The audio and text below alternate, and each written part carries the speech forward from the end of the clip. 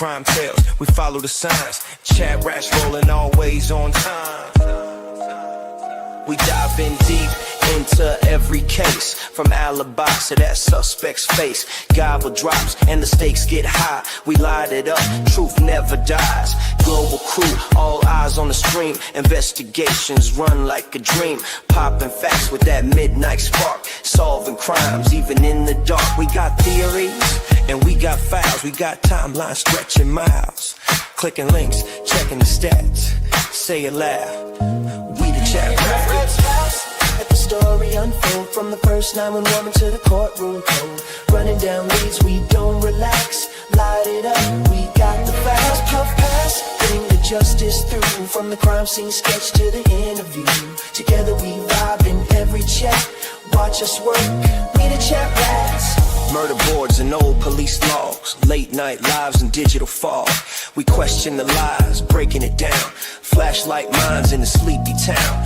Whispers turn to witness names. Motive, weapon, unravel the games. With every puff, a clue gets clear. Truth hits harder than smoke in the air. Follow the thread, where it led. One more clue, what they said. Puff, puff, pass, let the story unfold. From the first 911 to the courtroom code. Running down leads, we don't relax. Light it up, we got the facts. Puff pass, bring the justice through. From the crime scene sketch to the interview. Together we vibe in every chat. Watch us work, we the ChatRats. Light it, pass it, the journey goes on. From the crime to the court, dusk till dawn. Truth seekers under digital hats. Solving mysteries, we the ChatRats.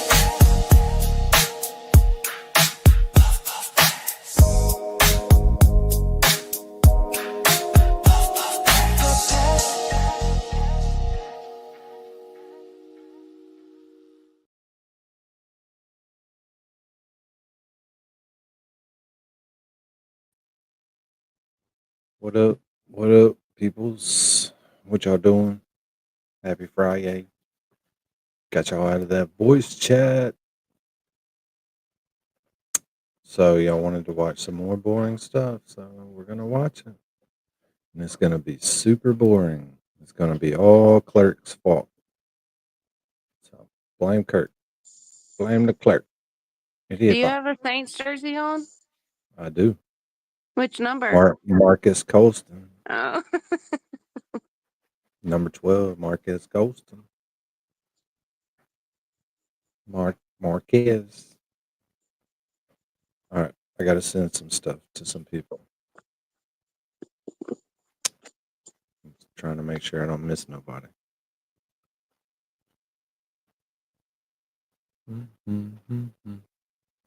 So, what y'all been doing? Oh, that's right. You've been in voice chat.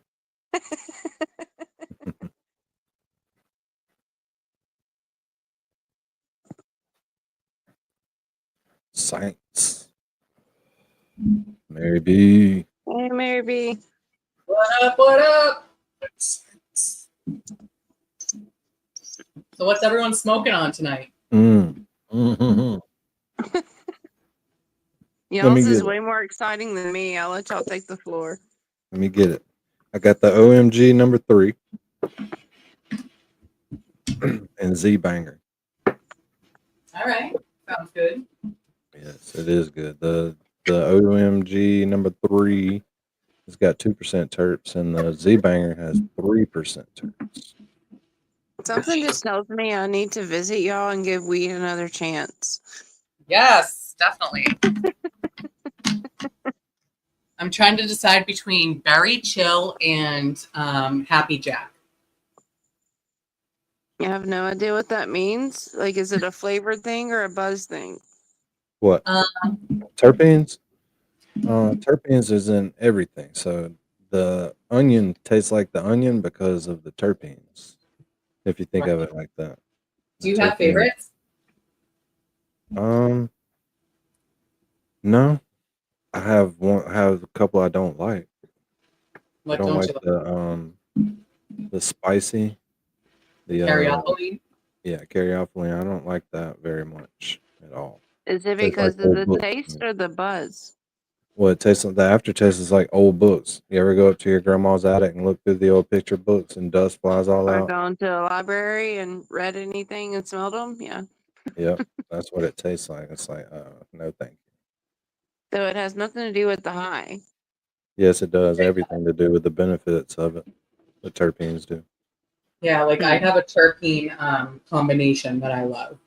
I Yep. like limonene, periophylline, and a little bit of linalool. That's my perfect flower. Well, if I ever venture out, at least I feel confident knowing I've got really good people to go to who will advise me. Absolutely. It's all about the environment, you know? Well, this is pretty much my environment, so. Oh, sorry. Trying to pin this message and do other things. It's not working. All right. Why is that not working? What does angel mean? I smoked the same cart I've been using for months. What does cart mean? It's a vape. Yeah. No, cartridge. Okay. Yeah, it's oil. What card is it? Do you remember? She should remember. We've been smoking it for 3 months. I know, but sometimes they don't have like names on them, and then like you forget. Because I have like 4 different batteries with like all different cards on them, and I don't remember which has which. Wait, Clark's saying these carts have ethanol in them? I don't know if that's why I don't vape. Ethanol is sometimes what is used to extract the THC. the THC wax. from the plant. So it can either be taken out using heat and pressure, which is like a resin or like a hash, or you can use ethanol or butane to extract it, and that is distillate. Yeah, everybody's moved away from the ethanol. Yeah, Apparently, mostly Clark butane. hasn't. He's getting the best of both worlds here. Oh, that's the name of the strain. So it's 3.84 terpenes. That's pretty good. Yeah. Yeah. Are you in Massachusetts? Because they elevate the numbers in Massachusetts. All the labs are friggin' messing them up on purpose. Why? Because people can sell the weed for more money when the percentage is higher. Yeah. So they fudge the results to get a higher percent so they can charge more. As long as none of y'all are posting methanol, I'll be happy because that's wood glue and that's toxic. So if it's ethanol, I'm okay. Yeah, Dean's been like, we're going live. And then he's like, I can't make it. Hi, Dean. He'll be here. Yo! See? I begged It's like him a to go whole, out in Denver. I'm like, go and have some fun. It's Friday night. And he's like, no. when I was in Denver, there wasn't jack shit to do. See, Danny gets it. There's anything to do other than sit in your hotel. Not true. I gotta be at the airport at 4. Leave me alone, Lolly. You stayed on voice chat till like early in the morning and went to the airport. There has to be more exciting things to do in Denver. Yeah, I stayed up all night last night and then I went to Denver. I'm tired. You thought it was a 3-hour flight and it was only 1 hour. Yeah, I thought I'd get more sleep. That's a disappointment. It truly is. So, we need to rouse up these people that are in Discord. We got to get more than 10 people here. This is ridiculous. Hold on. I have a feeling there's several from the original Discord who haven't caught on yet. So I think more needs to be done to bring them over. Yeah, but I don't want to do that. You know how I am about that kind of I stuff. mean, not everyone, but maybe just DMs, just specific ones. Yeah, they might be upset that they haven't been contacted. What Like up, that Calypso? girl. What's the girl's name in Florida, Dean? The one that The girl in Florida who came in at the very end, who was very knowledgeable about the case, had an accent, who was from New York, but originally she lived in New York. She's in Florida now, but she was originally from like the Dominican Republic. I have no idea who you're talking about. Yeah. Yeah, I talked to her like once, but she always hung out in voice chat with Foam. What's her Full name? mount. Yeah. Is it Misty? No, not No, it wasn't Misty. Misty. But it was a common name. Like, Like What is Jessica it or now? something. Who are you talking about? No. It's like Ask me. I'm pretty sure I know. I wasn't listening. I'll have to go find it because I'm drawing a blank right now. But it was something common. What was the question? Jennifer. What was the question?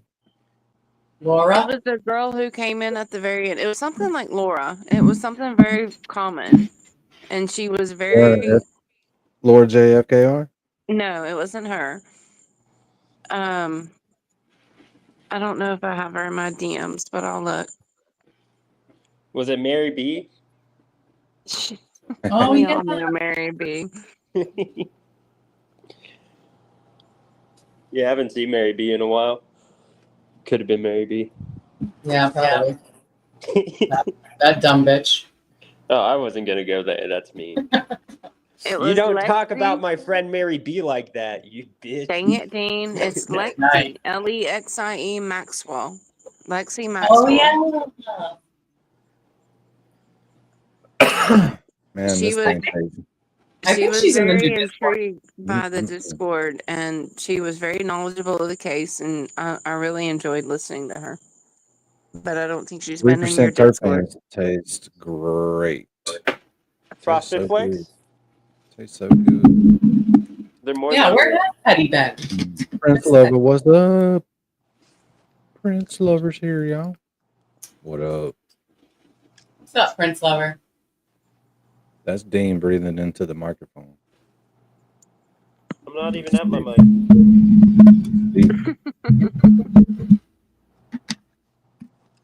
Teddy told me earlier she was coming, but she may have fell asleep again. She fell asleep at like 7 minutes. So, well, we gotta get a little something to share. If y'all want to watch anything else, just send it to me in Discord, and we'll watch little stuff in between. But here's where we were yesterday. This is an The only ugly thing I courtroom. watched in Discord, I felt naughty afterwards. Janine posted a baby video of Nettie and Lawyer You Know as a baby, and I've never felt so gross in my life. Send it to me. It's okay, Lawleen. It's not real. I know, Prince but Lover, it was sorry, I still was made me reading feel a like a bunch of stuff. pedophile. Trying to rouse us up. You at least can think 20 a fake baby is attractive. Trying to rouse us up at least 20 people. All right. If you're going to bore people to death, you at least want 20 of them. Yeah. We'll get them. It's like a group death. All right. Where are you going to get them from? You're like, we'll get them. Don't worry. Where you No, going? yeah. I'll just whip them up. Can't you go into Oblivious Benson's Discord? No, I wouldn't do that. Why? She's not on. And post my live in there? No, I don't do that. I just go in there and read. It's like 6,000 channels. There's no way anybody can read all that. It's a lot. Fine. But Tombstones, are y'all in Tombstones? Did y'all get in Tombstones? Yep. I subscribed. Cool.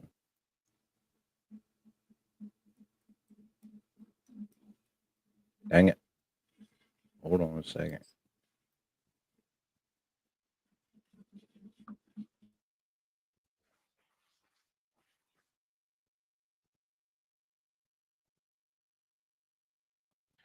It has been drilled into my head prior to this appearance that you're also a heartthrob.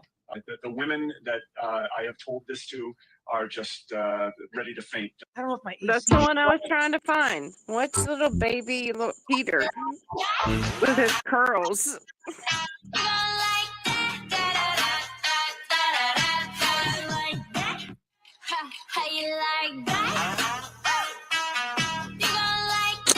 I don't like it. Well, you wouldn't. It has been drilled into my head prior to this. It's funny though. I like it. A heartthrob. His Women that I have told this baby to could be more are just, babyish. ready to. They got Yannetti perfect. Yeah, well, it's difficult when they have a beard. With a beard. Yeah. Didn't they get Alan Jackson with the beard too? And one of the other ones. Yes. Cool. Well, here we go. Here we go. And here we go faster.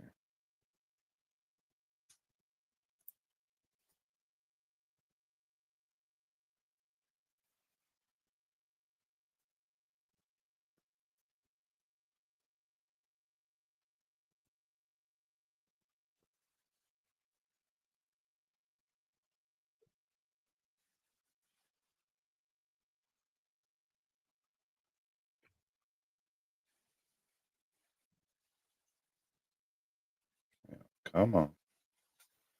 I was going to give it the benefit of the doubt. But Skippy Doo.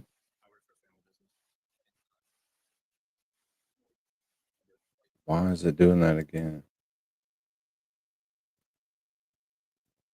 For Tanner and Alex, because I was told that. Sorry. I don't know why it's not playing any volume. The only reason they were coming was to get them a ride from my house. So I would say there was probably about 30 people total. We need to clarify some things. We think there's some discrepancies in your statement that you then told them you had. Yes, I did. I think it's the court. I am. I mean, the defense attorney was much. We have mutual friends. He's a year older than me, but we used to hang out before he graduated.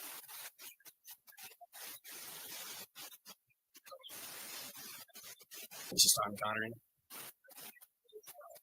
I am. I went to high school with him. We played football, and I was actually one of his captains senior year on the football team. Sherry D. Hey, Sherry D. I am.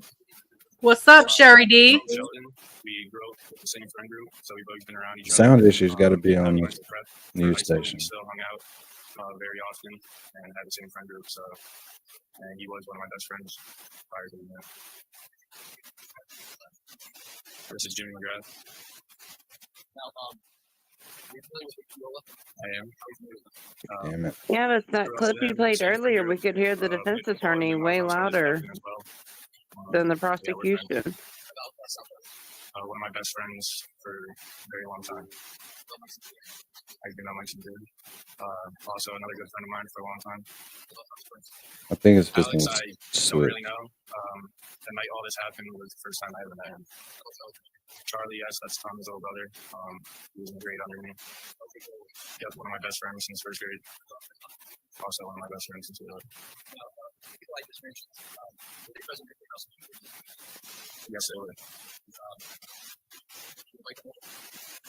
Yes.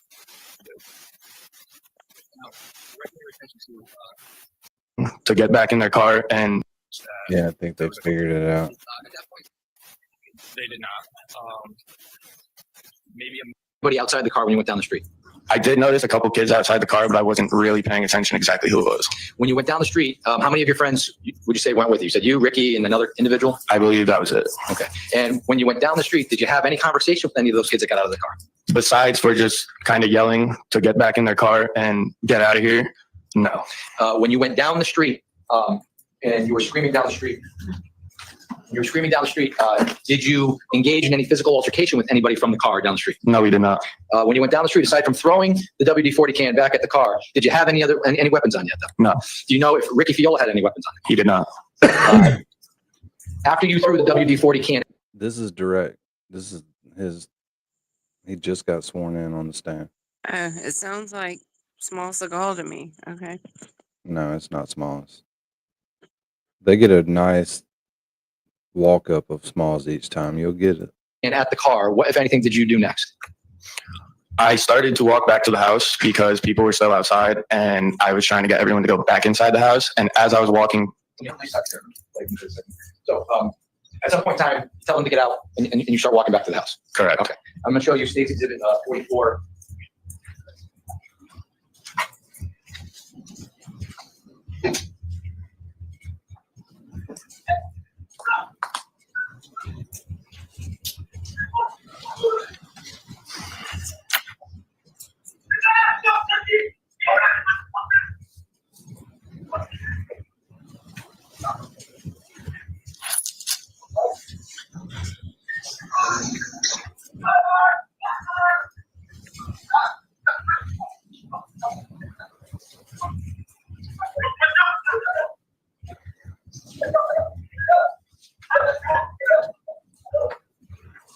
So you heard the individual yelling. That was you? That was me, correct. And at some point, I'll withdraw that video only captured a certain section of what occurred down the street. Correct? Yeah, correct. After you had a conversation with, well, do you remember who you had a conversation with down the street? Not specifically, no. But the overall message you were giving when you got down there was that they needed to leave. And at some point in time, you say you walked back down towards your house? I did. Okay. And that means you're going back from Farmhouse Road back down towards that house. Correct. And when you're going back toward your house, what, if anything, happens when you're walking back? So as I started to walk, one of the kids down there picked that can of WD-40 up and threw it at me again. So I picked the can up and continued to walk towards the house, which is when the defendant came off the side of the bushes and was approaching me. And I told him to get the F out of here. And then I proceeded to tell him not to come near me. And instead of saying anything, he kept approaching me. So I used the can of WD-40 to distance myself and kind of just started spraying it in his direction, which stopped him in his tracks. And then I didn't engage anything else with him. I continued walking back to the house and telling everybody else that they needed to go back inside. Now, when you say he came out of the bushes, do you recall where on the street he came out of the street? Yeah, so like he came from these bushes right here on the edge. He like came off the side of them, and as I was walking, I like heard a stick or something break, so I turned my head, and that's when he was approaching me. And how was his demeanor as he was approaching? He was just walking towards me with a straight face and not saying anything, but as if he was approaching me to try and start something. And how many times did you have to kind of tell him to? Multiple times. And at some point you sprayed him with the WD? I did. And his reaction to that was what? He kind of just stood there, and I proceeded to walk away. Did you engage in any physical altercation with the defendant? No, I did not. When you walked away, you went back to your house? I did. And when you went back to your house, you indicated that you told people to get back inside? I did. And when you did that, what happened next? Did you go inside? Everybody started to make their way back into the house, and yes, I did go inside as well. Now, when you walked back down the street, you indicated that earlier that you had originally walked down the street with Ricky Fiola and another individual. Do you know whether or not Ricky Fiola or that other individual came back before you or after you? So I walked back first, knowing that Ricky was still down there, that he was going to make sure that they left, which is what I figured would have happened. I never thought that they were going to keep coming back when they had every opportunity to leave. So Ricky, I believe, stayed down there, and I'm not sure who else. At some point in time, did Ricky come back to the house? If you can recall. I don't recall him coming back inside, but he did walk back to the front yard. Okay. At some point in time, did you go back inside your house? I did. And when you went back inside your house, where did you go? I went into the basement. Through the Bilko door? I did. And how long would you say you were inside the basement before the next series of events occurred? I'm not sure exactly how long, but it had to only be within minutes when somebody started yelling that they were back and that they were in the front yard. And when you when you heard that they were back and they were in the front yard, what did you do? I proceeded to walk back outside the Bilko doors because it was made to my knowledge that they were now on my property. And I walked straight outside and saw the defendant and Mr. Da Silva standing on my yard. And the car was in the street, still running, with the driver in it still. Now, it's 6:49 here. Can you indicate where you saw the car parked when you came outside? Yeah, so it was, if you're looking from the front of the house, it was kind of like to the right of the mailbox, but there was a few cars parked there, so it was like in the middle of the road. Probably about right here. Yeah, about there. Okay, so on the record reflect that I'm 6:49. I'm just to the right of the mailbox in front of 43 Laurel Glen, pointing towards the center of the street. All right, court will allow the record to so reflect. So when you noticed the car there, when you came out the Bilko door, what path did you walk out? Which way did you walk out? How did you get to where you?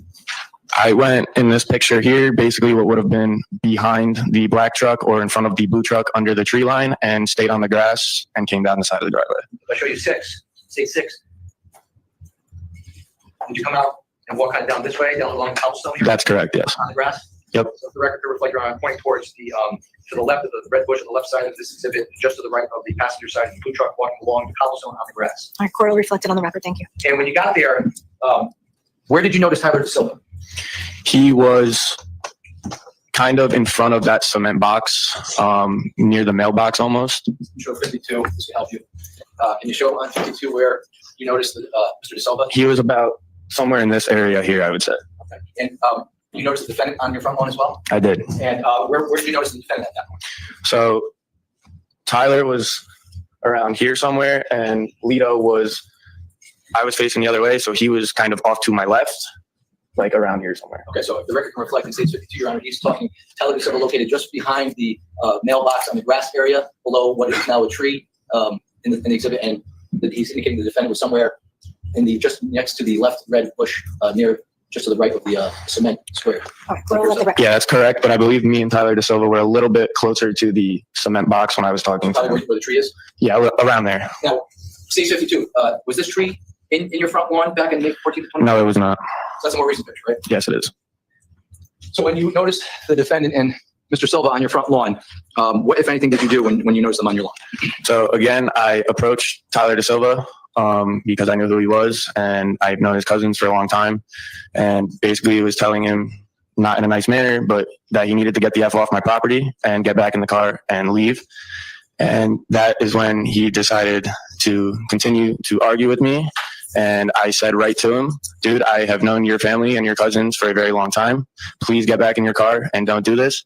And he then responded and told me to go F myself and that I didn't know anything about his family and shoved me backwards.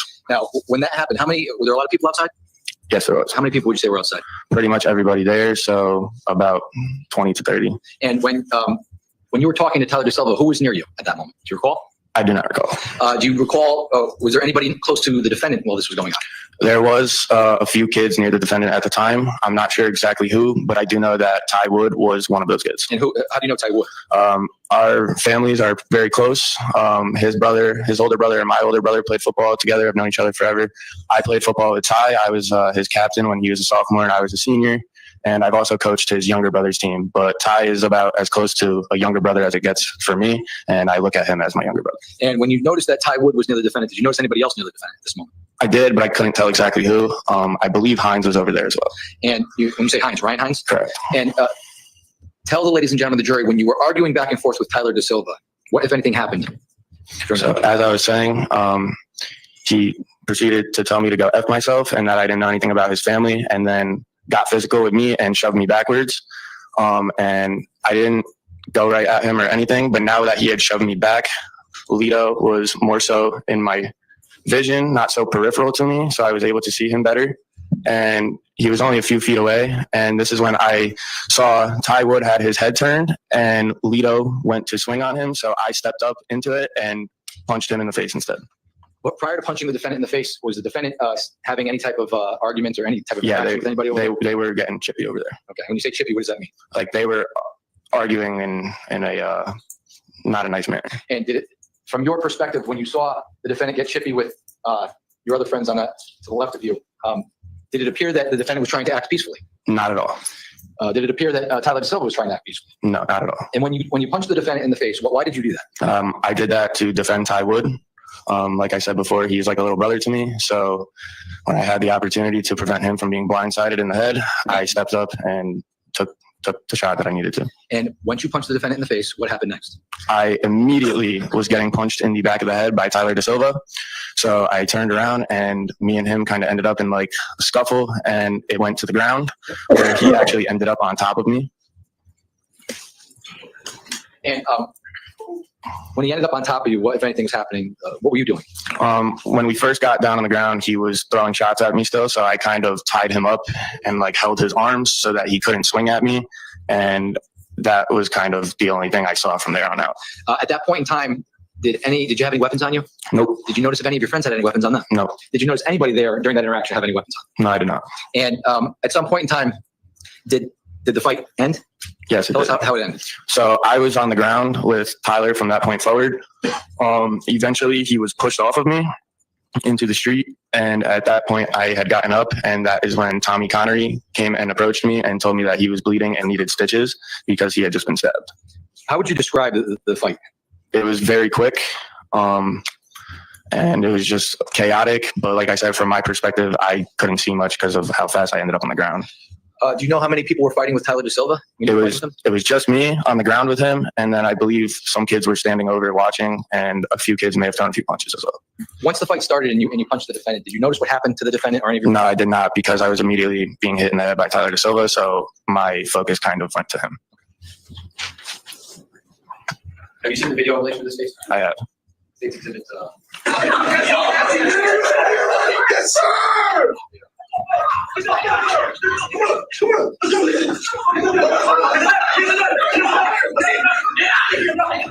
Now, you recall anybody yelling, "He's got a knife, he's got a knife"? I do. Like, And Danny, when you can we heard that, go what if back anything and did slow you it do when you down? heard that? No, Okay. They might slow it down in a second. I don't want to show the fight over and over again. They slowed it down last time, so maybe they'll do that in a second. Yeah, I don't want to go back and play it over and over again. Let me get dinged. At that point, I was just getting up off the ground, and that's when Tommy had said he was stabbed, so I started tendering aid to him. I'll show you State's Exhibit 61. This is a still shot from the video you just watched. Can you see that, Tyler? Yes, I can. This individual to the left here looks appears to be a white shirt, maybe pink shorts, phone in his hand. You know who that is? I do. That is Ricky Fiola. Showing you State 62. You know who this is in the video?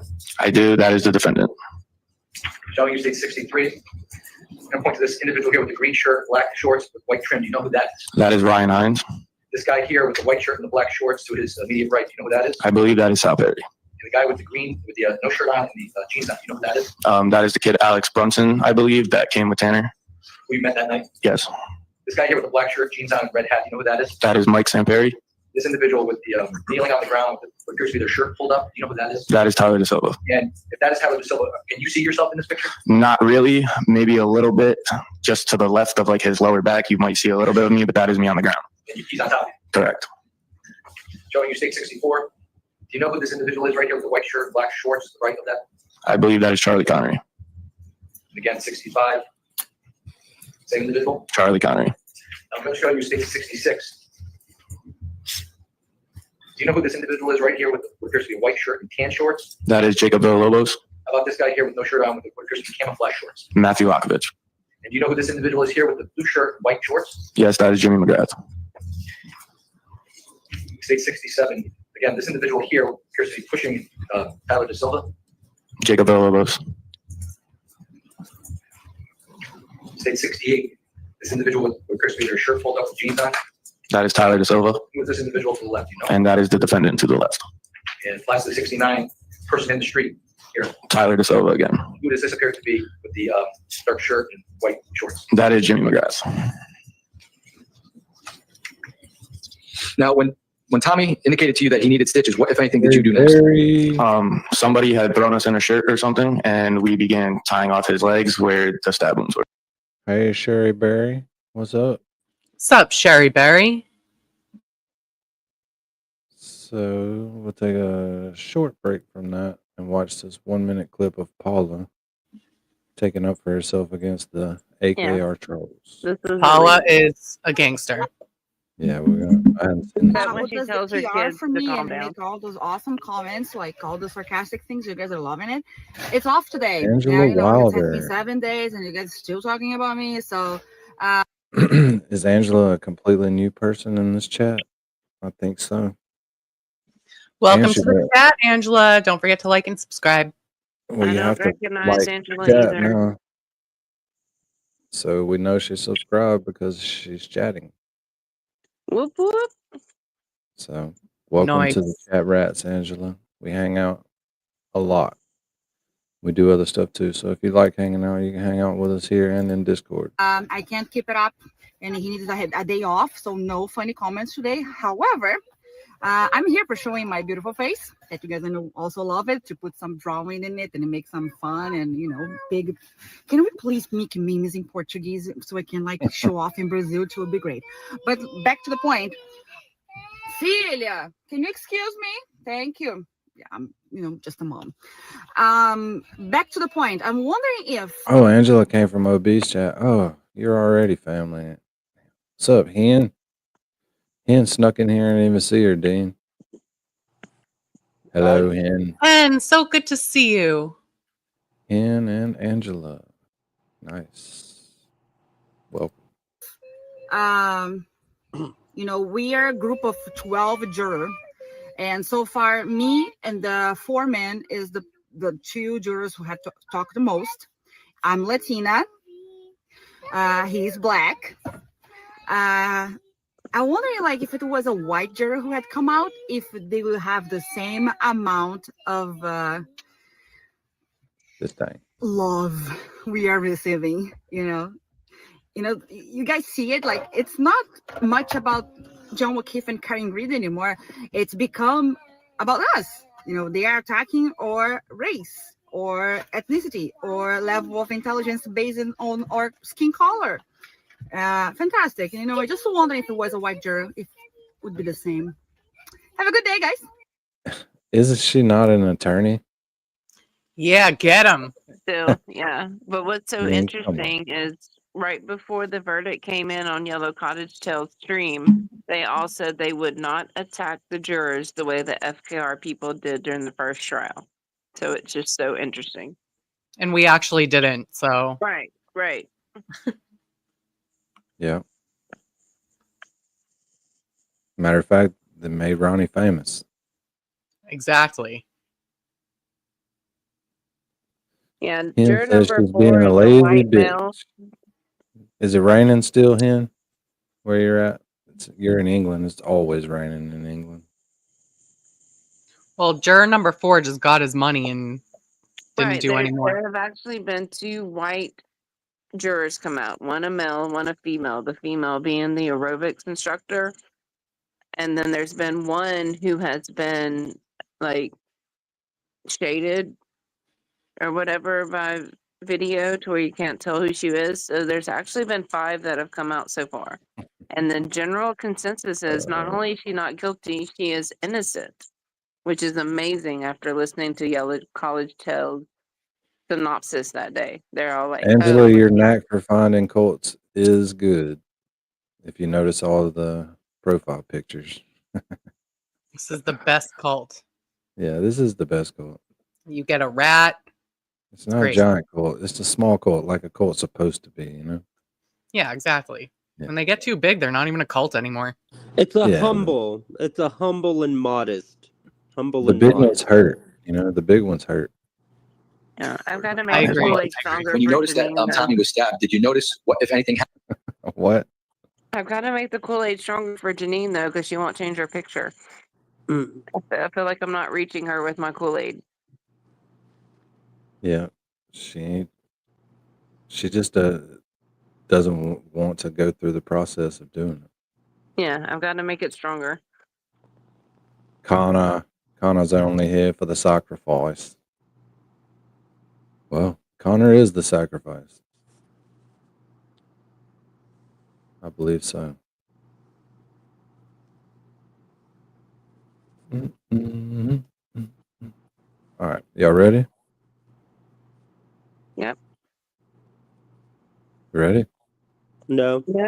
Yes, Lord Danny. Happened with Tyler DeSilva and What? Said yes, Ready. Lord Danny. the defendant during this period. What? I'm not saying it again. I thought she No, said. I thought Gotcha. she said petty. And my foot. What? I'm just kidding. What were you saying? I said I thought she said petty. Oh, No. Sorry to false alarm. false alarm. It's not petty. I messaged her, so she's probably asleep.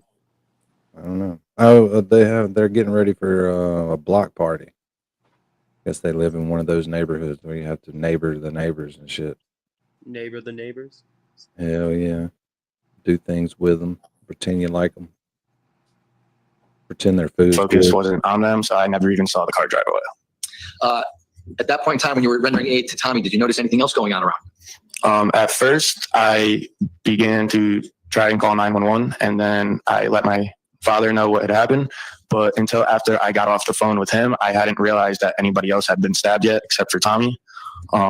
Upon getting off the phone and walking back up to the yard, I noticed that there was multiple kids on the ground, and that is when I realized that 4 kids had actually been stabbed, and not just Tommy. Who were the other 3 that were stabbed? It was Faison Teal had like a slice, and Ryan Hines had been stabbed a few times, and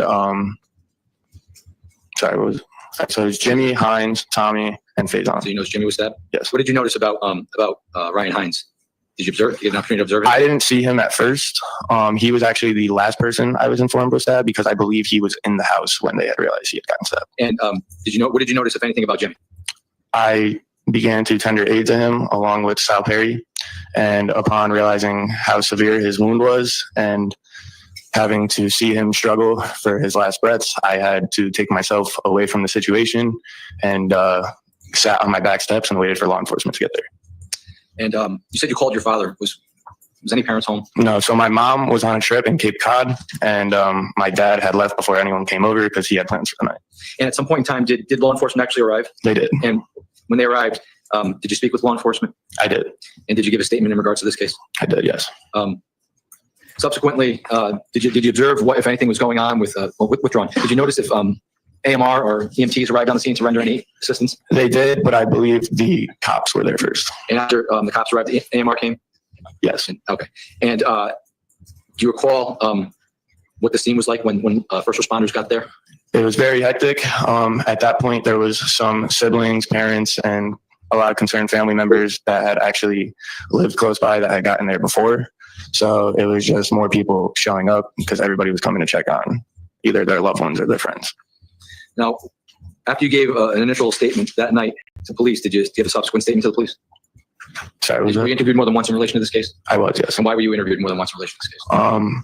There was something in my original statement that night about me seeing the defendant with the knife or not that they called me back in to clarify. And did you, in fact, you recall what you said to the police originally? I think I had said that he was flashing a knife or something, but I had to go back in to clarify that I actually never saw the knife. So why would you have said in your original statement that he was flashing a knife? Because somebody else had said that they had seen him flashing the knife. So you were just kind of reiterating what somebody else said? Correct. Let me have a moment, Your Honor. I have no further questions, Your Honor. Thank you. All right. Attorney Smith. Thank you. Here we go. Oh, here we go. Are you ready, Dean? I know you've been waiting on this all day. Dean was fiending. He didn't go and cheat like Lawleen and watch some stuff on his own. I I'm have not never afraid read of it since the cheaters. opening statement, you punks. I ain't no He cheater. sent me a message and he said, I can't handle it anymore. We have to go live.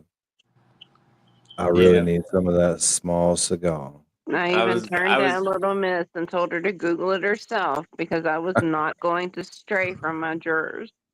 I was basically small like that girl cigar. that needed to pet that dog. Oh, don't get me started on that. Wait, if you do it, please make that. Dean say it. Please make Dean Small say it. cigar got that skull ring on up in There court. it is. So hot. So hot. Pinky's here. Everybody say hey to Pinky. Pinky promises. Index finger promises. Pointer finger promises. Come on, do the Anyways, dog. we're just going over. We're going over right now. We're going over small cigar skull ring in court, and this finger that Do Dean's the dog obsessed and with. let Dean do it, please. Can Dean I is pet a- that dog? Dean is obsessed with this finger right here. Dude, that finger is gnarly, Weird. bro. It's friggin' I mean, weird. look That at it. finger Let's is discuss- crazy. discuss the finger. What do you Like, think? is he AI? Is he a real person?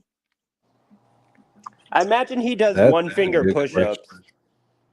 That's a good question. Is he a real person? We don't really know in this day and age, do we? I'm thinking female stimulation. Like no one else is going there. Maybe. Pauline, killed it. Absolutely just ruined this whole segment. Can I pet that dog?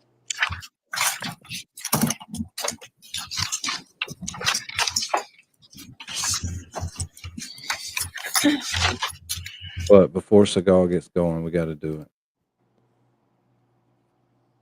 it. What's wrong with you? No. No, he's sleeping. Can I pet that dog? No. No. I pet that dog? No. Can I pet that dog? No, he's Can I sleeping. pet that dog? Can I pet that dog? We all need to come up with alternate sayings that a child would ask their parent throughout the day that is annoying as that voice right there. That's Like, not can I- annoying. It is so annoying. Like if my kid's like, Oh can I my have some God. Cheerios? You're about to see the first rat get kicked out. Can I have Stop some it, Danny. Cheerios? Can I have some Fruity Pebbles? I disagree. Can I pet that dog? No. Can I pet that dog? No. Can I pet that dog? No, he's Can I sleeping. pet that dog? If I mean, not friend, come on, why Danny. friendship? If your That's kid hilarious. talked to you like that on a daily basis, you would be ready to smack them. Don't lie. Well, this is the internet. I don't have to do that. I just hit that Right, one but 4-second that's clip. a real I'm person done. with a real child. So I just relate to them and think about daily occurrences with that Well, I don't voice. fucking relate to them. My kids are grown. I think that shit's hilarious. Your kid talks back to you. I think that Nah, shit's hilarious. If they're I still kind standing of- up, I'm laughing with them. I kind of agree with Lawleen, right? Because if my child sounded like that, I'd let them pet that dog. Learn No, by you petting wouldn't. that dog. No, you would not. You would not. If Yeah, y'all but keep, you know if y'all they keep talk fucking like with that me about about a bear. my favorite clip. Can I pet that dog? No. Can I pet that dog? To never You say think good she's morning. No, he's Can I sleeping. pet that dog? Can I pet that dog? She Just a little doesn't bear. just Shut talk up. like All right, that shut when a up. bear's Shut there. it. Like she talks like that daily.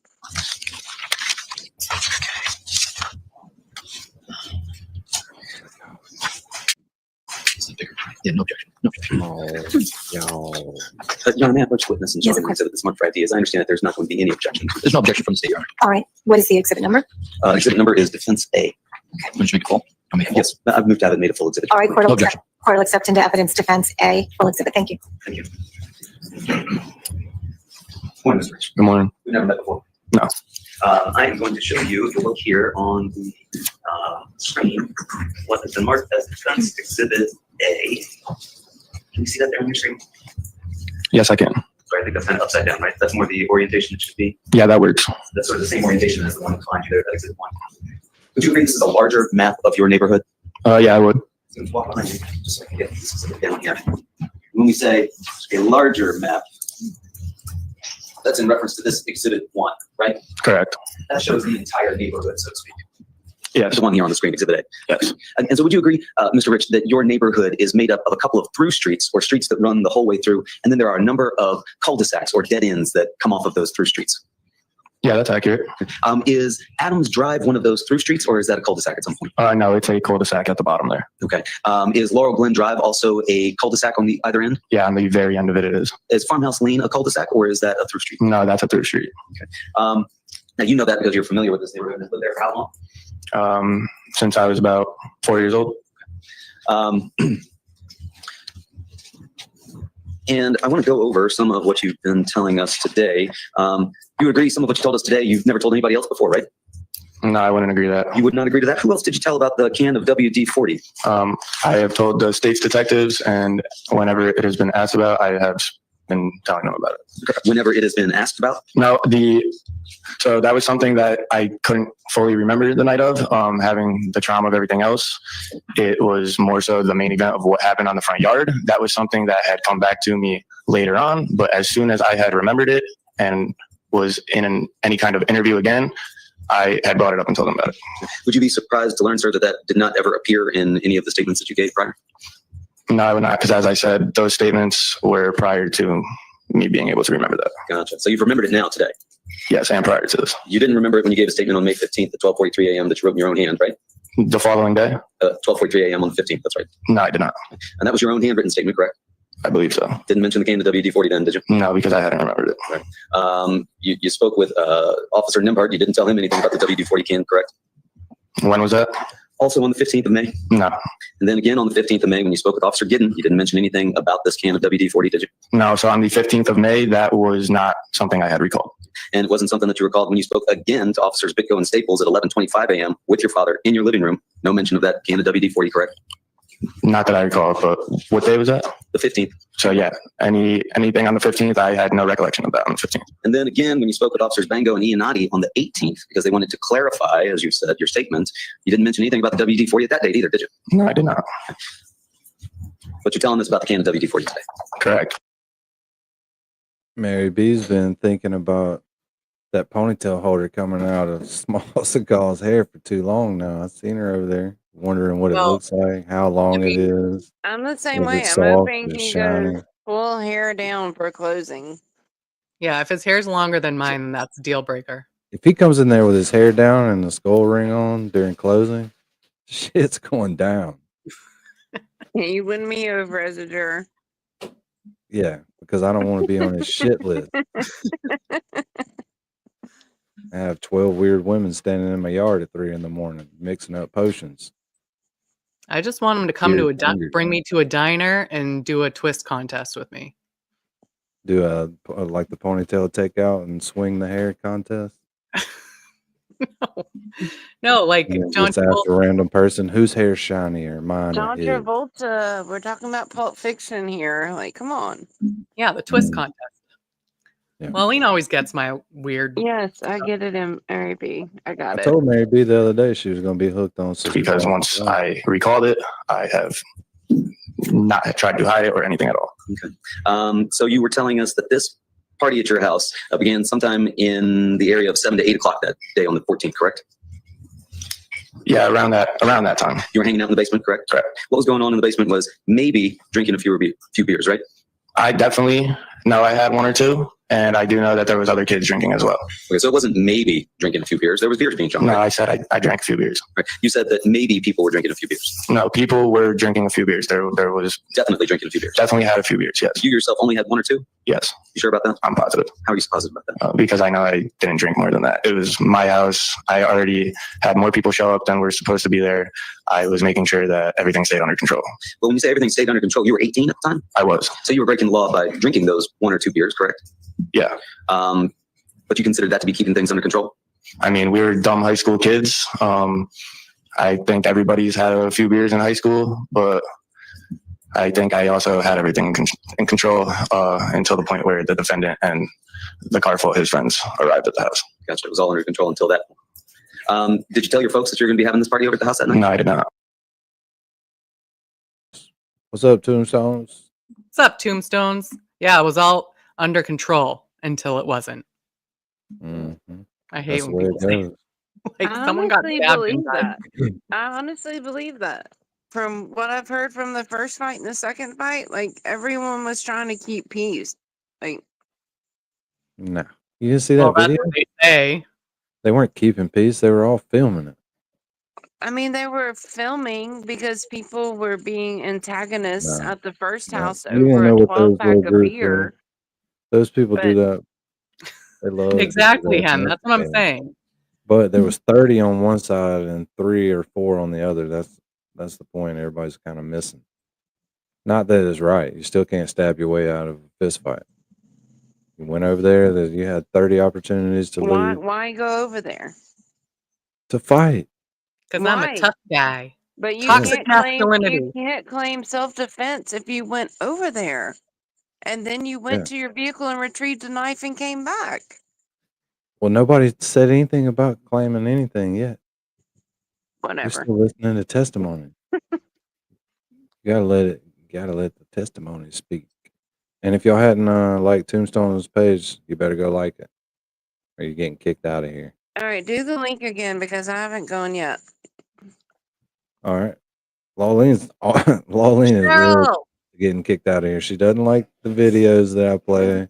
She doesn't Danny, fucking shut like up. That's not the Voyager. case Jeez, I haven't gone and like I saw Tombstone stuff late last night. Like I No. haven't gone on my feed. No, he's sleeping.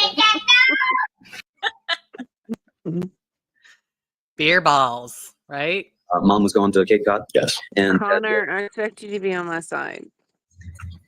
you told us that you had a few folks there that you identified. One of those was Faison Teal. Correct. Another one was Tommy Connery. Correct. Ryan Hines. Correct. And Jimmy McGrath. Correct. And you said that as far as those 4 folks go, these were kids that you'd all grown up with, played football with, friends with, correct? Correct. And the same goes for Ricky Fiola. You grew up with him. He was part of your friend group and you played football together.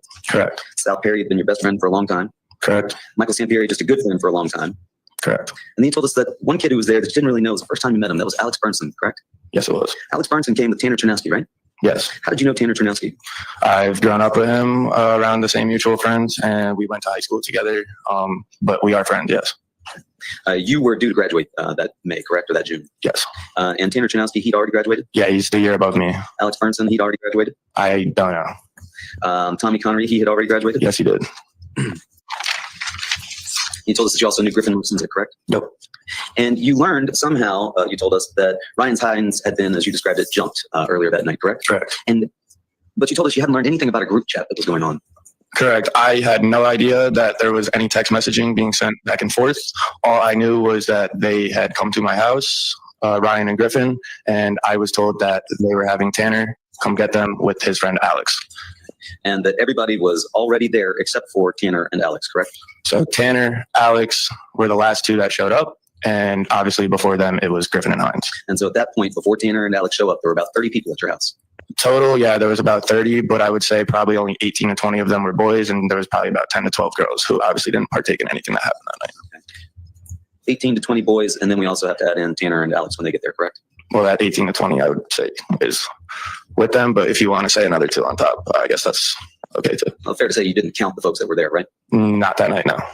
So when you say 18 to 20 or 22, you're guessing, is that No, I'm not guessing. I was actually brought a list by the Shelton PD of names with about, I don't even know how many people on it from both parties, and went through it and was able to identify, I believe it was 32 total people that were there. Okay, so there were 32. I could be wrong on that exact number, but it was definitely somewhere in the 30s. And that was based on a list of names that the police gave you? Correct. You didn't give them the names? No, they had names from statements and other names that have come up through the night. And then you said, yeah, there may have been a little bit of drinking, just beer and seltzers, but not what it was made to be by the media. What did you mean by that? Correct. This wasn't a alcohol-fueled 70 to 100 person party. This was just a big group of friends catching back up, and we were casually drinking a few beers. We weren't throwing cans around and drinking bottles of vodka and all that. We were just casually having a few drinks. But initially, you didn't tell the cops that there had been this drinking going on there, correct? I'm not sure. Well, when you spoke to them that night and gave them your handwritten statement, you didn't write anything in that statement about drinking going on at the party, correct? I do not believe so. Why not? Like I said, the main focus that night was 20 minutes after a traumatic event where I just watched 4 of my best friends get stabbed, and I unfortunately had to watch one of them bleed out in my front yard. So at the given time of that statement, the main priority was to get the key details of what happened in the front yard down. Or to shape the story, right? To protect yourself and to protect your friends. No, sir. You weren't afraid that anybody might get in trouble if there was an admission of drinking going on that evening? No, sir, but that's not under my control. Okay, so you weren't afraid of that possibility, or you recognized it wasn't under your control, and so you didn't give that up? The cops were there. The law was there. If they felt that it was something I needed to look into, I'm not the law, so I don't know. It wasn't something you were going to volunteer, is that fair to say? When asked about it, I've always said that there was some drinking going on. Okay. And then you said at some point someone showed up to the house in a Honda Pilot, correct? Correct. And you were shown a picture of that Honda Pilot.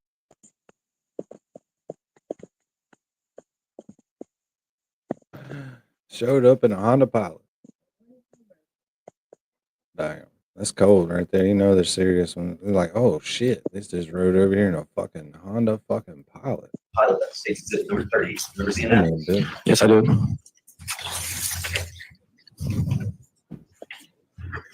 That's the same vehicle that you identified for us earlier, correct? Yes, it is. When that vehicle showed up, it didn't have this damage to its windshield, did it? Where?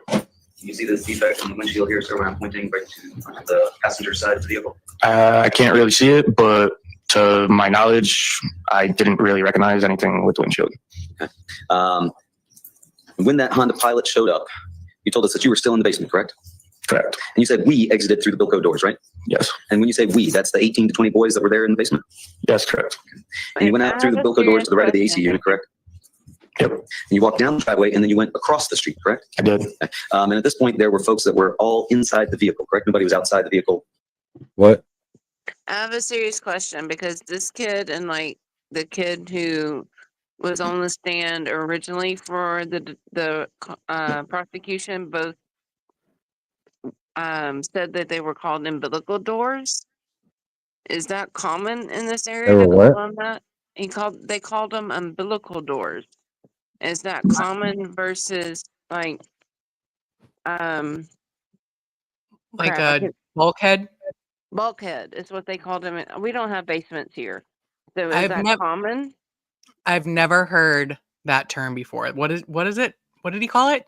Umbilical doors. Yeah, Him and another witness both said umbilical doors, so that's why I'm questioning like how much prep they have from the prosecution. That's why I'm asking. yeah. Nobody's ever said that before. Umbilical. Okay. It's a bulkhead. Okay.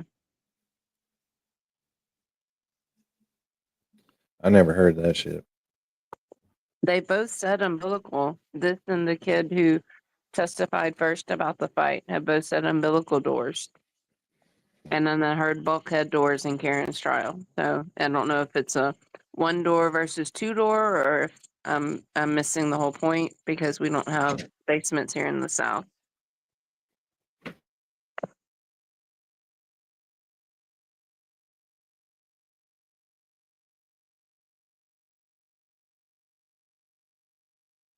Only the rich people get basements here.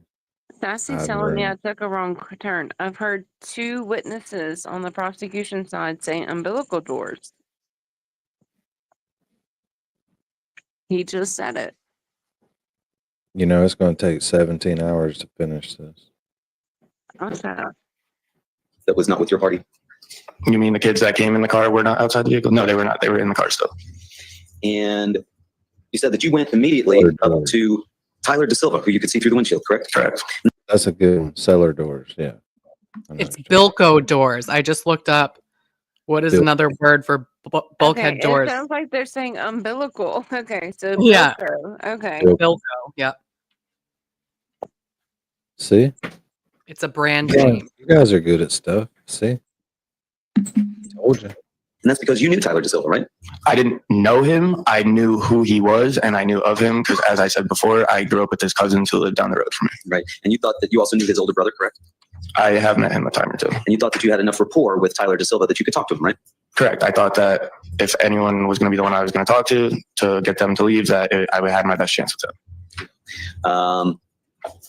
You told us again that at that time you weren't aware of the group chat, right? No, I was not. You didn't know Griffin Marcinzik was live texting this dude, taking photos. I didn't find out about the group chat until I believe the next day or the following day when Officer Staples came to my house. Okay. And you were standing on the grass on the other side of Laurel Glen Drive talking to Tyler through the passenger side window, correct? Correct. At this point, the car is facing Farmhouse Lane, right? Yes, it was. And you noticed that people were arguing on the other side of the car, right? Yes, I did. And in fact, you told Officer Giddon that you recognized inside the car Mackenzie Traficante, correct? Yes. As well as Caitlin and Autumn Murphy, correct? I never said that. You never told Officer Giddon that you saw Caitlin and Autumn Murphy inside the Pilot? Not to my knowledge. Do you know Caitlin and Autumn Murphy? I do know who they are. Who are they? They are two girls that went to Shelton schools with us when we were younger, and they both also went to St. Joseph's High School. Okay, and were they at your party as part of the... No, they were not. And you claim that you did not tell Officer Giddon that you also saw Caitlin and Autumn Murphy in that car? I don't believe I did. And if I had said that, it was me saying that I had heard somebody else say that they were in the car. So that should have been clarified. Okay, there was a lot of people talking after the fact, right? I mean, yeah, we talked about it. Right, everybody was trading information. Somewhat, yeah. And you would agree that some of that information just simply wasn't true, right? Objection. How we know? I'll sustain it to the extent that it is broad. Counsel, if you want to limit it. Did you come to learn that some of that information that you... Ooh, that makes it 7-4. Small Seagal still in the lead, though. ...received was not actually true? I guess we could say little bits and pieces, but nothing that was relevant to what had taken place that night. Well, you told the officers that you saw the defendant flashing a knife, right? Well, they brought me back in to clarify You that. told the officers that, correct? No, I believe I wrote that. When you wrote that, who were you writing that for, Mr. Rich? I was writing that for the police. So you told the police that you saw the defendant flashing a knife, correct? At the time I wrote it like that. But as I said before, they brought me back in to clarify that I never saw the knife, not one time the entire night. You didn't volunteer that information later, right? When you said, gosh, hold on a second, I told those officers I saw a knife, but I didn't. I better go clarify it. You didn't do that, right? I did do that.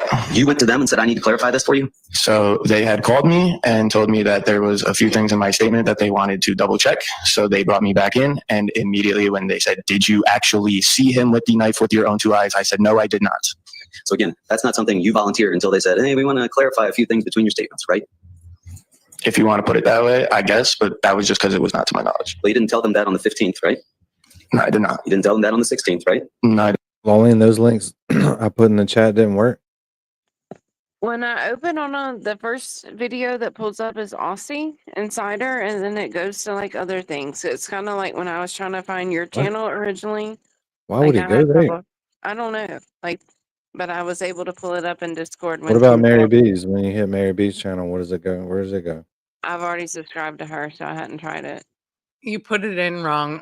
It's Mary B923, not Mary B420. I just copied it off your page. Really? Yeah. Oh, Did. okay. Sure did. It's Let me really see what it weird. goes. Like, Danny, when your channel me first there. came out, like the people who were having trouble finding it, I was having the same trouble. Like, I'd have to go to previous streams of yours and find and go from there. So that's kind of what was happening with Tombstone's link. That's weird. Yeah, I had to do the names like 3 or 4 different times to get it right, where it's easy to find. This seems to be pretty easy to find. Just nobody looking for it. I did not. Didn't tell them that on the 17th, right? No, I did not. And it wasn't until the 18th when they called you and said, we need to clarify some things. We think there's some discrepancies in your statement that you then told them you hadn't actually seen. Correct, Correct? because prior to that, I didn't even know that it was something on there that needed to be clarified. So as soon as they brought me in and asked me, did you actually see the knife? I said, no, I did not. You didn't know that when you wrote at 12:43 a.m. in your own hand that you saw a kid named Lito flashing a knife. You didn't know that that was something that you needed to clarify because it wasn't something you'd actually seen? No, sir. At the time when I wrote that, as I said, it was a very traumatic experience for us. I've never had to give a statement before, and I've never had to write one. So I didn't know that that was something I couldn't write off of hearing it from somebody else. Okay, so you didn't know that you needed to tell them the truth about what you had seen? I did know that I needed to tell them the truth. I just didn't know that I needed to clarify that I wasn't the one that saw him with the knife. Well, and you also didn't tell them about the can of WD-40 that you sprayed at the defendant, as you say, in his area, right? I'm going to object as asked and answered. I'll overrule it. Sorry, can you repeat? Sorry. You didn't tell them about the can of WD-40 that you're now telling us about, right? On which day? On any of these days, on the 15th when you gave various statements, on the 18th when you gave a statement. I don't believe I did because it was not knowledge that I had remembered yet. And you also didn't tell them that you're the one who threw the first swing at Mr. Valley, right? I'm not sure, but I do believe that I did clearly state that I was in the fight. But yeah, it probably took me a little bit of time to remember exactly what had happened. But I did tell them that I was involved in the fight, yes. Well, you didn't tell them that in your handwritten statement, right? I'm not sure. I believe I did. You don't think that you said, everyone was standing in my yard, everyone started going at it, and the next thing I saw was blood everywhere? Sorry, can you repeat? Sorry. You don't think what you told them was, everyone was standing in my yard, everyone started going at it, and the next thing I saw was blood everywhere? I believe I did write that at the time. And you didn't say anything about, I threw the first punch at Mr. Valley because I was trying to defend Ty Woods? No, I guess not. In any event, you claimed that you were standing there at the front passenger window talking to Tyler DeSilva when you heard some arguing going on the other side, right? Correct. You looked through the car and you saw Mackenzie Traficante and Mr. Valley in the backseat, right? Correct. You knew Mackenzie because you grew up together, right? Yep. And you knew that there were other kids in the car, but right now you're not sure who that was. No idea. Even though you told the cops that you saw Caitlin and Autumn Murphy, right? Correct, which was Ended just up not something being I true, heard. right? That was As I something else said, that you just heard. there was other kids in the car. I wasn't able to tell who it was. So when somebody had said that them two were in the car, I figured that they could have been the other people in the car. Gotcha. You figured that that's who it was. Now you know that that's not who it was because you were never there, right? Correct. But you told the cops that at the time. I guess I did, yeah. At this point, there's, by your estimate, 15 to 20 Shelton High kids surrounding this Honda Pilot, correct? I wouldn't say surrounding. I believe I was actually the only one on the passenger side of the car, and I could be wrong, but to what I remember, I think I was the only one on that side of the car, and everybody else was on the driver's side between the car and my yard. Okay. In fact, they weren't just on the driver's side between the vehicle and your yard, were they? What do you mean by that? They had their hands on the vehicle, right? Some of them did. Some of them did. Some of them were rocking the car back and forth, correct? Correct. After a bottle was swung out of the back seat. Let's talk about that bottle getting swung out of the back seat. You were walking around the front of the car when you saw this happen? As I came around the front driver's side to see what was going on the other side of the car, I was able to see a hand come out the window in a swinging down motion, and I couldn't tell what it was. And then I heard the glass shatter and saw the shattered glass in the Where was street. the shattered glass that you saw? From the driver's side window, it was on the street right there. Directly down in front of the vehicle? Pretty close. With these 15 to 20 people standing all on that one side of the vehicle, rocking it back and forth? Correct. When they started rocking the vehicle after. So you hear glass shatter? Correct. And then they start rocking the vehicle? Yes. And all 15 to 20 of those kids, by your estimate, are not actually surrounding the car, but they're all just on one side of the car. From what I recall, I believe that everybody was mainly on the driver's side of the car.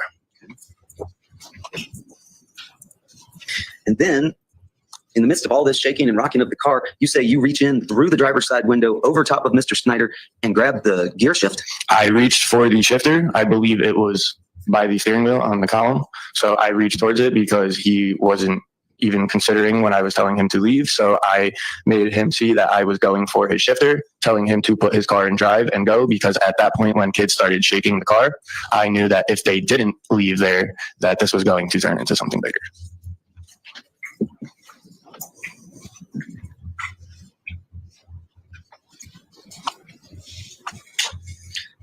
And Mr. Snyder, then, as you're reaching and leaning across and grabbing his shifter, he starts to roll up the window on you. Correct. You say you heard the car click into gear? Yeah, and we saw the lights. And then they drove up the street fast, right?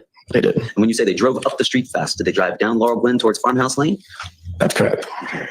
And you said as they did that, they were throwing cans and things out the windows, right? They were. But nobody from your group was throwing anything at the vehicle? Not at that moment, no. How many people were outside at this point? Everybody that was there, I believe, was outside. Okay. So they drive down to the end of Farmhouse Lane. Did they come back at that point, or did they stop and get out what we saw in the video? I don't know for sure, but I want to say the first time they went down the street, they actually went past Farmhouse Lane to the point where we could no longer see the car, which is why I had thought that they left at that point. Then we were able to see the headlights coming back in the other direction, and that is when they came back for the second time after they drove away and could have left.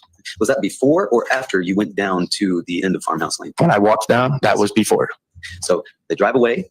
Correct. They drive towards Farmhouse. I believe they went past. Then they come back down past my house again towards Adams, where I believe they make that corner onto Adams. When you say they make that corner, if we're looking at Exhibit 1, are you saying that they take a right onto Adams?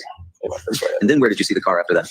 And then after that, it comes back down the way it just came. So I'm not sure if maybe they turned around over here or what, but they ended up coming back from the same direction that the car had just previously gone in, and drove by the house again, throwing more things out of the car, including the WD-40, and that is when the car stops by Farmhouse Lane after that.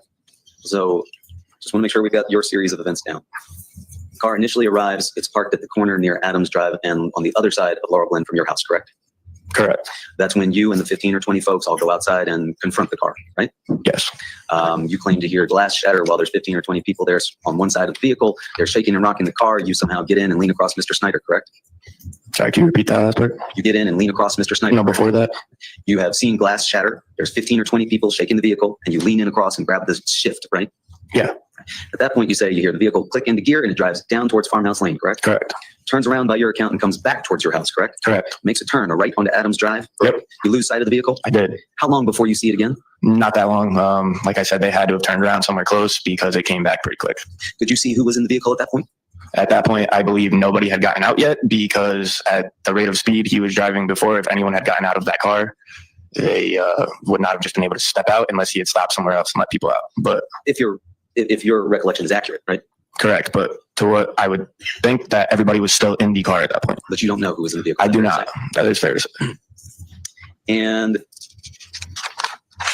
as it comes back up, Adams, you say it turns onto Laurel Glen Drive, goes past the house again? Correct. And down towards Farmhouse Lane? Correct. And is it at that point that you see the vehicle stop? Correct.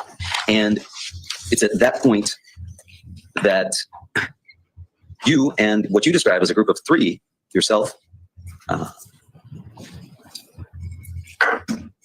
maybe Ryan Hines, Ricky Fiola, or someone else that you couldn't know. So it was yourself and Ricky Fiola and someone else who you're not sure about went down the street, right? Correct. So the only one I know that was with me was Ricky. I can't recall who else was with us, but it was definitely, I never said Ryan Hines was with me. No. But you can't be sure that it wasn't him, right? Because there was I can't be sure. I do know there was at least one other person, but I'm not sure who that was.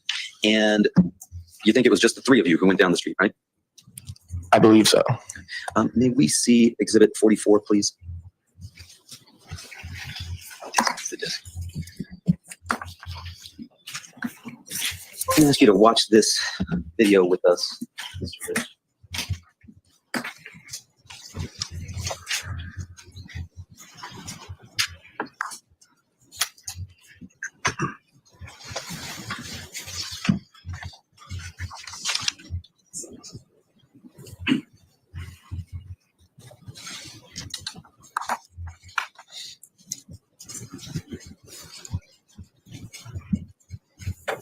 Can we pause it right there? You recall seeing this video just shortly ago? Yes. And this is shot from the Ring camera on 36 Laurel Glen Drive, which is the house down Laurel Glen Drive there on Exhibit 1 by the corner of Farmhouse Lane, correct? Yes. Now, in this video, Mr. Rich, do you see somebody already walking ahead of this last illuminated tree that we see there? Over here on the corner? I'm going to point over here. See this last illuminated tree to the far right? Just past one of the columns? Yeah, do I see anyone over there? Did you see somebody walking right here ahead? I can't tell. Okay, can we start that from the beginning? And I'd ask you to focus your attention on this first of all. What are you getting at, Smalls? Do you see somebody walking there? I do. Do you see that there's a vehicle? We just heard doors of the car stop. And we see somebody else walking? Correct. By the vehicle, in front of the vehicle, correct? I do see that. So those folks are already out of the car, and now we're hearing some yelling, correct? Yep. And from the left, we're starting to see your group, right? Correct. I count 1, 2, 3, 4. Would you agree 4 people so far? Objection. Right. Now I see a 5th person coming. Do you see that? I do. You see other folks coming as well. 6, 7. You see those other folks? I do see more, yes. And those people are all coming from the direction of your home, correct? So as it appears, yes. You would agree that there was at least 2 people that were out of that vehicle, correct? Prior to us walking down? Prior to you walking down? I would agree. And that then a group of at least 7 of you were seen on that video, correct? That's how it appears, but as I said, to my knowledge, the only one I knew was with me was Ricky, and I thought there was at least one more of us. Clearly, there was more than that. And in fact, you walked past and had some interactions with people that had already gotten out of the vehicle, correct? I did. But you don't recall any of that, fair to say? I didn't say I don't recall any of that. I just don't recall who was actually out of the vehicle. Well, you told us that you didn't have any interactions with people in the vehicle at that point, correct? Other than telling them to get out of there and that they needed to go, not really, no. And at this point, they are down in front of Laurel Glen Drive heading towards Farmhouse Lane, right? What's that? They were down at this point where we see it on the video, down in front of 36 Laurel Glen Drive by Farmhouse Lane, correct? Correct. And that is about 2 football fields or 647 feet away from your house. Is that fair to say? Yeah, that's probably pretty accurate. And you followed that vehicle all the way down there, right? When people started to get out, yeah, we walked down there. Okay. And you told them, let's go, you pussies, right? Correct. And that's when you say you threw the can of WD-40, right? I did. You later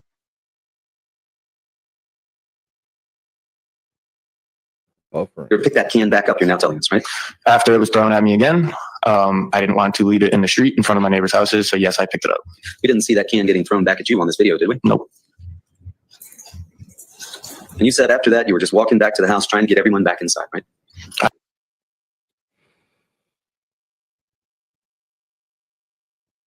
In the war room, I went in there one time, and we had a very long table, and half the table was taken up with David's preparation for Bryan Albert. And I think the Department of Defense, with its recent bombing efforts in Iran, might have to take a second seat to the planning and the documents that David Yannetti had out for the cross of Bryan Albert.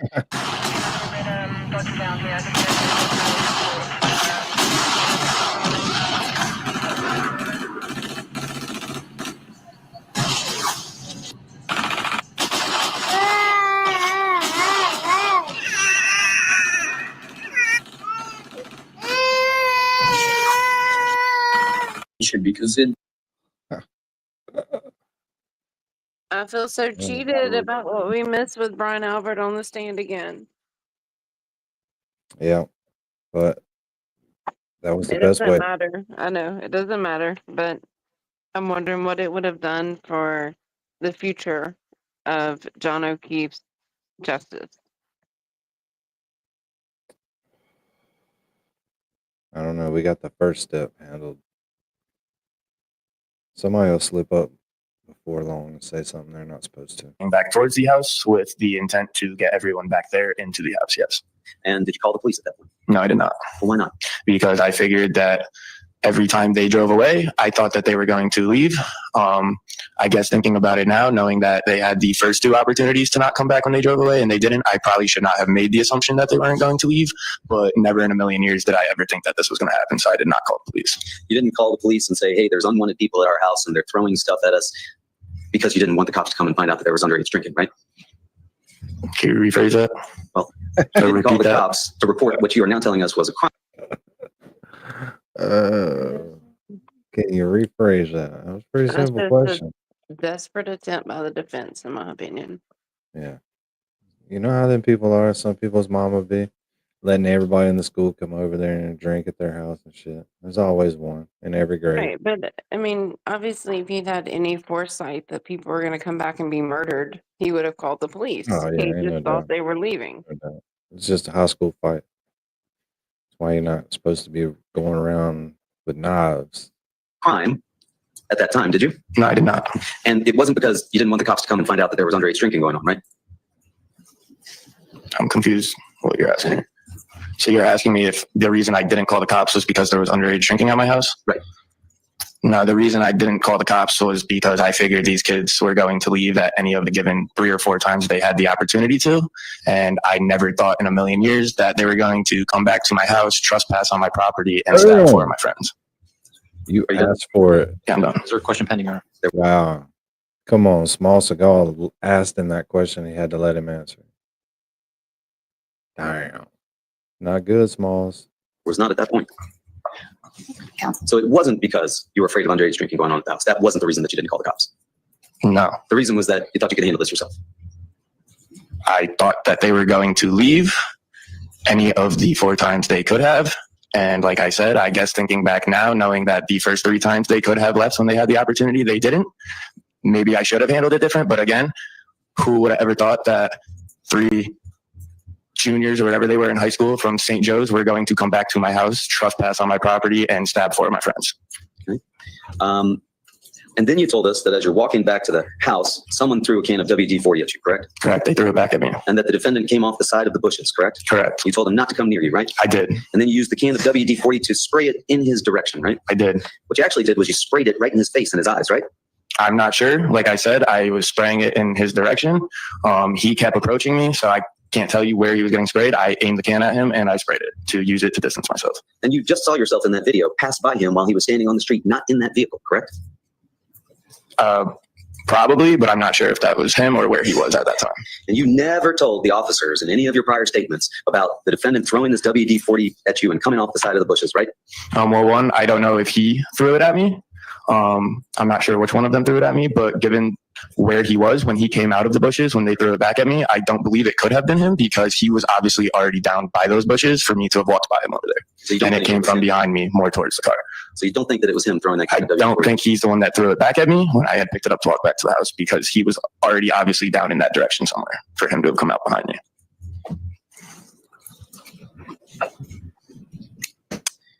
And then you told us that everybody started to make their way back into the house, right? Correct. Through the Bilco doors. Correct. You walked back first, but you knew that Ricky was still down there at Farmhouse Lane. I did. How did you know that he was still down there? Because I walked back by myself, and he's the only one I knew went down there with me. And if he didn't come back with me, he had to still be down there. Where were these other 5 or 6 people that we saw here in this video? They must have been down there as well, but I'm not sure. You don't recall Ricky coming back inside, but you're certain you went back inside. I 100% went back inside. Who else went back inside with you? I'm not sure exactly who. There was still a large crowd out in the front, and I kind of was just motioning everybody to get back inside the house. What was the large group out in the front still doing? Probably standing there. Honestly, I'm not sure. I was down the street, but as soon as I got back to the house, I had everybody go back inside. Even the folks that remained in the yard that you just described? I'm sorry, what's that? You told us you went back into the house, but that people remained in the front yard. Now you're telling us you had everybody go back inside. Who remained in the front yard? You tell me, sir. You're the one who said people remained in the front yard. I never said anybody remained in the front yard. I said the only people that were still out there was, to my knowledge, Ricky down the street, but I had everybody else around there go back into the house that was still in the So front when you yard. went into the basement after coming back from Farmhouse Lane, you're saying there was nobody else in the front yard. I do not believe so, no. And then you heard somebody yelling, "They're back," right? Correct. And you looked out and you could see that they were in the front yard.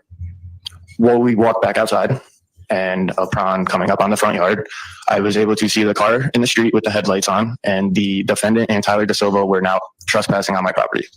Okay.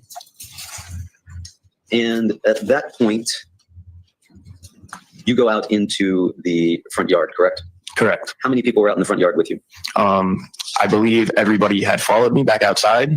I don't think anyone was going to leave me to go out there alone. So eventually the entire basement did make its way back outside, and I believe everyone did make their way back out there. About 30 of you out there in the front yard? Yeah, including girls too. And you described your position as being near the cement box and the red bush, right? Relatively, yes.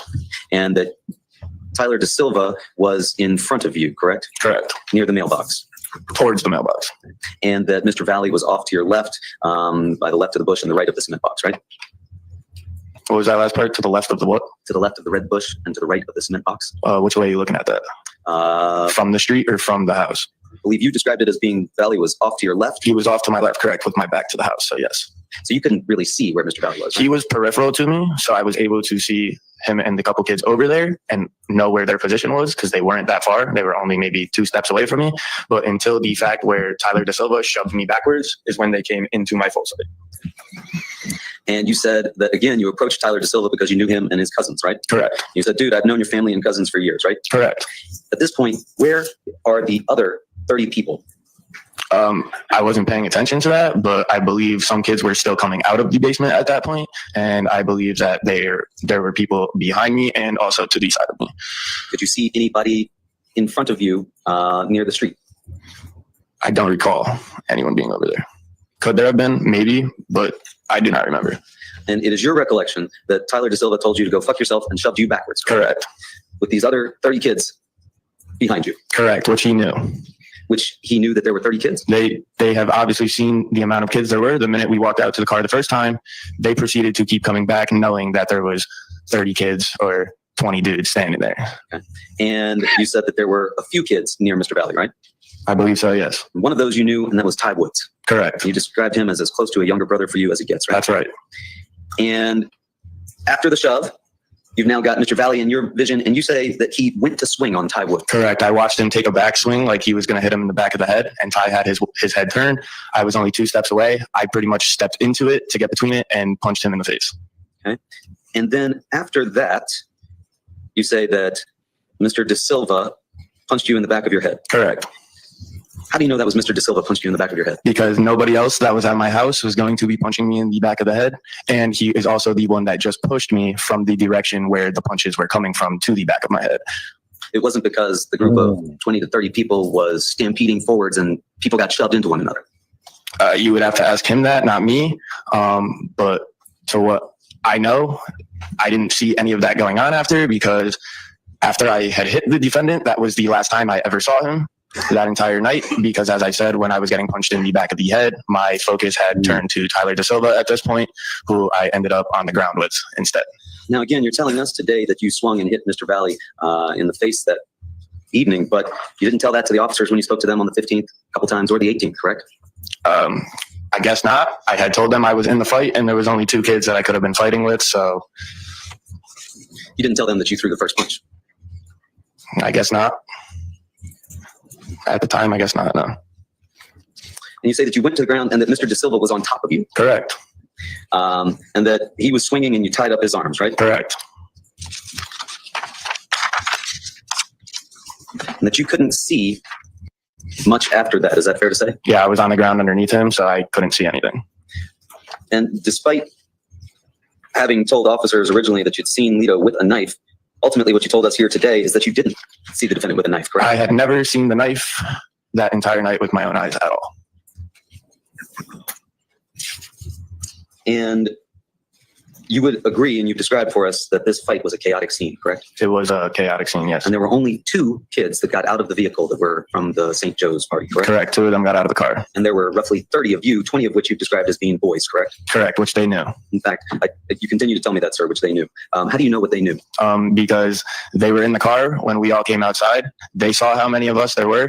They drove up and down the street 3 or 4 times and saw that there was that many of us. And even when he came on my property, nobody immediately got physical with them. I was still trying to talk to Tyler DaSilva and get him to leave. And they saw with their own eyes how many of us were standing there and decided that he was going to get physical with me.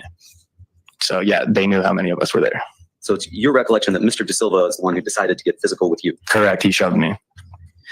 Was Mr. DaSilva at any point holding a phone or filming any of this as it was going on?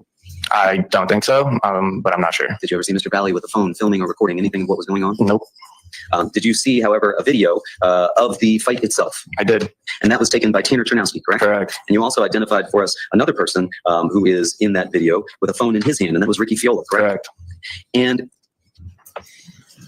was there anybody else that you saw that was filming that evening? I was on the ground.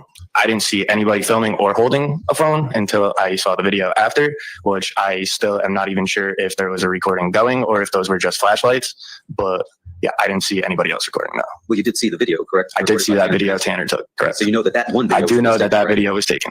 And did you tell any of the officers that that video existed?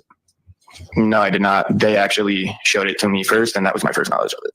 You didn't know about that video until it was shown to you by the officers? Correct. Are you friends with Tanner Chernowski I am. on his Snapchat stories? Yeah, I am. And you weren't aware that he had posted it that very evening? I was not aware that he had posted it ever, and I had never seen it, so no, I was not.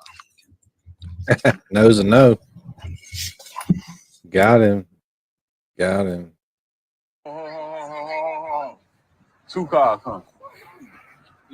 It's almost 4th of July, y'all. You got 2 cars coming 2 different ways.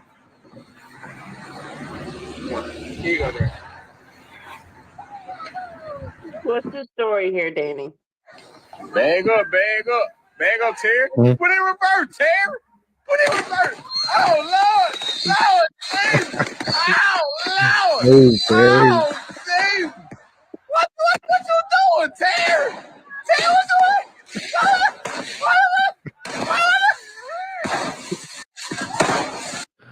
Look Did at Terry that forget to move, or he just wasn't worried? Look at that face. Everybody thinks his chair was messed up, but I think Terry did it on purpose. See that face? Yeah, my first response was his battery died, but yeah. No, Terry did that on purpose. Look at that little evil grin. I mean, the other guy really didn't move that far away either. Yeah, but the other guy's not in an automatic wheelchair. I did that, but he wasn't that scared. No. Terry ain't scared. What's going to happen? You going to end up in a wheelchair? Terry's having a ball. Look at that. That's crazy. So, Mr. Rich, is it fair to say that despite a number of opportunities to tell the police as much as what you have recalled today, you didn't actually tell them any of those things regarding the WD-40 can? Connor, they were shooting fireworks. That's why. Yeah, I believe he's the one that lit the firework, no? No, his friend lit it for him. But The friend who there's didn't just a move very video much either. that went super viral of Terry trying to get out of the way of this firework. Bag up, Terry. Put in reverse, Terry. Put in reverse. And Bag Up Terry was on every meme for like 6 months. It's fucking hilarious. Oh, Lord. Lord, Jesus. Oh, Lord. Oh, Jesus. What you doing, Terry? Terry,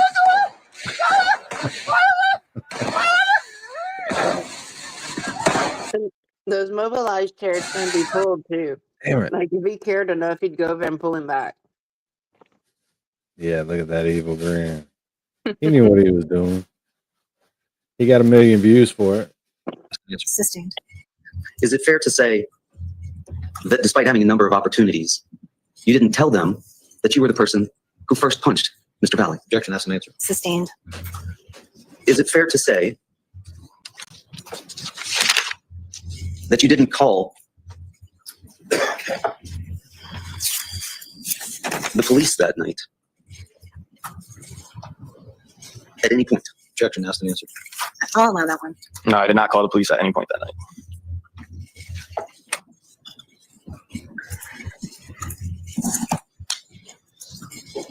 And you told officers that you had seen the defendant with a knife, despite the fact that now you're telling us you never saw him with a knife, correct? No, I did not.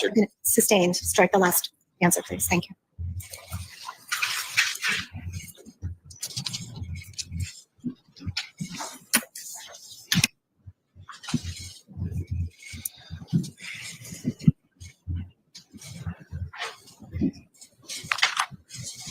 This one, John. Mr. Rich, there were essentially two fights going on in the front yard, were there not? As far as what I'm aware of, I can only speak for what was going on with me and Tyler DeSilva at the time I was on the ground with him because I could not see anything else. How many people were engaged with Mr. DeSilva when you were also on the ground with him? To my knowledge, just me and him. Do I think people could have thrown a couple shots at him? It's possible, but from what I could see, just me and him were on the ground. But when you say it's possible that other people could have thrown shots at him, you've viewed the video of the fight, correct? Correct. You see people throwing shots at him, correct? Correct. It's not just possible. That happened, didn't it? Yeah, so a couple kids did throw a couple shots in after, but I could not see that from where I was on the ground. Okay. And you would agree that there was a separate fight going on involving Mr. Valley, correct? I'm not sure.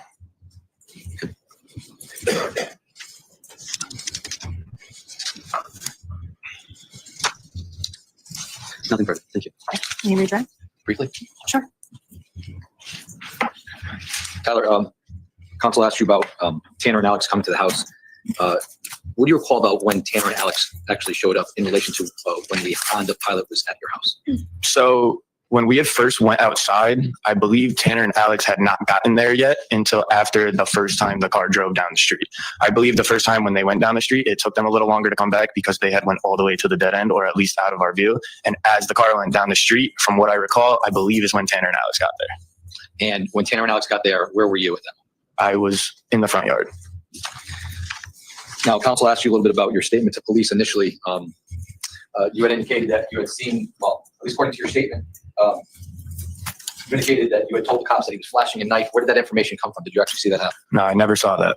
So why would you tell the cops that a kid named Lito was flashing a knife? It was something I had overheard that night, and as a 18-year-old kid who's never had to go through something traumatic like that, I didn't know that I couldn't write something in my statement without physically seeing it. So I was brought back in to clarify that. I didn't see that. So based on the fact that you have 4 of your friends that were stabbed on the front lawn, what was your immediate what was your intuition? What was your reason for telling the cops what you did at that moment with regards to what you saw at that moment?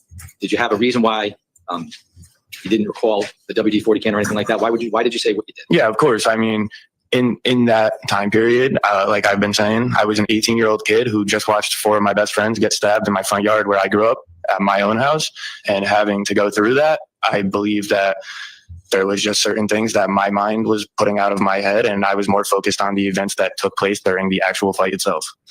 Now, on a subsequent occasion, did you eventually tell somebody about this WD-40? I did. And on a subsequent occasion, did you eventually tell somebody about you throwing a punch at Lito? I did. Now, you saw States 44, which is the 36 Laurel Glen video, the ring video. Does that camera capture everything that happened with all the interactions down the street? In other words, you see yourself throwing the can at the car. At some point, that camera stops, right? Correct. And at some point in time, there are other things that happened that just weren't captured on that camera. Correct, there was. So with regards to where the defendant may have been standing at any given moment during that video, and where he was when he was coming out of the woods at you when you had the WD-40 can in your hand, would that have happened before or after the events that we see in States 44? After.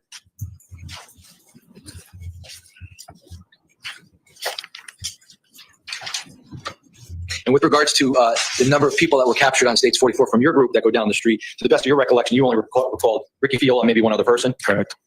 Clearly there were more from your group down the street? Clearly, yeah. Now, when you came back from down the street, were you by yourself? I was. And when you came back from down the street, you indicated that Ricky Fiola was still behind you down the street? Correct. So when you got to the front lawn and you were ushering people back in your house, you went down the basement with people that you ushered back inside your house? Correct. But that didn't include Ricky Fiola? No, it did not. So if there were at least 7 people down the street, you being one and Ricky being another, there's at least 5 other people that are probably still down the street and coming back down towards the house, right? Correct. So when you go back in the house, some of your friends could have still come back and been on the front lawn. Right. And you just wouldn't know who it was. Correct.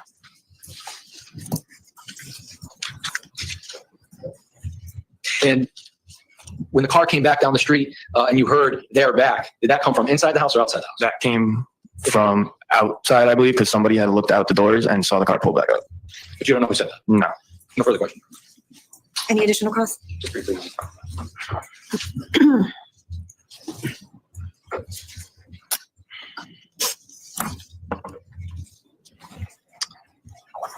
You told us that part of the reason that you were unable to recall some of what you told us today was due to the trauma, correct? This incident? Correct. So it wasn't that you wanted to minimize the involvement of your friends on that evening. What do you mean by that? As far as why you weren't able to recall these things when you were talking to police officers beforehand, it wasn't because you wanted to minimize the involvement that your friends had. You mean like try to hide things my friends did? Correct. No, I wasn't trying to minimize anything. You weren't trying to protect your friends from any sort of police investigation. I mean, no, that's nothing that's inside of my control anyways. And then you had been asked about telling that to folks on the subsequent occasion about the WD-40 and about throwing the first punch. Do you recall that question? Can you repeat that? Sure. The state's attorney asked you that about not telling folks about the WD-40 or about the throwing of the punch, right? Yeah.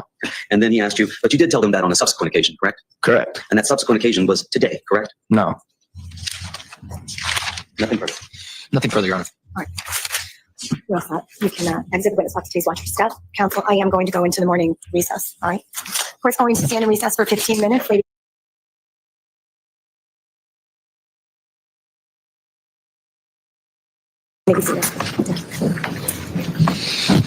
Do me a favor, Aiden. Get close to the microphone and speak up. Okay. All right.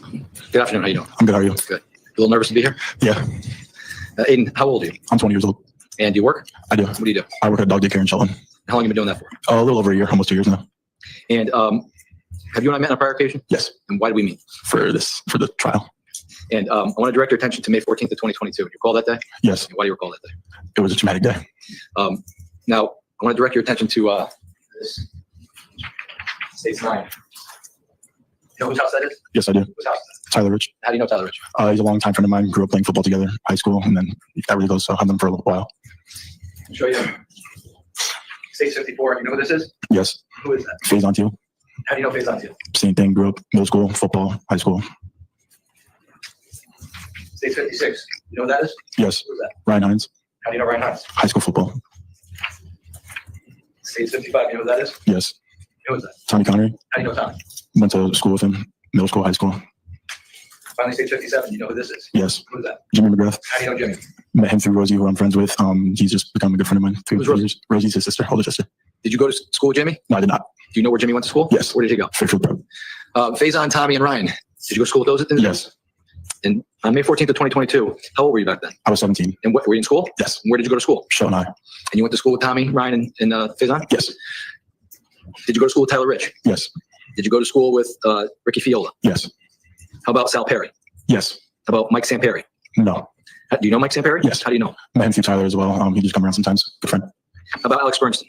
I met him before, yes. But did I go to school with him? Yes. No. When did you meet him? I met him one time prior, and then at Tyler's, I met him. On that night? Yes. How about Charlie Connery? Do you know Charlie? Yes. How do you know Charlie? School, high school. How about Jacob Villalobos? Yes. How about Matt Lokovich? Yes. How do you know them? All high school, middle school. Now, on May 14th of 22, did you have an occasion to go to Tyler Rich's house? Yes. Why? He was having a party. Okay, and what kind of party was it? Just the normal thing. Listening to music, drinking, hanging out with a bunch of guy friends, some girls. And were you drinking that night? Yes. And what were you drinking? Bud Light. How many beers did you have that night? 5 to 7. And what time would you say you got to Tyler Rich's house that night? Around 8 o'clock. And did you start drinking before you got to Tyler Rich's house or when you got there? When I got there. And when you were there, do you know whether or not the individuals we just spoke about were present at Tyler Rich's house that night? They were. And when you were there with those individuals, what were you doing? Hanging out? Hanging out, listening to music, talking, drinking. Are you familiar with Griffin Marcinzik? Yes. And how are you familiar with Griffin? High school. And at some point in time in the night, did Ryan Hines and Griffin Marcinzik show up? Yes. And did you have a conversation with them when they showed up? Briefly. And not telling us what they said, but after that conversation, were you informed of an incident that happened on Lazy Brook Road prior to arriving? I was. And shortly after having that conversation with them, did something happen where individuals showed up to Tyler Rich's house? Yes. Can you tell us what happened? How were you made aware of that? There were people outside, and they came inside and told people who were in the basement that there was a group of kids in a car outside who we don't know why they were there and who they were. And when you had got this information, did you exit the house? Yes. And where did you exit the house? I exited through, so there's cellar doors, and I came up them. They're on the side of the house, and proceeded to walk outside towards the driveway. So I'm going to show you State's Exhibit 5. Can you see in State's Exhibit 5 where the cellar doors would be? They would be right in that little space you could see in the trees, a little off to the right. Yeah, right around there. Okay. And you came out this way? Yes. When you came out this way, what did you proceed to do? I proceeded to walk down the driveway. I'm going to show you State's Exhibit 49. When you walked down the driveway, how did you walk? If you could describe it in State's 49. In between where those, like the blue truck and the white truck, it was kind of that path. Okay. And when the individual showed up, where did you observe did they come in a car? Yes. What kind of car was it? I don't recall. Okay. And when they came, well, you don't remember what was it a four-door car? It was a four-door car. Now, when they came, you recall, can you tell us in this State 49 where, if at all, the car was stopped? On the right side of the street, just about in front of the driveway, but also near like the across the street's house is like a little sidewalk. Is it right around this area? Yes. And when you came out of the house, how many people were with you, if you can recall? Around 10 to 15. And do you know whether or not Tyler Rich was with you? He was. Do you recall anybody else who was with you at the time? I do not. When you came out of the house, what time of day was it? It was nighttime. Yeah. Was it pitch black out? No, there was light surrounding, so you could see, but it was dark out. You can notice people in front of you? Yes. At some point in time, did you approach the car? Yes. And when you approached the car, how was the car facing? So if we're looking at 49, you can agree this house here is Tyler Rich's house? Yes. This would be Adams Road. Yes. The street that's pointing to, that's the lower left corner of the picture. And this is Laurel. Mm-hmm. Okay. Which way was the car facing? Do you recall? Was it facing towards farmhouse, which is down here? It was facing towards farmhouse. And when did you approach the car? Yes. What side of the car did you approach? I approached the rear side behind the passenger. I mean, the driver. So if this is the car here, and this is the driver's side here, you're somewhere over here, but maybe near the rear passenger side? Yes, behind the driver. Yep. Okay. And when you approached that side of the vehicle, can you tell the ladies and gentlemen of the jury what happened at that point? The window was rolled down, and I looked inside, and I saw Lito, Mackenzie, and Tyler DeSilva. Those are the only ones I knew of in the car that I could recognize, and proceeded to have conversation. Did you recall whether or not there were any other people in the car at that point? There were others, yes. Did you recognize any of them? I did not. Now, you said that you recognized Tyler DeSilva? Yes. How do you know Tyler DeSilva? I've seen him before, just around at other parties from other high schools. And Mackenzie, who's Mackenzie? She is someone who went to St. Joe's, but before St. Joe's, went to middle school and with her. So you grew up with her? Yeah, pretty much. Yeah. What's her last name? Trafficante. And you said Lito? Yes. Does Lito have a different name? He does. What is his name? His real name's Raul. And is that individual present in the courtroom today? Yes, he is. And can you please describe what he's wearing? He's wearing a blue suit, black tie, white undershirt. Can you please point him out for the record? He's right there. Your Honor, may the record reflect that the witnesses identified the defendant in this case? Court will allow the record to reflect that. Thank you. Now, when you said that you had a conversation with Mackenzie, Tyler, and Lito? There was Lito and Mackenzie. So you were talking to where was Lito seated in the car? Behind the driver's side. And where was Mackenzie seated? Next to him on the right side of him. And you had a conversation with the two of them? Yes. Did you have a particular conversation with the defendant? Yes. And tell the ladies and gentlemen of the jury what happened, what was said. So there was just a lot of back and forth going on. Back and forth, what is that? Like people were yelling outside, for them to leave, but I was having a direct conversation with him. Talking normally at first, but then he proceeded to threaten to smash a bottle on someone's head if they didn't back away from the car. And after the defendant said he would smash a bottle on somebody's head if they didn't back away from the car, what if anything happened next? After that, I just said, no, don't do that. And then I backed away. I walked back to the end of the driveway. Did you ever, during your conversation with the defendant, ever tell the defendant or anybody else in that car to leave? Yes. How many times? Like 3 to 4 times. And at some point in time during the interaction with the defendant, after you backed away, what, if anything, did you observe? After I backed away, just more screaming and yelling from groups of people. And then the car just proceeded to take off down the street. And when the car took off down the street, what did you observe about how the car took off? Driving crazy. Prior to the car leaving the area at that time, did anybody kick or shake the car? Do you recall any of Yes, that? there's people putting hands on the car. Now, was that your group of friends or the people in the car? It was my group of friends. And when that happened, the car took off? Yes, And where did it go? Did it go towards farmhouse or towards Adams? towards farmhouse. And when it went down towards farmhouse, where were you situated in the street or in the area when you observed that? I was at the end of the driveway. And you looked down towards farmhouse? Yes, And when you looked down towards farmhouse, what did you observe? I observed the car stop and people proceed to get out of the car. Was that did that happen more than once? Did the car drive down and back, or did it just drive down once? They drove down and back. Okay, so let's start there. Okay. So they drove down the street. Mhm. Were you outside the entire time? Yes, Did the car come back? yes. When the car came back, what happened? Just more driving crazy. They turned around and then drove back towards the farmhouse again. So when they turned around, did they turn around somewhere in the Adams Drive area? Yes, And when they drove back down, did you recall people throwing things at the car at this point? I do not recall. When they drove back down the street, how many times would you say they drove up and down the street, if you can recall? About 3 times. And when they drove up and down the street 3 times, at some point in time, did they stop driving up and down the street? Yes, And when they stopped, where did they, if you can tell from State Exhibit 49, where did the car stop? Did it stop? Where on the street? towards the farmhouse, there's like a light at the end of the road, kind of, and it was around that light post. So if I point my finger around here, Yes, that area. the record can reflect and point to the area to the north or the top right-hand corner where there appears to be a light pole near the corner, near the intersection of farmhouse and Adams. Right, and Norwood, excuse me. The court will allow the record to reflect that. Thank you. And that's where you observe the car parked? Yes. When the car parked down the street at that point in time, what did you do? A group of us proceeded to walk down to the street, like to the car. Do you know who was with you when you walked down the street? Tyler Rich, Ricky Field. Other than that, I do not recall. And when you walked down the street, how far would you say you walked down the street? I'd say to that first light post, just about So somewhere, like the end of the tree line on the left. And yeah, that area. I mean, you're on a record to reflect, there's a light post, looks like on the right side of Laurel Glen, which is before a wood area just prior to 36 Laurel Glen. That's right. Right side. Court will allow the notation on the record. So showing you States 1 behind you. Can you point on States 1 where you walked up to? Where did Can I get up? use it? Oh, just a minute. Right around here. It's this area. Yes.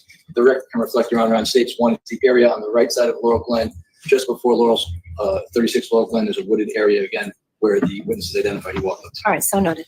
So when you walked up to that area, did you have any weapons on you at that point? No. When you walked up to that area, what if anything, did you observe at that point? Well, I saw 2 people get out the car.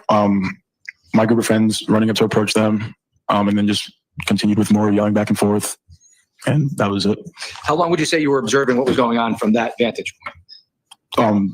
3 minutes, 4 minutes. And when you were observing what was going on down the street at that point, you indicated there's some light poles. Is there any lighting down the end of the street? Yes. And were you able to observe people interacting? Yes. When you went down the street and you observed people interacting, did you observe anybody from your group get into any physical altercation with the people from the car? No. Do you know whether or not Tyler Rich, Ricky Field, or anybody else you were with had any weapons on them? I do not recall. Now, after about 3 or 4 minutes, what did you do? I proceeded to go back inside the house because Tyler was telling people to go back inside. So I listened and went back inside the house. So you turned around and walked back to Tyler's house? Yes. Okay. And when you turned around and walked back to Tyler's house, how did you get back inside the house? I kind of cut in front of these bushes, the red bushes, cut in front of them and proceeded to go back the way I left, through back the cellar doors. So in State 49, there's 2 red bushes on the right side of the Rich property. You walk in front of these? Yes. And did you walk up the cobblestone driveway and back in behind the black truck? Behind the black truck. Okay, so the record can reflect the path is in front of these 2 red bushes, up the side of the driver's side of the black truck, and behind the black truck towards the right side of the house. All right, the record will reflect. Thank you. And when you went back into Tyler's house at that point in time, what did you do when you went downstairs? I went back inside, was talking to friends normally, and then was getting ready to leave. I was talking to my friend Jeremy. He was going to bring us all home. Who's Jeremy? Jeremy Oko. Okay, and Jeremy Oko drove you to Tyler Rich's house? No. Okay. But he was going to give you a ride home? Yes. Why was he going to give you a ride home? Because he was sober, and we wanted to leave because we weren't really having fun anymore, so it was time to go home. And at some point in time, did you end up leaving the house? Yes. All right. When did you end up leaving the house? After I came outside and saw friends on the floor screaming and just I didn't know what was happening. I came out to a fight. All right, let's back up. So at some point in time, you leave the house and you witness a fight? I leave the house and I witness a group of people, a lot of screaming and people on the floor. So yes. Okay. When you were inside the house, were you made aware that individuals were on the front lawn? No, I was not. Okay. Tell us about how you came to come outside of Tyler Rich's house and witness what you just indicated. So I came out the same way I was going back and forth, and I couldn't see anything until I got to right in front of where that black truck is in the picture. And then that's when I heard all the yelling and screaming and people running to cars.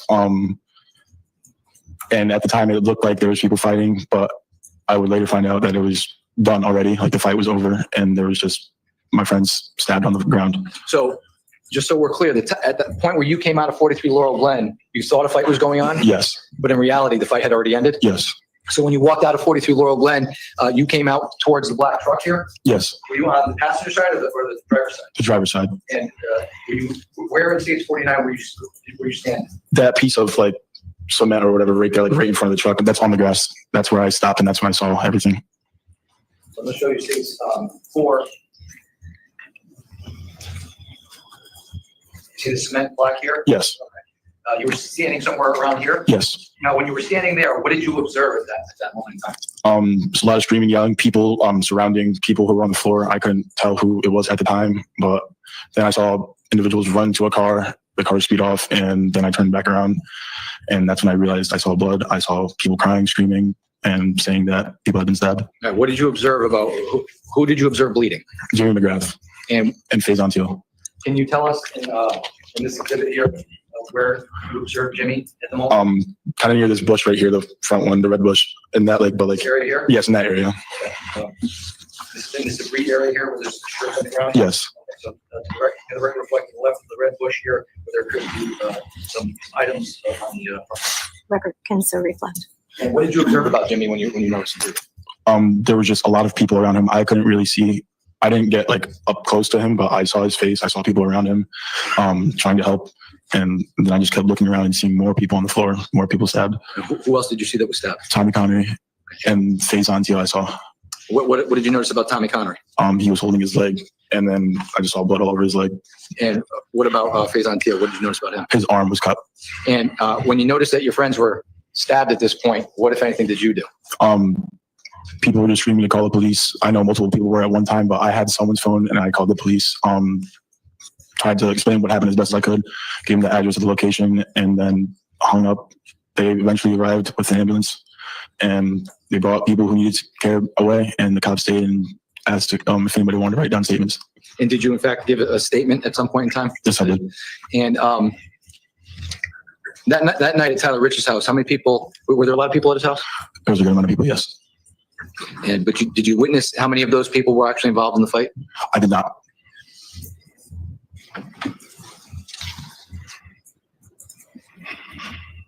Did you observe any of your friends in the aftermath of the fight? Did you observe any of them? Did any of them have any weapons on them at that point? No, not that I observed. Prince Lover has asked more questions as a juror than any other juror in the history of the United States of America. They're good questions, but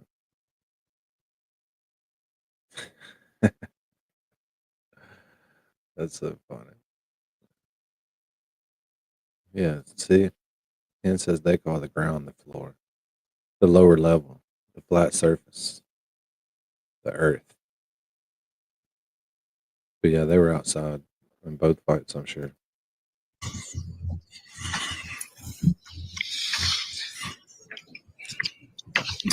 That's all I have, Your Honor. Try Smith. Thank you, Your Honor. Good afternoon, Mr. King. Good afternoon. We've never met before. No. If you can just keep your voice up, it's hard to hear. We got fans going. The acoustics are bad. I don't think we'll be long. You told us that you knew most of the people at the party that night, correct? Yes. And how many people would you say were there at the party? 30 to 40. You told us that you'd had yourself 5 to 7 Bud Lights. Yes. And that was from the time that you arrived there around 8 o'clock until the time that you left there sometime around midnight? Yes. Do you think you stopped drinking earlier than when you left? Yes. What time do you think you stopped drinking? Maybe 10, 30, 11. So you think you had those 5 to 7 beers in the course of 2.5 to 3 hours? Yes. Was that pretty much the way folks were drinking that night? Not everybody, but some. Had you brought those Bud Lights yourself? Yes. MJ. What's up, MJ? I agree with the Bud Light assessment. Do you? Yes. Why does it have to be gay though? Why can't it just be disliked? I don't know. It's definitely like a step above, like just dislike. Okay. What beer do you drink? I don't drink. Well, then why? I used to drink Corona though. I really liked Corona. How you gonna diss on somebody's drink and you don't drink it? Well, I mean, I know people that get drunk off of like 2 Bud Lights and they're all losers. And Two I Bud think That Light? used to be a Coors Light. And yeah, I used to drink Coors Light too, but that's when I was younger. yeah. Like these people. When you were cool and the mountains were blue. I don't Yep, drink them unless the mountains are blue. exactly. Well, don't drink it then. And the second person I dated went to the Blue Moon, where you had to have the Oh, yeah. orange or whatever. Like I Those are dated good. many beer drinkers. But they're high in calories. Yeah, I worked in a draft emporium. I was kind of obsessed with beer there for a while. I've never been a beer person. Like I've always detested beer. But my dad told me a story of visiting a brewery when he was in college, and they shut down the brewery so many months and like scraped the dead rats off of the top of the grates, and that did it for me. Like I would never That's could pretty drink a beer. nasty. Yeah. I've also heard similar things in cheese factories though, so Yeah, that's exactly right, Connor. I've Yeah, opened it's so better many to slow down. damn. I will tell you, the whole time I was in the bar business, Bud Light outsold every beer in the universe. I've opened so many Bud Lights, I can't even Yes, imagine. I agree with that. Of course, I worked at like an ITAM. It's like a VFW type place. Lots and lots of Bud Lights there. I bet. Isn't that like for veterans and old Yeah. like who went to Nam and shit? Yep. Exactly. no Pops Very Blue deep. Ribbon. Down at the Vietnam War veteran biker bar, slinging Bud Lights. I That figured was they'd me. go for the Pabst Blue Ribbon. No, we didn't have that. We only had like 4 beers. And then there was like, a couple Sam Adams here and there for the fancy people, but it was like Budweiser, Bud Light, Coors Light, and Miller Light. Yep. Never Yep. been able to drink beer, so I don't understand it. Yeah. You just keep drinking. Can't do it. If you kill the first one really fast, it helps. What do you drink, Ken? Guinness?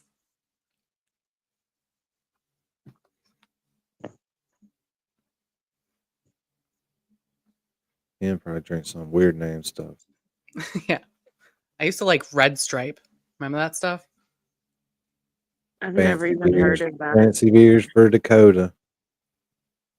Red Stripe was the Jamaican beer, and then there's Foster's. Oh god, those are like the worst beers in the world. Foster's, Australian for beer. Australian for beer. I haven't seen his The response, but worst I beer I also ever had in my life. I haven't seen his response to the beer, but I also asked MJ about Scarlett, so just checking to see how she's doing. But I'd also like to know what Hen considers not girly beer. Yeah, we're waiting on you, Hen. It's probably an ale of some sort. We're waiting on Hen to see what kind of beer No, Hen's she drinking. doesn't drink it. No. Can I pick that dog? No. Can I pick that dog? No, he's Can I sleeping. pick that dog? It's hilarious. Mike's Hard Beer. It's lemonade. That shit used to give me heartburn. Oh, hen drinks rum. Damn. Yeah. Oh, Rum baby, makes you go on. dumb. Rum makes you dumb. Girly Bacardi.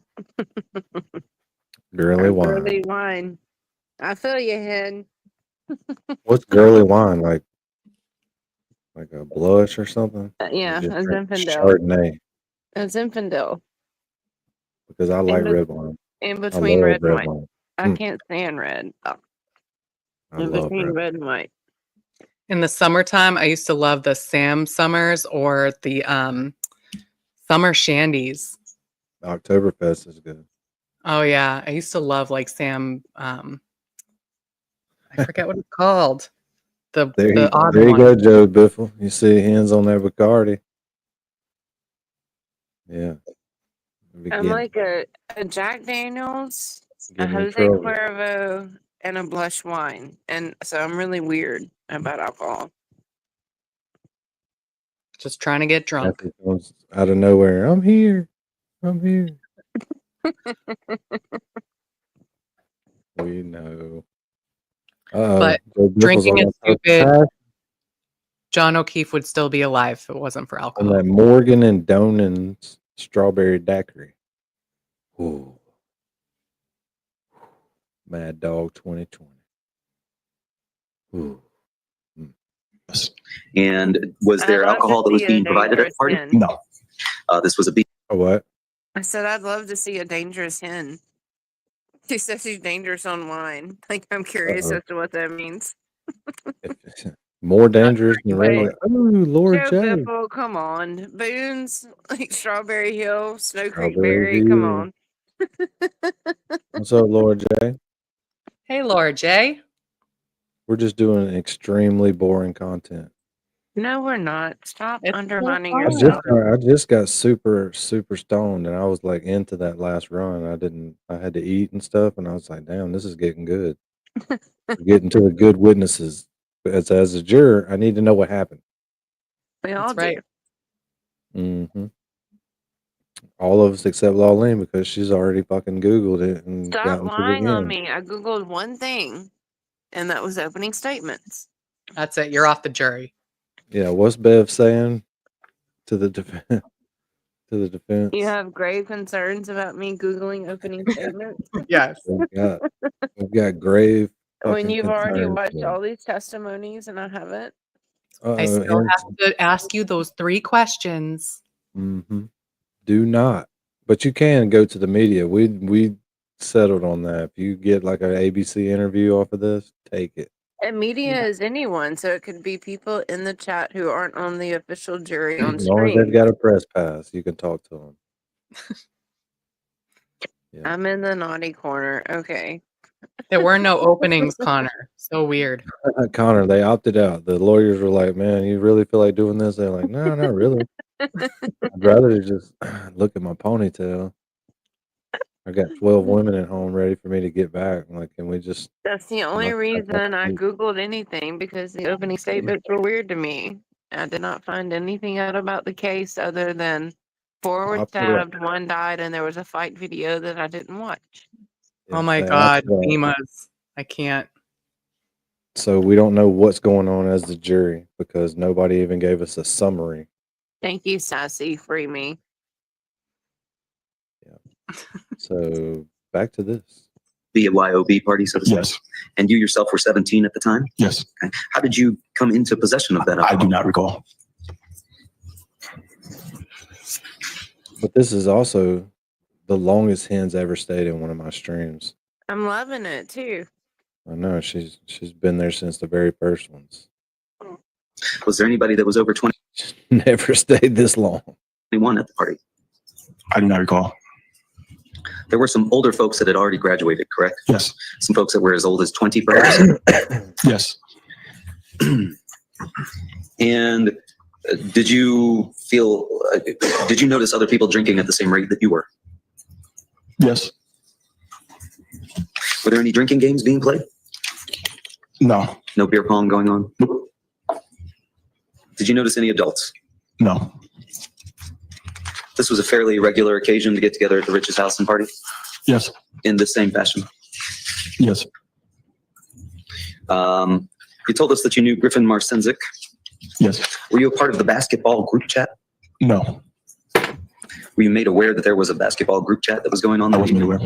And that there was some taunting and the sharing of the 43 Laurel Glen Drive address on that? I was made aware of it, yes. And you were expecting at some point that perhaps somebody might show up in response to that? Yes. I object based on the fact that he said he wasn't aware of the group chat. His knowledge is after the fact, so how would he know at the time? Okay, I believe he's answering the question, so he appeared to have knowledge. I'm going to overrule your objection. You weren't a part of that basketball group chat, correct? No. But you were aware that that was going on? I was made aware after. Made aware after. Okay. When you say after, you didn't know that Griffin Marcinzik was texting people that evening? No, I did not. How close a friend would you describe Griffin Marcinzik? We're not extremely close, but I've hung out with him before. He also played football, so I've talked to him outside in school for a while, so he's a good friend. And you learned from he and Mr. Hines that there had been some sort of altercation earlier at 5 Lazy Brook, right? Yes. And you're saying that you didn't know at that time that they were communicating with people that they believed had been involved in that altercation? No. They didn't explain to you that they were sending out the address for people to come there? I did not know. Do you know Tanner Chernowski? I do. How do you know Tanner Chernowski? High school, middle school, I also played football with him when I was younger as well. And you told us that you had met Alex Burnson once prior to this? Yes. What was the nature of that meeting that you had prior to the first one? Yes. Just hanging out with Tanner, and he brought him along. You were just driving around talking. It was just like a mutual thing. So you knew Alex through Tanner, is that fair to say? Yes. And you said that people were outside, they came inside and they said, hey, this car just showed up, right? Yes. Did that surprise anybody there? Kind of. When you say kind of, did some folks seem to be aware that and expecting that? Some did, yes. And was there a fast rush for everybody to go outside and confront these folks? For some, yes. Did all 30 to 40 folks there empty out of the basement? Not initially, no. Eventually, did they all empty out of the basement? Yes. And you described that you walked down the driveway, right? Mm-hmm. Did you walk down the driveway casually and leisurely, or was it a quick walk, or was it even a run? It was a quick walk. Quick walk. Were others side by side with you, shoulder to shoulder? Yes. How many people? About 10 to 15. Others behind you? Yes, behind me, yeah. Others in front of you, or were you leading? I was kind of in the front, yeah. And who did you expect to find in that vehicle? I just knew about Mackenzie. I didn't know who else she was with. When you went out to that vehicle, were you expecting this to be anybody that you had heard about already? Yes, once I was made aware. And you were made aware as soon as Ryan Hines and Griffin Marcinzik showed up. Is that fair to say? A little bit after. Okay. But before the car arrived, correct? Just about when they did, yes. And you described that the car parked across the street on the other side of Laurel Glen Drive, right? Yes. And this 30 or 40 of you go outside and eventually you've surrounded this vehicle, correct? Not all 30 to 40, but a group, yes. How large would you describe that group as? The group that surrounded the car was about 10 to 15 people. 10 to 15? Yes. And what were the other 15 to 25 folks doing? Either minding their business in the background or screaming. Okay. Fair to say you weren't really aware of exactly what they were doing? The people behind me, no, I was not aware what they were doing. And at some point you described going up to the vehicle, correct? Yes. The rear passenger door, correct? Yes. And at some point that window comes down, right? Mm-hmm. And you can see inside Raoul Valley, correct? Yes. Mackenzie Traficante. Yes. And Tyler De Silva, correct? Yes. And did they display any weapons to you? No. And in fact, you knew Mr. Valley, correct? Yes. You'd seen him before and been friendly with him, correct? Yes. And he wasn't threatening you in any way when he rolled down the window, was he? Not me personally. And in fact, he was having a conversation with you, was he not? He was. And the nature of that conversation was, what's going on here, right? Yes. And you said, this doesn't have anything to do with you, right? Correct. And you say that then Mr. Valley threatened that if people didn't get away from the car, he was going to smash a bottle. Yes. But you didn't see him with a bottle, did you? I did not. Did you see him with anything in his hands? No. And you described Ms. Traficante as also being in the back seat. Yes. In fact, she was sitting on Mr. Valley's lap, correct? Yes. Now, when that vehicle first arrived, showing you States Exhibit 30. Is that the vehicle that you saw that night, Mr. King? Yes. That's the vehicle that arrived with the St. Joe's kids in it? Yes. And you knew 3 of the people in that car, correct? Yes. When that vehicle arrived, it did not have this shattered glass on the windshield in front of the passenger side, did it? No. Did you ever hear any glass shatter that evening? I did not.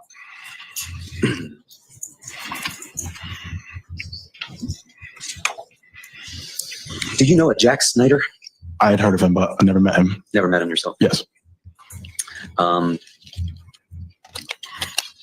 said you know Tyler DeSilva from other parties, correct? I've met him before one time, yeah. And you knew Ms. Traficante from middle school, right? Yes, grew up with her.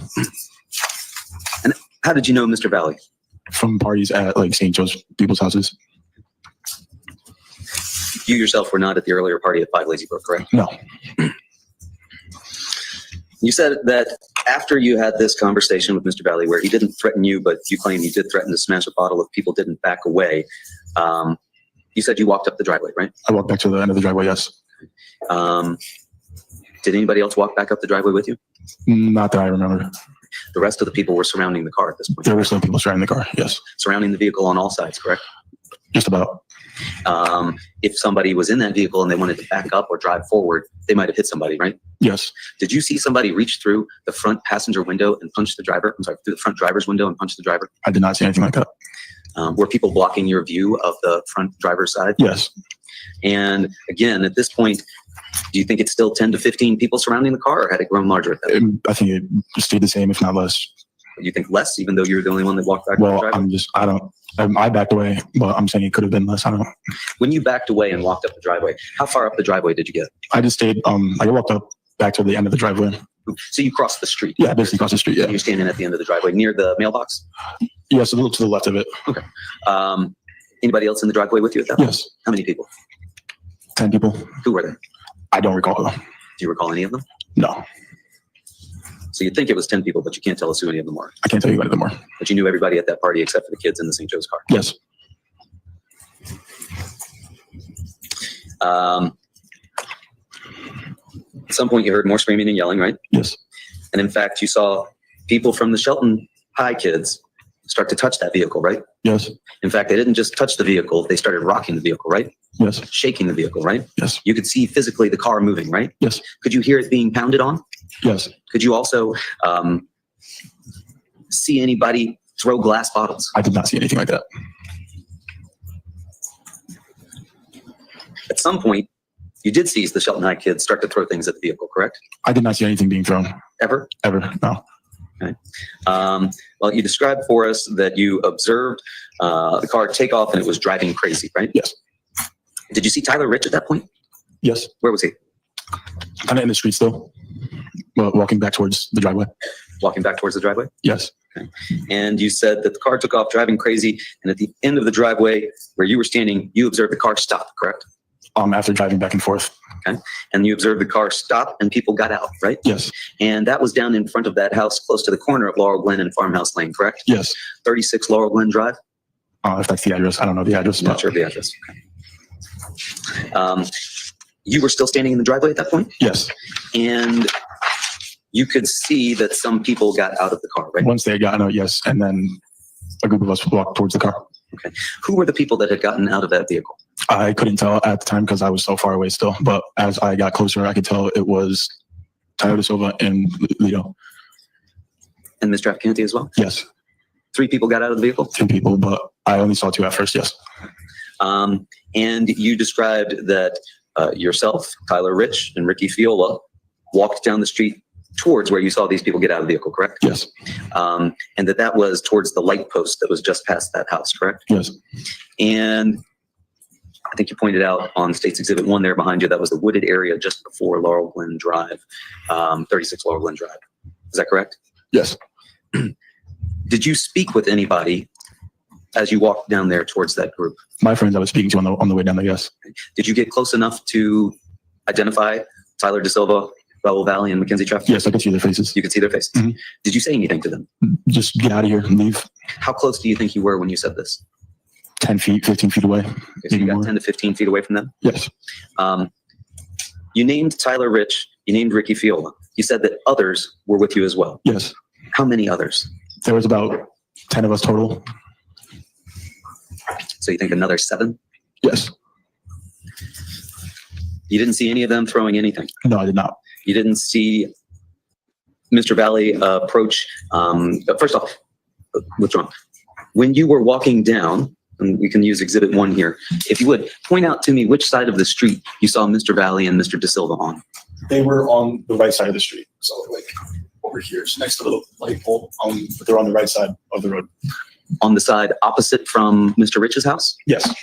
And that was Mr. De Silva, Ms. Trafficante, and Mr. Valley were all on that side of the house, on the side of the street. They were in the middle, on the side.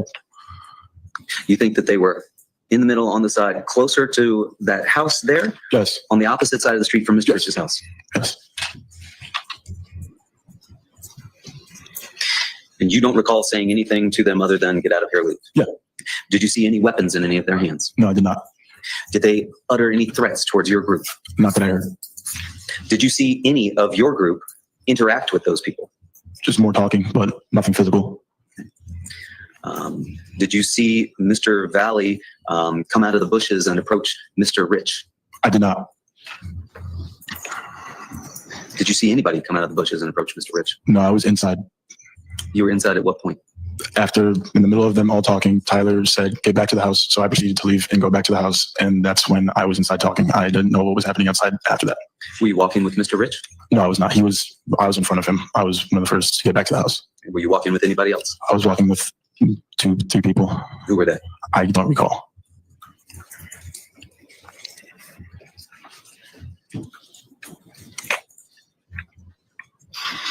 When you got back to the house, you went back into the basement? Yes. Through those same Bilco doors? Yeah.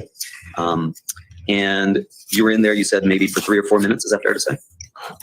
No longer, a little bit longer than that. Were you doing any more drinking while you were inside the house? No. Who else was with you inside the house? It was with a group of people. There was more than I can identify. Can you recall anybody that was with you? Jeremy Oko.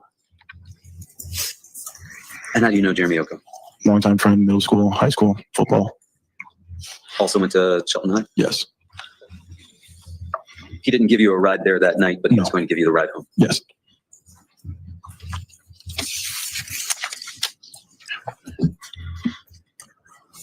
At some point, you left the house and you came outside, right? Yes. And you went into the front yard, right? Yes. And you said you saw your friends on the floor.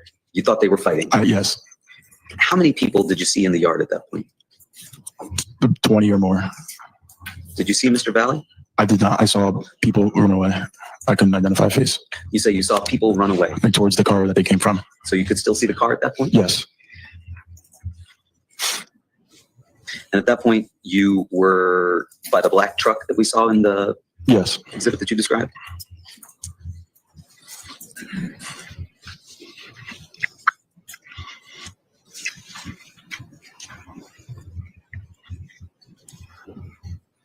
And at no point in that evening did you see a knife, correct? No, I did not. Not when you were at the vehicle? No. Not when you were down at Farmhouse Lane? No. Not when you came out into the yard later, correct? Correct. You also did not see anybody throwing anything at the vehicle, is that correct? Correct. Now, initially, you told the cops that there was no drinking going on at the party, correct? Yes. And you did that because you didn't want to get in trouble, right? Yes. You didn't want your friends to get in trouble, right? Yes. And in fact, when did you first learn that there was a video of all of this? I really can't recall when I was made aware. But you did tell the cops about that almost a week later, right? Yes. You told them that Tyler Rich and Tanner Chernowski had videos, right? Yes, I was told. This is what I was telling what I was told. I knew about the video from Tanner. You knew that Tanner had a video? Yes, I was made aware after. Are you friends, or can you see his Snapchat stories? Right now, yes. At the time? At the time, could I? Yes. And did you see that he had in fact posted one of those videos that very evening? I did not. I was not on my phone. Have you since seen a video that he posted that evening? That was posted. Have I seen the video? Yes, I've seen the video. You weren't outside, however, when that video was taken? No, I was not outside.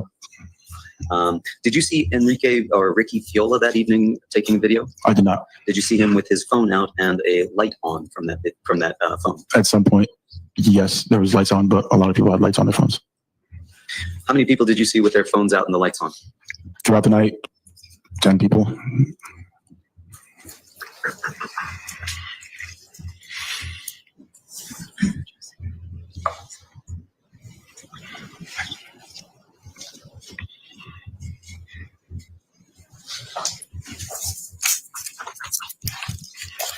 And after this, you told us that folks started talking with one another about what they had seen, correct? Mm-hmm. and some folks were telling you that they had seen the fight, but you yourself had not seen the fight. Is that fair? Yes.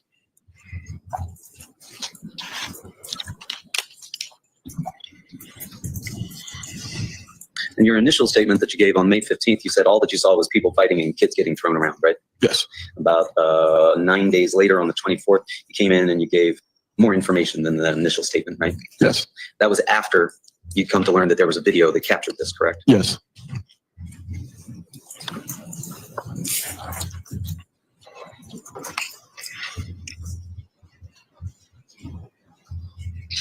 And just to be certain about this, you didn't see any of the fight that occurred in the front yard? No, I did not see any of it.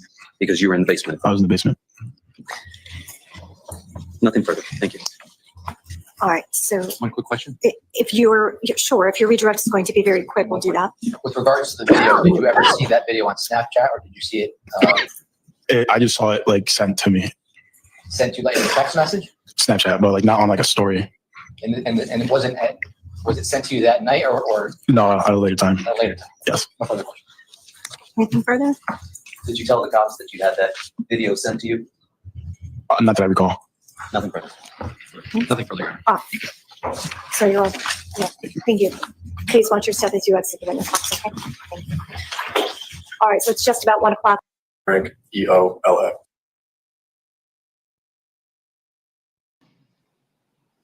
Fuck you, and fuck you. Who's next?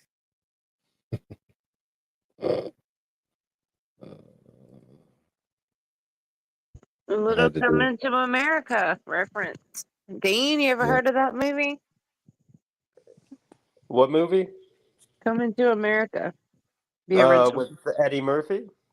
The original, yeah. Yeah, I've That's seen one of that my movie. favorite stuff right there. It's like my favorite movie scene of all time. My brother and his friends had a senior trip to. Who's next? That's my profile picture for like 10 years. Yeah, my Shit's brother and lame. his friends had a senior trip to Vegas, and it was back when the legal drinking age was 18, and my family gambled a lot at Caesars, so they had a limo driver. Anyway, they went out to the valet, and the limo pulled up, and they all jumped in, and it was Arsenio's limo that they all took off in. And Arsenio was like chasing them and like waving his hands and hollering, and they were all hollering back at him. Like, nope, we got this limo. I don't play that much. But... All right, new witness. New witness. And we're almost done with day 3. Well, not almost. We're getting there. Please get through day 34 Ashwood Circle, Shelton, Connecticut, 06484. Thank you. You may be seated.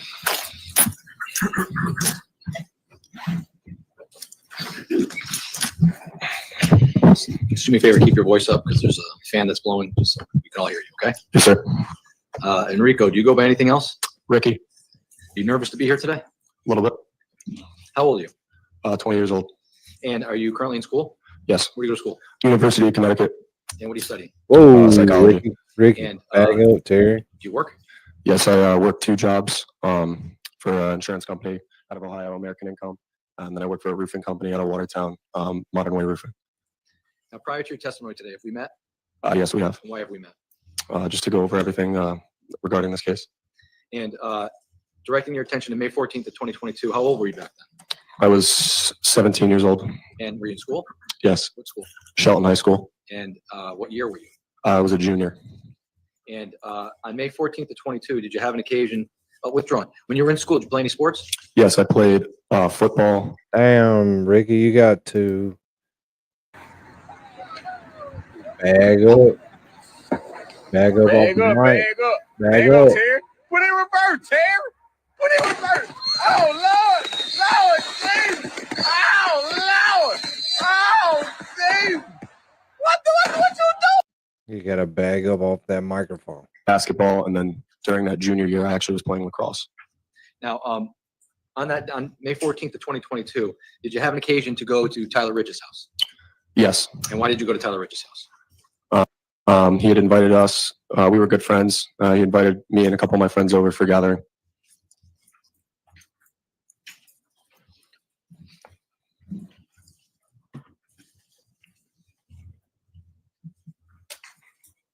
Show you State's Exhibit 9. You know whose house that is? Yes. House. Tyler Rich. And when you said you went over to his house for a gathering, what kind of gathering was it? Like a party, just friends, people that we all knew, mainly Shelton people, just getting together, hanging out. Around what time would you say you got to Tyler Rich's house? Around anywhere between 9:15. And when you got to Tyler Rich's house, how many people were there? Between 25 to 35 people. Okay. And were you drinking that night? I only had one beer that night. Was anybody else drinking at Tyler Rich's house that night? Yes. Now, are you familiar with withdrawal? Show you State's Exhibit 54. Do you know who that individual is? Yes. Who is that? Faison Teal. How do you know Faison? Football teammate, good friend of mine, grade above me. Showing you 56. Are you familiar with this individual? Yes. Who is that? Ryan Hines. How are you familiar with him? Same thing. Football teammate, he's grade below me, good friend. Showing you 55. Are you familiar with 55? Yes. Who is in State 55? Thomas Connery. How are you familiar with him? Great friend of mine. Known him for a long time. State 57. Are you familiar with the individual in State 57? Yes. How are you familiar with this individual? Also, incredible friend of mine. It's Jimmy. I actually took that picture before we left. You took this picture? Yes. Where did you take this picture? Nick DeJesus's house. And you took this picture prior to going to 42 Laurel Glen? Yes. That night? Yes. So did you go over to Laurel Glen with Jimmy? Yes. Were you with anybody else? Nicky DeJesus, and I don't recall if it was Sal Perry or if it was just us three. Now, you said you mentioned Sal Perry. You're familiar with Sal Perry? Yes. How are you familiar with him? Also a good friend of mine. He's a year older than me. Been friends with him for probably since like 6th grade or so. And was he at 42 Laurel Glen that night? Yes. Are you familiar with Mike Sampieri? Yes. How do you know him? Also same neighborhood as. Surprise, Clark. This is just a real nice surprise. Just a real nice surprise.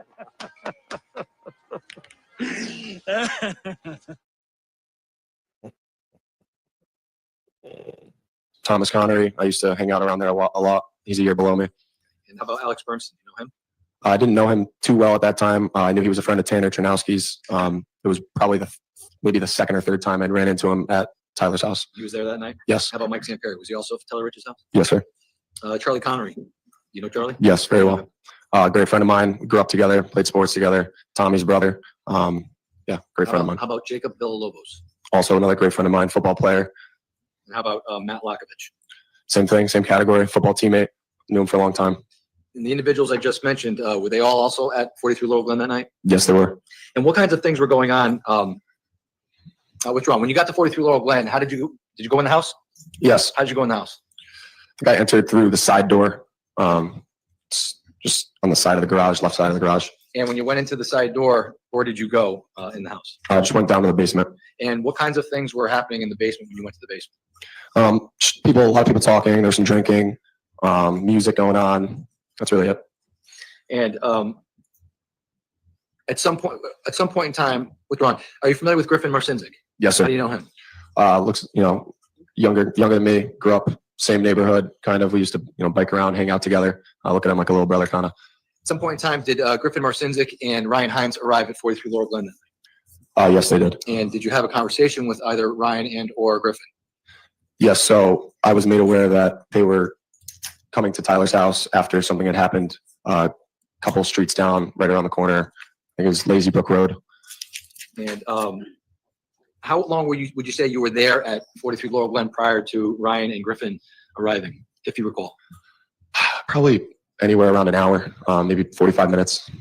So at some point in time after you spoke with Ryan and Griffin, were you made aware of a car arriving at the house? Yes. So it was probably within 5 to 10 minutes after Ryan and Griffin had arrived that a car that we didn't recognize had showed up. I was made aware by one of the people at the house. Paul, but Eddie wanted to make it a surprise. Yeah. You surprised? Surprised, Eddie?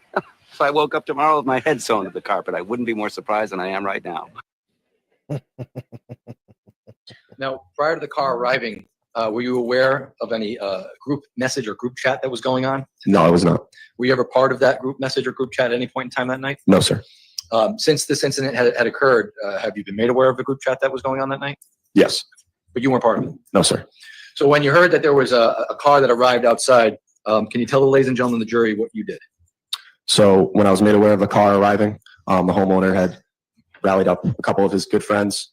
I'd say it was a little bit over 10 of them, just to kind of go outside and confront the car, because to our knowledge, we had known that this was the car that had individuals in it that had been involved in the altercation I was made aware of at Lazy Brook, where one of our friends was physically harmed. So we had went outside to at least confront them and ask them why they were even at Tyler's house in the first place. Did you walk out of the house at some point? Yes. How did you get out of the house? I had left through these Belco doors if you're looking at the garage to the right side of it, on the right side of the house. Show you states 9. Would that be just to the right of this? Appears to be a BMW. Yes. Yes, sir. This area. Yes. When you walk out Belco doors, how did you walk? How did you walk? How did you approach the car? So I walked kind of through that opening where the trees on the right side. Yeah. So right through that opening, and I just kind of walked down the driveway, approached the car. Showing you states 49. Where did you, if you can recall, where did you remember seeing the car that arrived at 42 Lower Glen?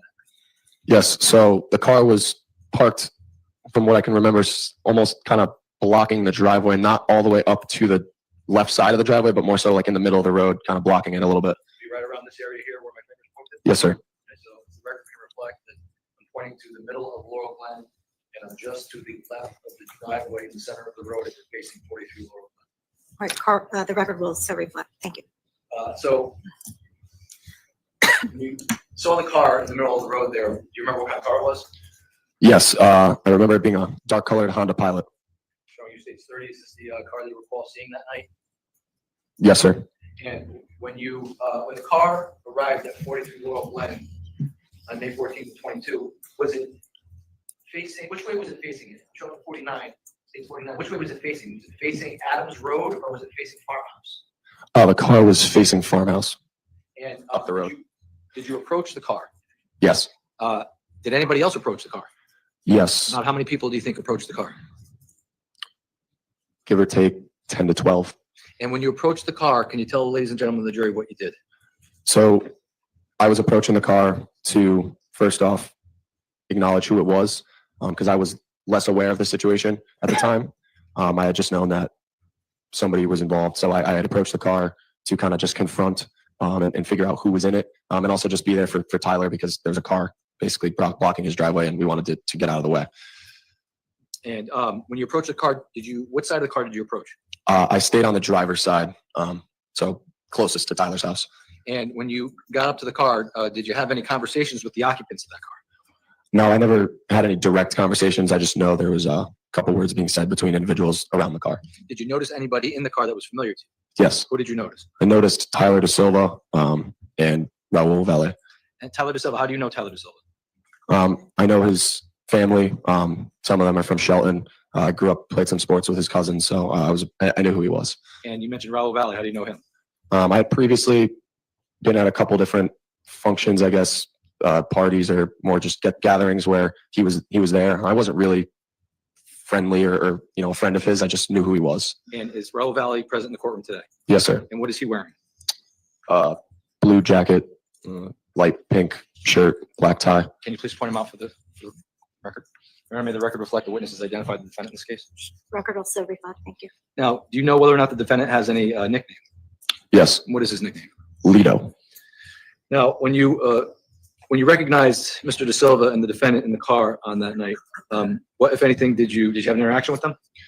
No, not a direct interaction. I can't recall if I had said anything kind of just like, hey, get out of here. What are you guys doing here? But I know we were just kind of trying to usher them out of the area, but also posing question as to why they were putting hands on our friend previously, and just concerned for the occasion, I guess.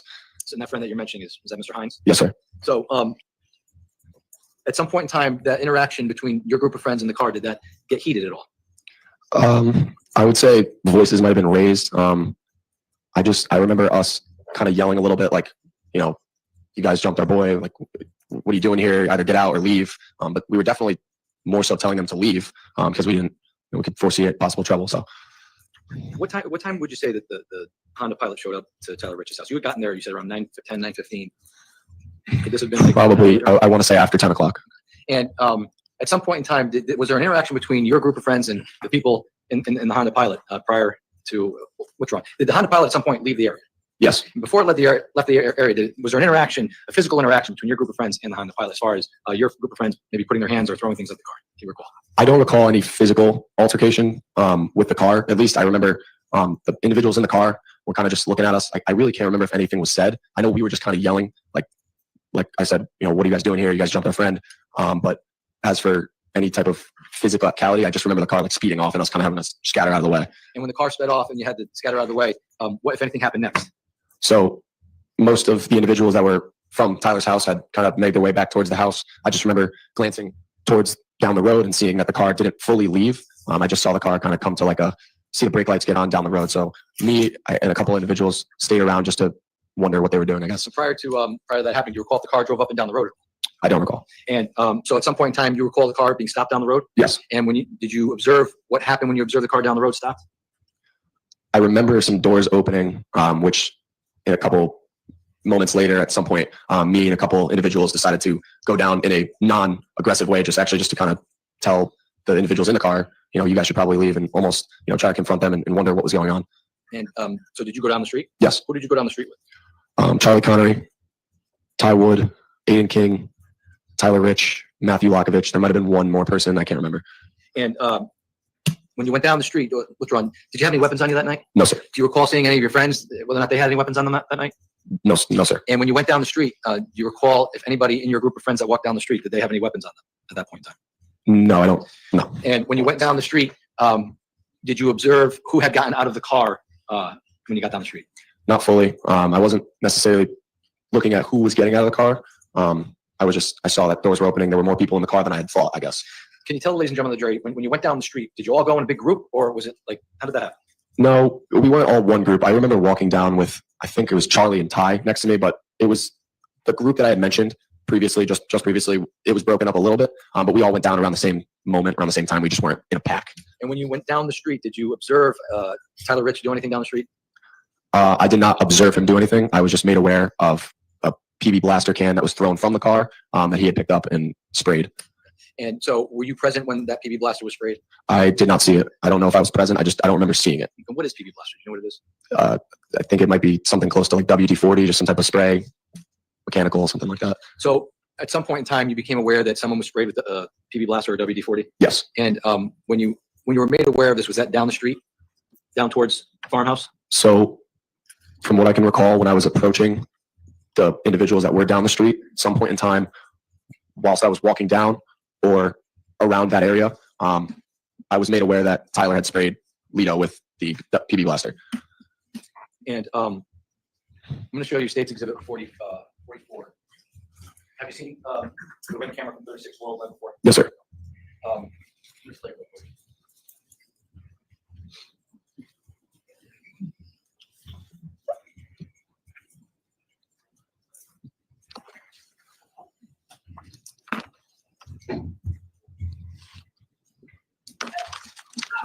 Is that where you saw the car stop and get out? Yes, sir.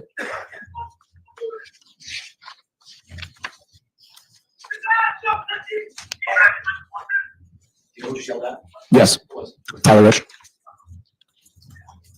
Now, do you know whether or not you're with this group of people that are right here? I don't recall if I was with that particular group.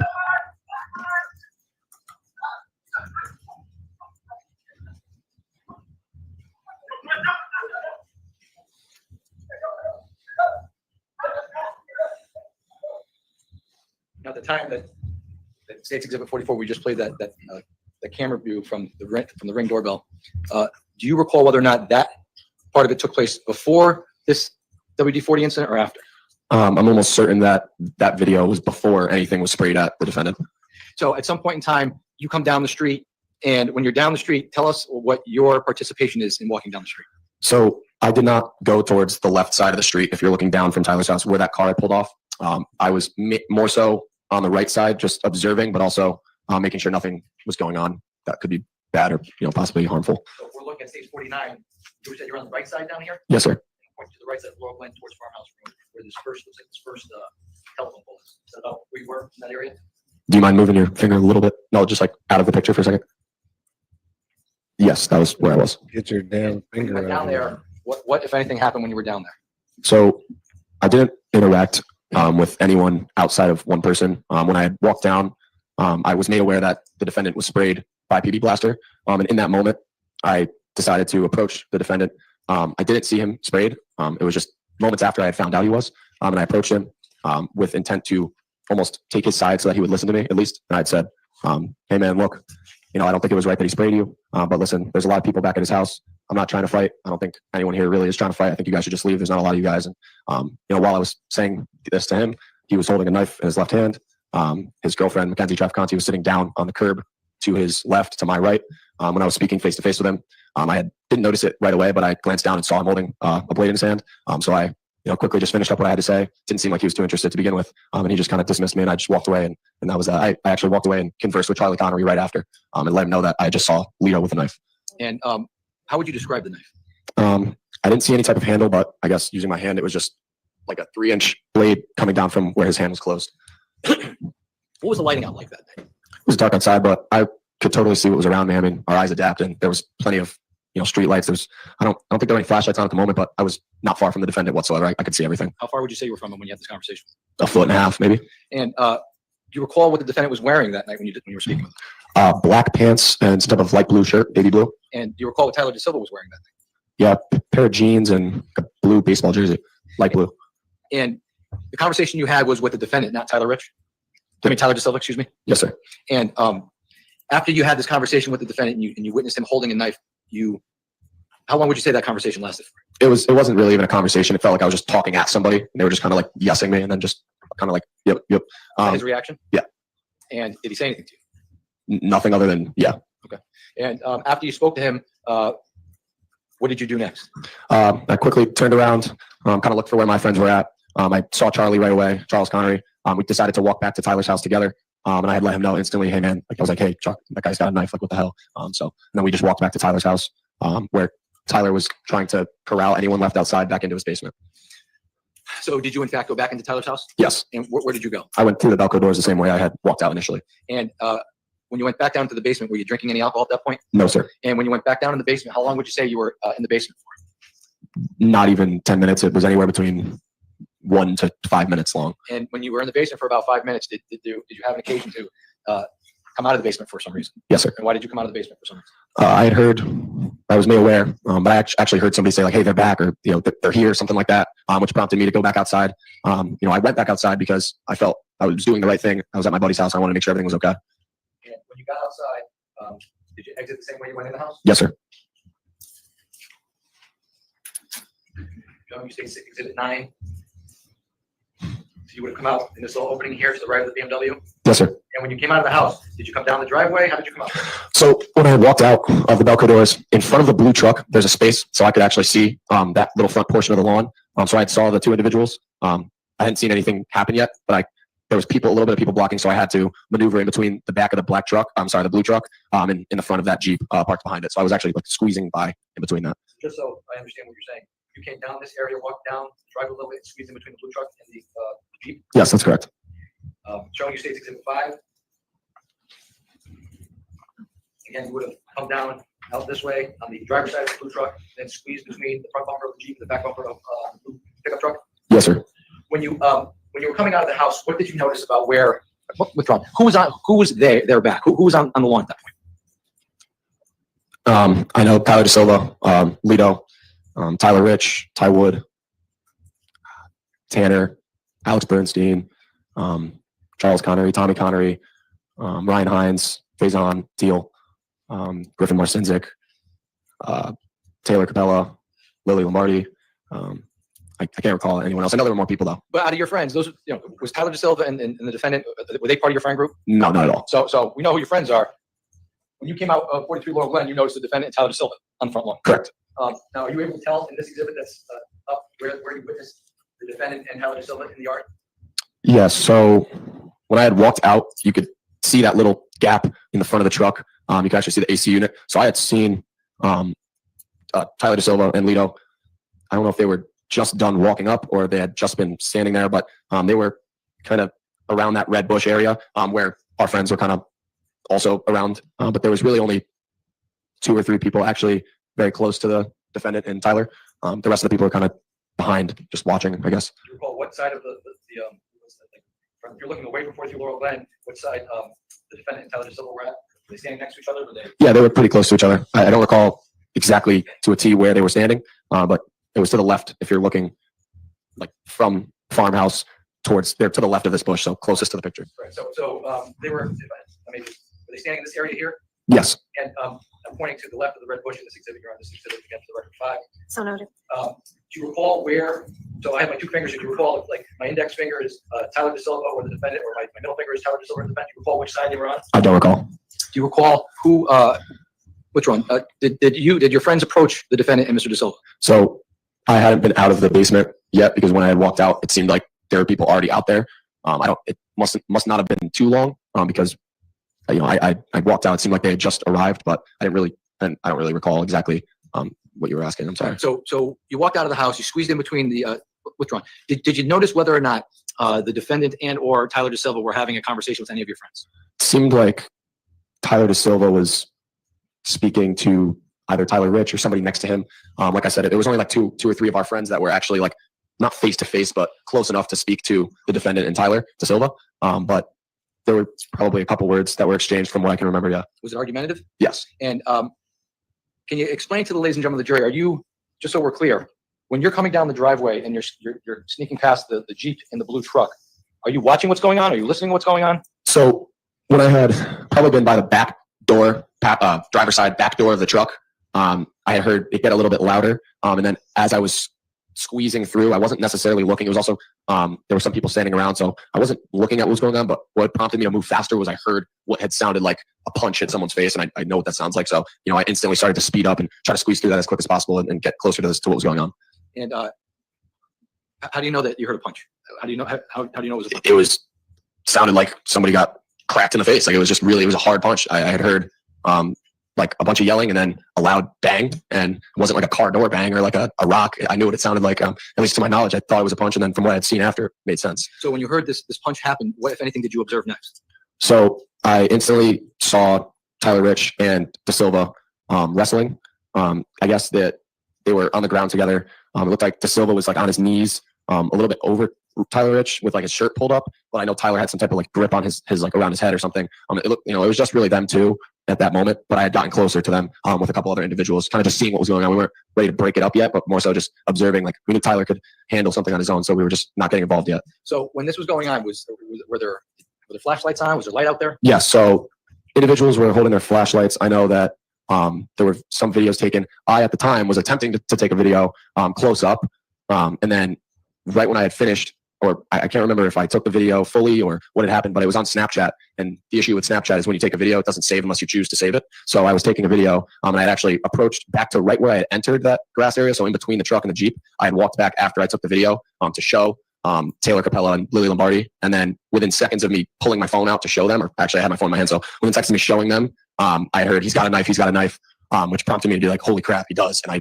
put my phone in my pocket, and the video had to have deleted because when I pulled my phone out afterwards to actually look at my phone, because I was probably off it for an hour after it all happened, there was no video there. But in the moment, they had said, I heard Charlie screaming, he's got a knife. So, I only had a second where I went to show them the video, and then I put my phone quickly in my pocket, turned back around, and kind of entered what was going on again.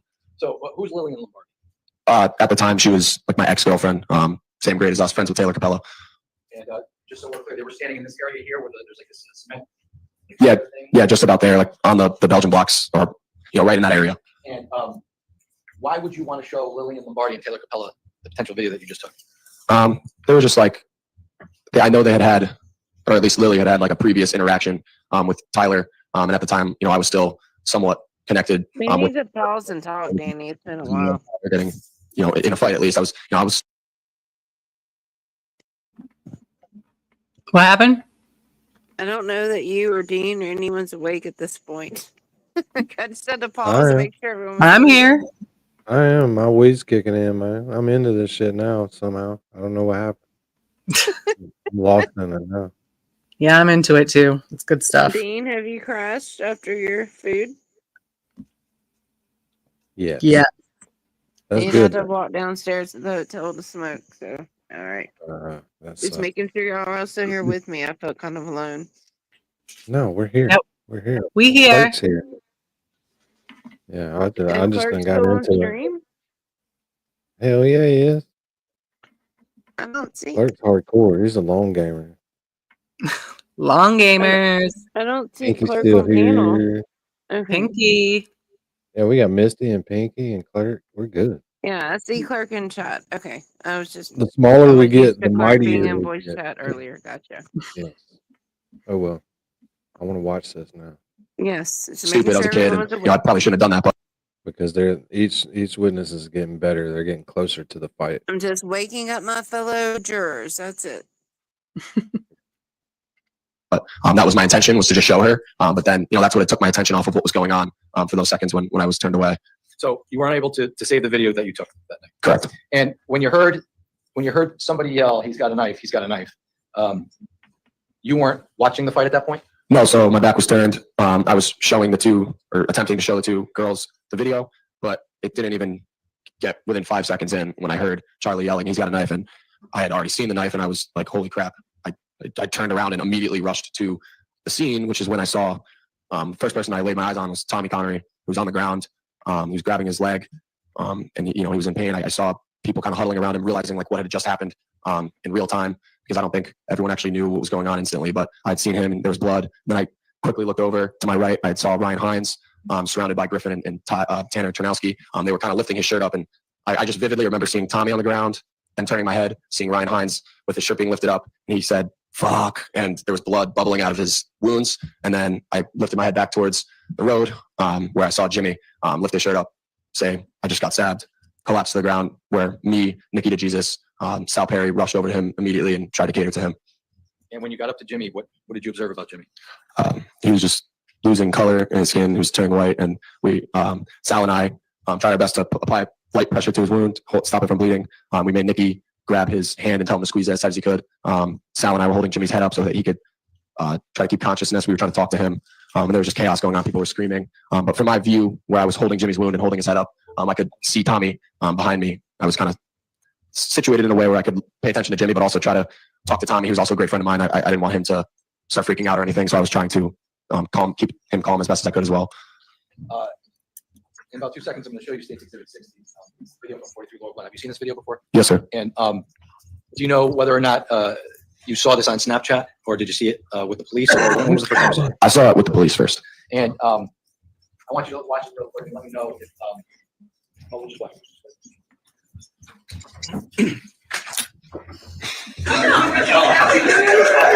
Yes, sir!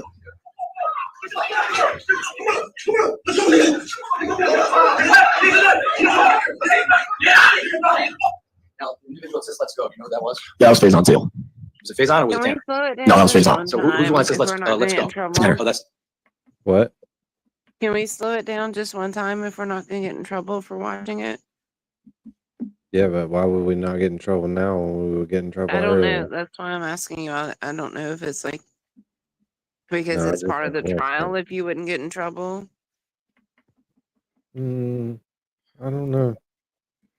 Okay, never mind. I just But can't I tell mean, much from the I've got the videos. video. Like, I've got the fight video.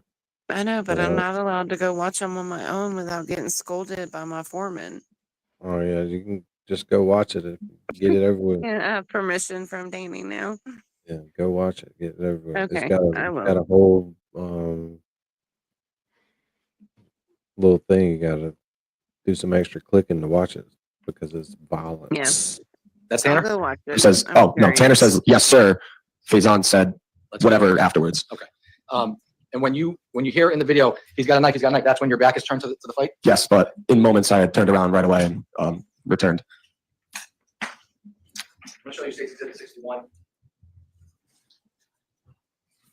I'm just surprised they slowed down the first fight and didn't slow this one down. Well, So far. because this one's showing more than you think it is. Right, You but just they're don't showing think- it to the jury. You'd think they'd slow it down. That's me. This individual right here, state 62, do you know who this is? That's the defendant. State 63. This individual with the green sweatshirt, black shorts with the white trim, you know who that is? Ryan Hines. This guy right here with the white shirt, black shorts, you know who that is? Sal Perry. This guy right here with the shirt off, jeans on, you know who that is? Alex Bernstein. This guy with the red hat, black shirt, and jeans on, you know who that is? Mike Samperi. And the guy right here on his knees with the shirt pulled up, do you recall who that is? Tyler DeSilva. State 64. This individual to the right here that comes at the frame, you know who that is? Charles Connery. Again, is that Charles Connery? Yes, sir. This is in state 65. State 66. This guy right here with the white shirt and tan pants, do you know who that is? Yeah, it's Jake Villalobos. This guy with no shirt on with the camouflage shorts, do you know who that is? Matthew Wakovich. This individual here with the navy blue shirt, white shorts, do you know who that is? Yeah, it's Jimmy McGrath. This is state 67. This individual looks like he's bending over, pushing Tyler DeSilva. You see that? Yes, sir. It's Jake Villalobos. 68. This individual with the jeans on near the street. You know that? Tyler DeSilva. And this person over here to the left of Tyler DeSilva would be The defendant.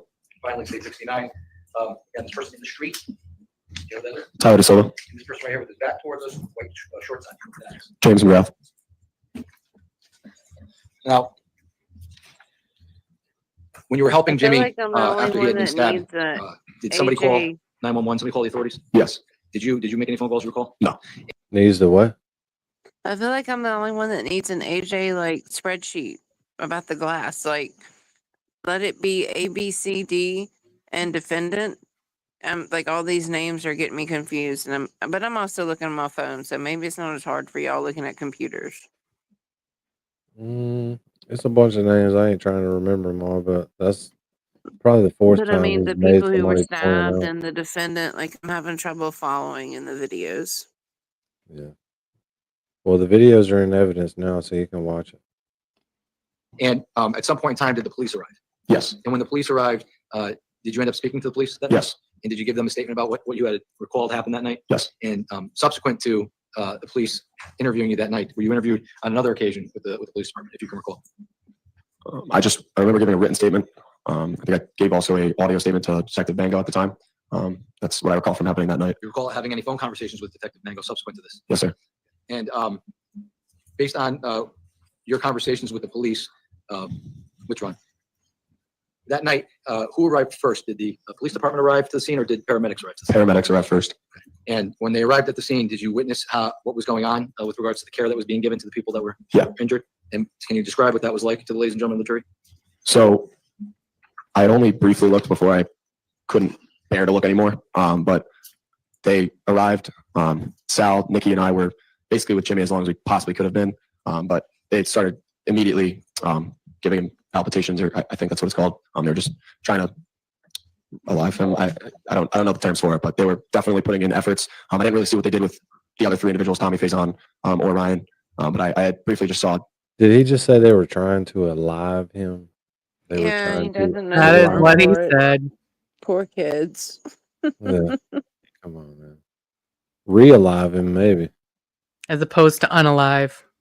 Still Yeah, not chest accurate, and they should compression. know that by now.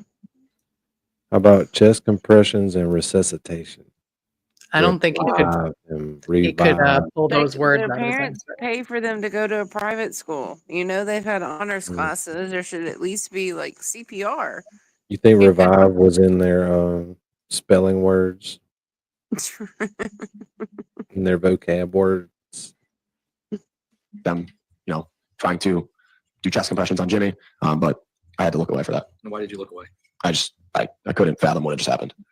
And to the best of your recollection that night when you came out and witnessed the fight, do you recall seeing anybody with a weapon during the fight? During that fight? No. Do you recall seeing anybody get stabbed when you came outside? No. When you were down the street speaking with, prior to speaking with the defendant, did you observe any of your friends engage in any physical altercation with the defendant or any of the people from that car? No, nothing was physical down the road from anything that I saw. Everyone was talking. I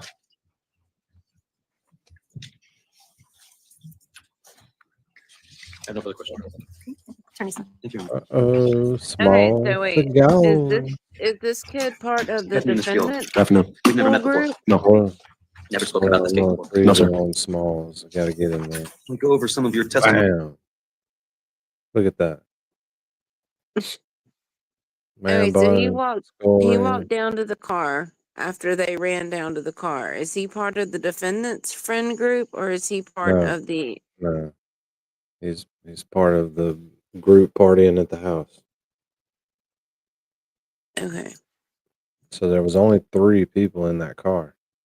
And only 2 All the supposedly rest got of the out. people were at the party, Right. and they all went to school together. The 3 in the Right. car went But to a when the different. Honda Pilot pulled off, the 2 people that got out of the car and several people apparently from the other school followed the vehicle down the street, and he's one of those that's included. Yeah, Okay. yeah. So they rolled up on a big old party of people and started a big fight. Drove off and then drove back, then drove off again. But then they started shaking the car and punching the windshield out. And Right, but after the stabbing, the Honda Pilot drove off, and that was the security cam we saw the other day, where so many kids were running up to the car, and it sounds like this is one of the kids from the opposing group who ran up to the car. yeah, I mean, he's not friends with the defendant. Right. Yeah. Testimony here and see if I've gotten things down.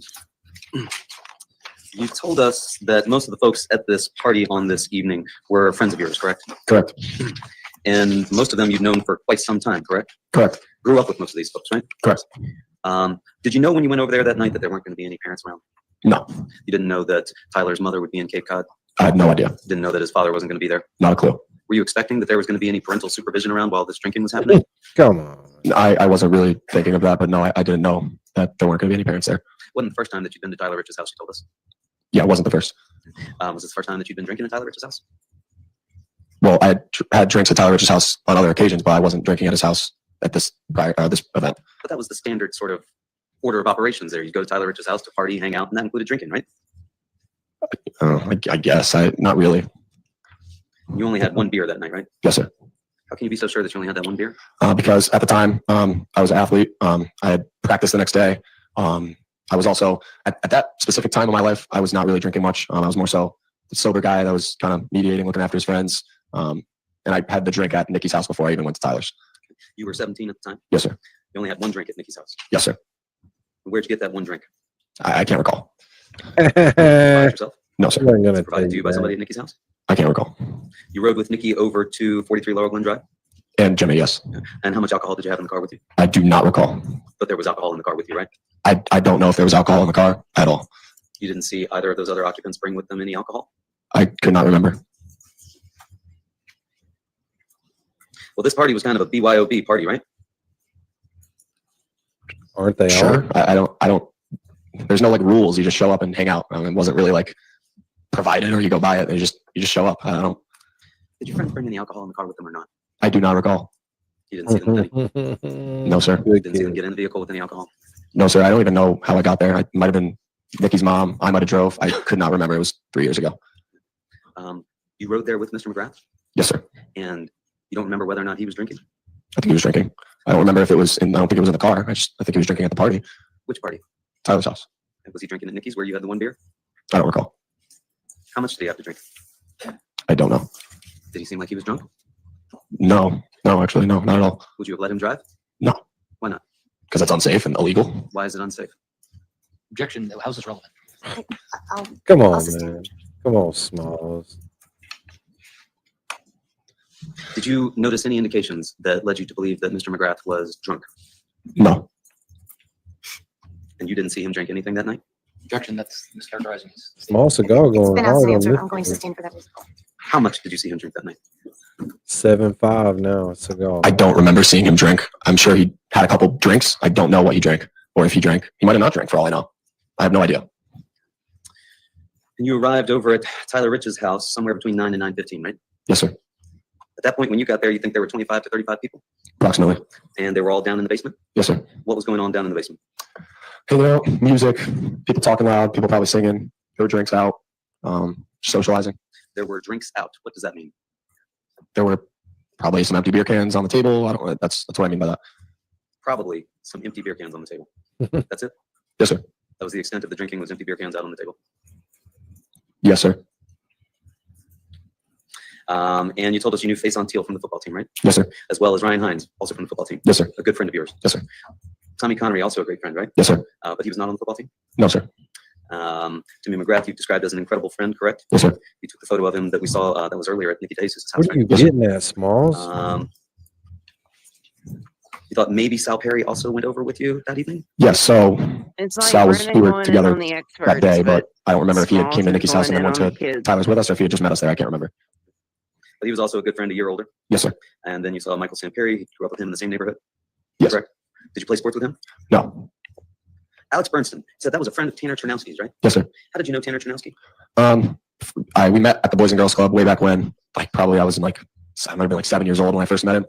He was 2 years older than me, but I always hung out with kids my age, kids a grade below, kids a year above me, 2 years. So I was definitely familiar with Tanner by the time of this event occurred. Like very, very good friends with him. Sal Perry, did you see him drinking that night? I do not recall. Michael Sampieri, did you see him drinking that night? I do not recall. Alex Bernstein, did you see him drinking that night? I do not recall. Charlie Connery, did you see him drinking that night? No, sir. I didn't see him drinking. You recall not seeing him drink? Yes. Specifically? Yes. The others you can't recall? Actually, if this is allowed, I think Alex, I might be wrong about this, but I think Alex drove Tanner. I don't know for sure. But I know that Tanner was there, and I never really see Alex anywhere. But I know his car. I remember seeing his car there because he drove a nice car. So I think he wasn't drinking if he was driving. So that's all I can remember, though. Again, my question was a little different, sir. You say you specifically recall that you did not see Charlie Connery drinking, correct? Yes, sir. You don't recall whether or not any of those other folks I've asked you about were drinking, right? Correct. You said that Jacob Villalobos was a great friend, right? Yes, sir. Did you see him drinking that night? I don't recall. You said Michael Lockovich, also a great friend, correct? Not Michael. No. Matthew. I'm sorry, Matthew Lockovich. Thank you Yes. for correcting me. Great friend. Yes. Did you see him drinking that night? I don't recall. Tyler Rich, did you see him drinking that night? I also do not recall. What about Griffin Marcinzik? Did you see him drinking that night? I also have no idea. Don't recall. You saw all these folks that night, correct? Yes. You just don't recall seeing any of them drink. No, I'm not paying attention to people drinking. I could care less. Okay. And at some point, you told us Ryan Hines and Griffin Marcinzik arrived, and you learned that they were coming from 5 Lazy Brook, correct? Correct. And they said that something had happened there. Is that fair to say? I mean, a little more than something. They definitely gave me the rundown of what happened. Yeah. They told you that they had been jumped and attacked by 3 kids from St. Joe's, right? Not they. More so just Ryan. Griffin was a small individual. I don't think he could have made a difference regardless. Not trying to be mean to him, but that's just the truth. Okay. So you learned from them that Ryan had been jumped by 3 St. Joe's kids. Is that what they told you? Yes, but I actually been made aware of that before they even showed up, because either Ryan Hines or Griffin had made a call to let them know that something had happened, and for a place, they were looking for safety almost, if it was okay for them to go to Tyler's house. So somebody at Tyler's, might have been Tyler, I can't remember for certain, but that's who had made me aware that something had happened. And then when they had arrived, I spoke to them more deeply about it. Word started to spread that friends of yours claimed to have been jumped at 5 Lazy Brook. Is that fair to say? Correct. People started talking about it, right? Not necessarily. I think that there's most of the people actually at the party didn't really know. Just a small group actually that were more so closer, maybe like football friends of Hines, have found out. You told us you weren't part of the basketball group chat, right? No, sir. But you were aware that people were texting that night, correct? No, sir. Mm-hmm. Kids and you think you were there for another hour or so before Ryan and Griffin arrived, right? Yeah, just about. And then within 5 to 10 minutes after they arrived, you're made aware that a car had shown up, right? Correct. You weren't surprised by that, though, given the fact that word had started to spread, correct? No, I was very surprised because they were coming to us for safety, Ryan and Griffin, to not further get involved in anything. So a car being there was actually quite surprising. You say they were coming to you for safety, correct? To my knowledge, yes. You weren't aware that Griffin Marcinzik was sending text messages with the address to 43 Laurel Glen Drive to anybody? No, sir, I was not aware of that. Did you stay near Griffin Marcinzik when he arrived? I don't recall. Did you stay near Ryan Hines after he arrived? I think I spoke with him for a bit, but I wasn't like on his hip, so no. So what they made you aware of was that they had been jumped, but they didn't tell you that they were live texting the address to the people they claimed to have jumped them. No, I had no idea. Okay. Because you weren't part of that group chat. Correct. And you said at some point, Tyler Rich rallied up a group of good friends, right? Correct. About 10 of you think? Yeah. And you went outside to confront the car that had shown up. Yes, sir. Now you described to us that vehicle, when it showed up, parked in the middle of the road, right? Just about, yeah. Right. Blocking the driveway, I think you described it as being, right? Yeah. It wasn't on the far side of the street across in front of the other house, right?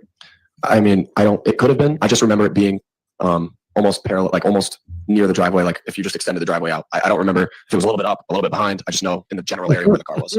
Blocking the driveway is your description, right?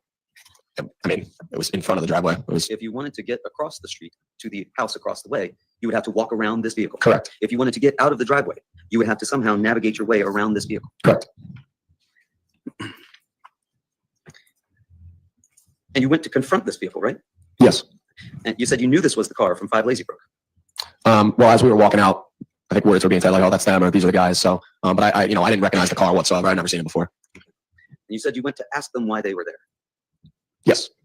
That's not all you went out to do, right?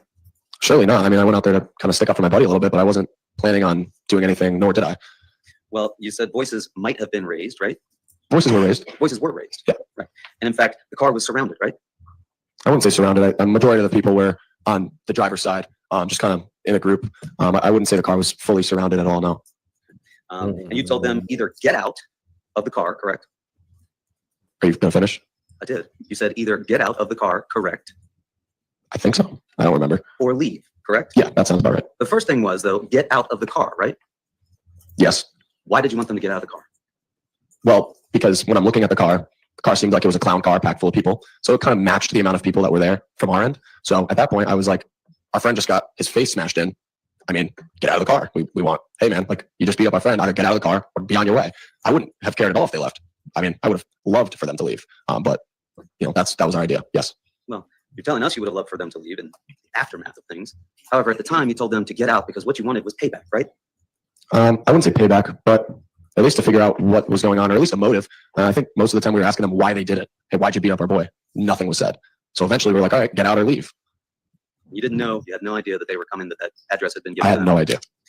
But when this unknown car parks outside, there's a rallying of at least 10 of you to go outside and confront the car. I mean, I was told personally by Tyler, it wasn't like there was a reason for a certain amount of people there. He had just quietly said, hey man, there's a car outside my driveway. I don't know who it is. You want to come up and just figure it out with me? Situated. I was like, no problem, man. It's my best friend. I was going to go help him. Jimmy McGrath went out with you? I don't think so. Are you sure of that? I'm not sure, but I strongly don't think he was out there. You stayed on the driver's side, correct? Yes, sir. Did you see anybody go over to the passenger side? Not that I remember, sir. And you don't remember the vehicle being surrounded? I know there was an amount of people like on the driver's side, maybe Just on from the the driver's front to the back, but it wasn't like a circle blocking the car. So just on the driver's side? Yes, to my recollection, yes. And you didn't have a conversation with anyone? No direct words. I can't recall if I said like, hey, you guys should leave, but I never said I had a conversation with anybody in the car, no. Could you see into the vehicle? Yes. Could you identify anybody inside the vehicle? Yes, I recognized Tyler DeSilva. I'd also recognize your client. I want to say he was in the middle seat. I might be wrong, but I just definitely remembered seeing Tyler DeSilva and Lito because those were the only two people I really knew in the car from what I could see. Did you know Mackenzie Traficante? Yes. Did you see her in the car? Didn't see her in the car. You didn't see her sitting on Mr. Valley's lap? Actually, you just refreshed my memory. She might have been, actually. I can't really remember. That was a long time ago. You told us that you were just trying to usher them out, right? Essentially. And that you're asking them why they put their hands on your friends, right? Correct. And you told us before that voices might have been raised, but now you're telling us that voices were definitely raised. When did I say before that they were raised? Or they might have been? When you were talking with the state's attorney earlier, do you recall telling him that voices might have been raised? Yeah. In fact, they definitely were raised, right? I think so. You don't recall any physical interaction from the Shelton High kids with the car, correct? I don't recall any type of physical. You don't recall them laying hands on the vehicle, correct? No, sir. You don't recall them rocking the vehicle, correct? No, sir. You don't recall seeing anybody reach in and punch the driver, correct? No, sir. You don't recall seeing the window come down on the rear passenger side, correct? I remember windows were like down or up. Like someone might have pulled the window down, put it back up, but I don't remember any type of physical altercation with the car. You don't recall seeing a glass bottle be thrown at the car? No, sir. You don't recall seeing a glass bottle being thrown at the people that were standing beside the car? I think something was thrown when the car drove away. Might have been that PB blaster can or a bottle. We'll get to the PB blaster can in a second. You identified, showing you State's Exhibit 30, that as being the vehicle that you saw that evening, correct? Correct. And you were standing on the driver's side, correct? Yes, sir. And this shattered windshield was not there at the time when you saw the vehicle, was it? It could have been. I don't remember. I didn't look too closely into the windshield or like at the windshield at all. I wasn't even in the front of the car by any means. And then without any physical interaction with the car, you say the car just sped off. Yeah, like the pedal was floored. So you didn't see Tyler Rich reach inside the driver's side of the car, correct? No, I didn't see that. You didn't see his body halfway in while he was trying to do something with the gear shift, correct? No, I don't remember that. Could have happened. I have no idea. I wasn't really paying attention to that. Anybody specifically. I was more so just like, hey, you guys should leave or get out. Either way, I wasn't really watching other people though. So you were like, hey, you guys should get out or just leave? Well, no, I'm in a courtroom. If you want me to raise my voice, I can, but I'd like you to demonstrate for us how you said, hey, get out of the car or leave, guys. Hey, you guys should probably leave or get out of the car. Is that good? Like that? Yes, sir. That was it. Yes, sir. That was voices raised? It was pretty loud. Yes, sir. He's matching Small Seagal's energy. And then after that, the car just sped off. Yes, sir. And then you said most people from Tyler Rich's house went back into the house? Yes.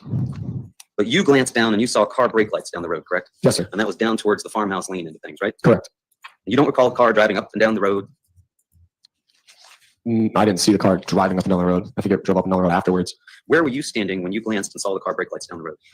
I want to say like just into the road from the end of the driveway. Like I stuck there's like some trees that hang over the road, so I had to like stick my head out, peer down there, but I wasn't in the middle of the road or anything.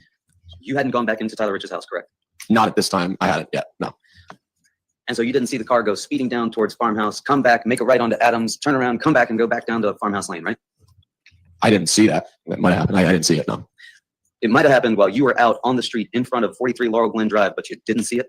No, I just think the timeline might be a little bit mixed up, but I remember being made aware that the car was repeatedly driving up and down. I just think that the timeline that you're on is a little bit messed up from when it happened, but you remember being made aware that that happened by who? I don't remember. I just know that at some point people were like, this car is choosing to keep driving back. They could leave, but they keep driving back and forth.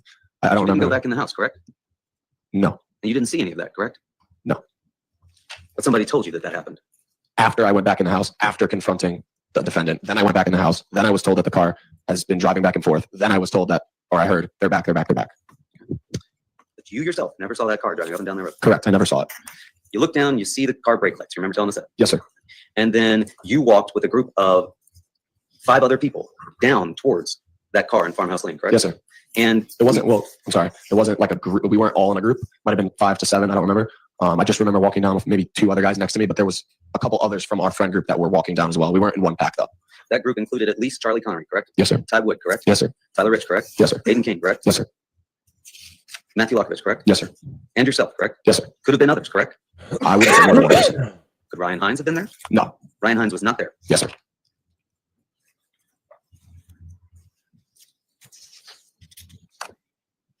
You watched State's Exhibit 44, which is the video from the Ring camera for 36 Laurel Glen Drive. Do you remember that? Yes, sir. Can we see that one? I'm going to ask you to watch this, and I want you to see if you can identify for us who you are in this group, okay? I don't think I'm in that group. Let's just watch and see, and you can tell me. Okay, sure.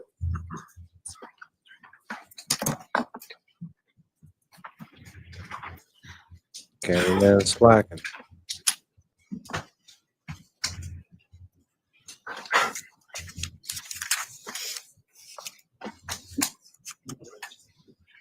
Do you see the video in front of us, and it appears to be that there are 2 people walking in front of a vehicle? Yes. Can you identify for us who those 2 people are? No, sir. I have no idea. Did you ever walk up and past those people? No. Can you continue playing? We're going to keep watching. Keep watching. Did you just hear that car door close? Yes, sir. Did you see somebody appear to get out of the front passenger side? Yes. Do you know who that is? I don't remember where Tyler DeSilva was sitting, but I want to say it was him. I don't know for sure though. Can you play again?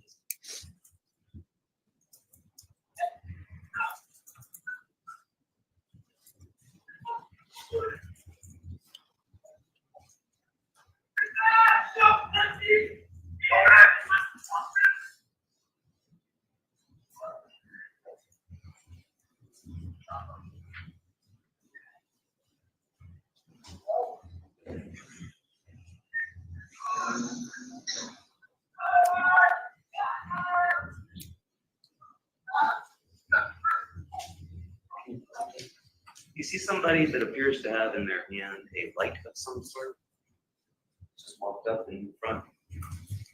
You might have to rewind it. I don't. I'm going to point right here in front of the. I can't see where you're I'm pointing. going to describe it for you. You see there's 1, 2, 3, 4 columns on the porch there. Yes, sir. You see just in front of that 4th column where there is a sort of light by the lawn there. I don't. No, I don't see what you're talking about. Keep your eyes focused on where I just directed them. I'm going to ask the state to play again and see if you see that light moving. See that light moving? Yes, sir. Okay, can you pause that, please? Is that your light on your phone? No, sir. Because that's not you. Yeah, that's not me. How do you know that's? I just know that I didn't walk that far, at all, up to the car that far. You never walked that far. Yeah, I never walked that far. I also am not one to just walk around with my phone out with the light on.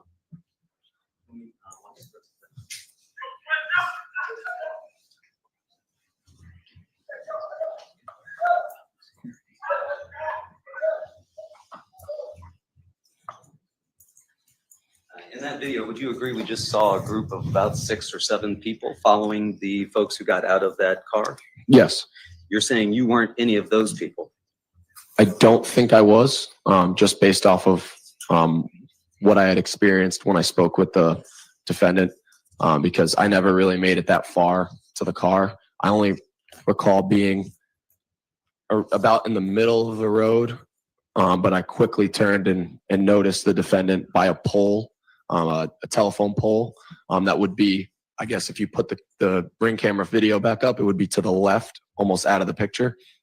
And that's where I recall standing and speaking with the defendant and his girlfriend being there as well.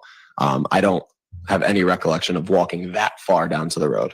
Can you use that? Do you still have the pointer over there somewhere? Do you see a pointer with a little red tip?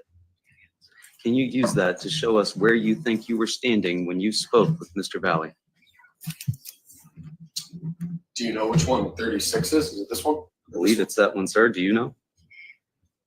No, I mean, it would be a lot easier if the video was here, but If you can. there's no telephone poles in this picture, so I can't do it. I'm sorry. Do you remember? Well, you see where the house is, 43 Laurel Glen, marked with the red marker, I want to correct? say it was right about here because this looks like the bushes. I want to say that there's a telephone pole right here in this area. There's some shrubbery over here. So I want to say I was right about here, and I walked down. So right about here.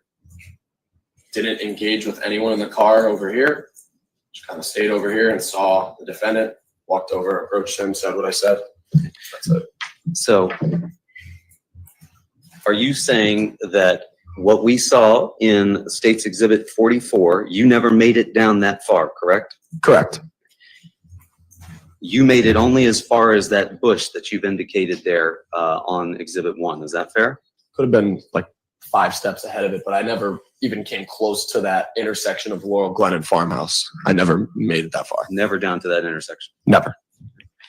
And it was by the bush that you believe you had this conversation with Mr. Valley. Is that correct? Well, yeah, I mean, like I said, it wasn't really a conversation. It was very, very brief. I had just saw him.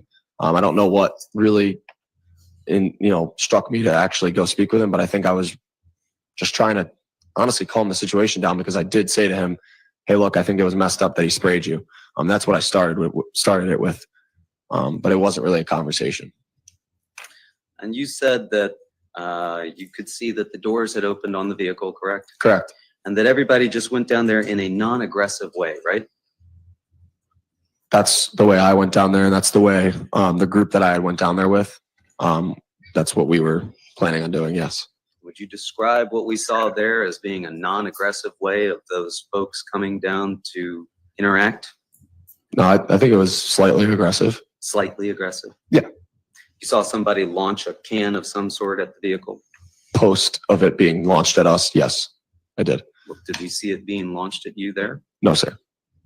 And you saw somebody running at that vehicle, correct? Correct. Who was that? I don't know. I might have to watch it. Maybe I could identify after watching it again. I don't know. It's kind of blurry.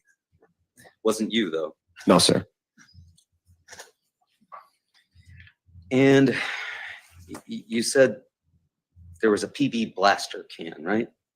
I never saw the can, but from what I was made aware of, it was PB blaster and or WD-40. Who made you aware of a PB blaster can? Well, at some point before I spoke with the defendant, I was made aware that Tyler Rich had sprayed him with PB blaster. And there was, that was basically it. He said, I just sprayed him with some PB blaster. So I took it upon myself to go up to him and say, hey man, I'm sorry that he did that. That was kind of fucked up. But, there's a lot of guys here, etc. And you were close enough to see Mr. Valley at that point, correct? Correct. And you could see that he had been sprayed in the face with the PB blaster. No, surprisingly, I mean, he might have been. I wasn't necessarily looking at that, but I don't recall seeing any type of anything wrong with his face. Not saying that there wasn't. I don't remember. And where, when you were talking at Mr. Valley, as you've described it, was Ms. Trafficante? Almost like a couple, like not even a foot away from him, sitting down to his left, to my right, if I'm facing him. So to his left. He's standing facing this way. So he's standing over here, facing this way. I'm standing like this. Mackenzie's sitting down like this on the curb, kind of like with her hands in her head, almost like distressed. That's what I remember. And it's your recollection that they were both sitting on the opposite side of Laurel Glen Drive from 43? Yes, sir. Mackenzie as well as Mr. Valley? Yes, sir. Well, Raul was standing. She was sitting. And where was Mr. De Silva? I want to say he was somewhere, if I was here, somewhere over here in a group. I think some of my friends were over there talking with him, but there was nothing aggressive going on because we would have heard it. It seemed like they were just kind of talking over stuff, or maybe they weren't talking. I just know there was a group in this area. I want to say De Silva was part of that group. And where was the Honda Pilot? Somewhere around here. I don't know for sure. This was after we saw the Honda Pilot drove away? Yeah, all my interaction with the defendant was after the video. Okay. And it's your recollection that while you were talking with Mr. De Silva on the opposite side of the street, Ms. Trafficante was sitting on the curb a foot away from him. Yeah. And Mr. De Silva was on the opposite side of the street with a group of your friends. Yeah, I think some of his friends were there too. Yeah, he was across the street though. And where was the Honda Pilot?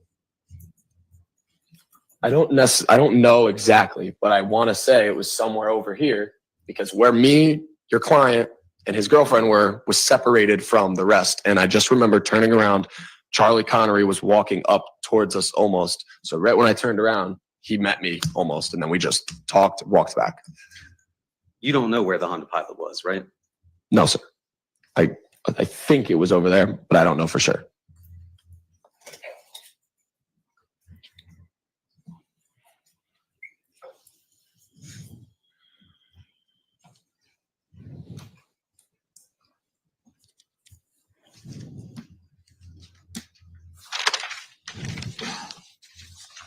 You said you intended to take Mr. Valley's side at this time? What I mean by that is, what I was made aware of was that he was sprayed. And in the moment, I sure as hell was not looking to fight anybody, regardless of what had just happened for my friend, to my friend.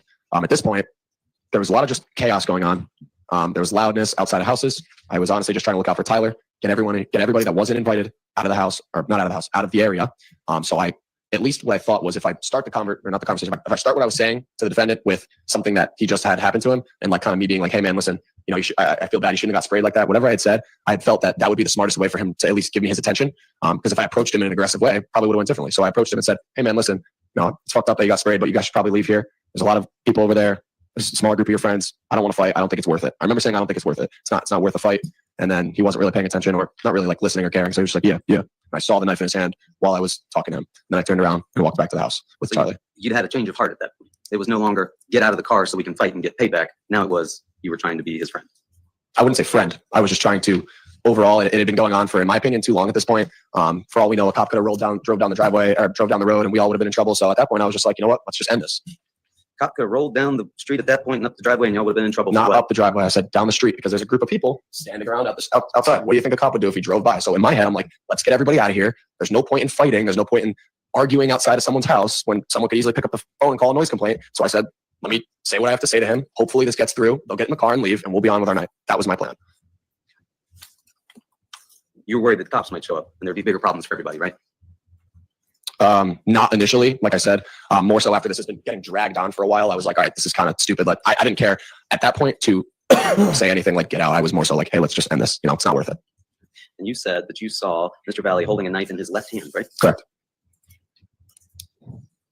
And you described that knife to the police as being a switchblade, right? Of some sort. I didn't know if it was or not. That was just kind of what I had remember, or what I had saw in the moment, or what I thought I saw at least. And it was a stiletto style knife, right? I didn't use that word. They might have interpreted it that way, or said, or thought that, or said, "Oh, do you think it was a stiletto?" I don't even know what that is. So, but what I just remember was seeing his hand down, zero handle in his hand. I only saw a blade just coming out like this big. That was it.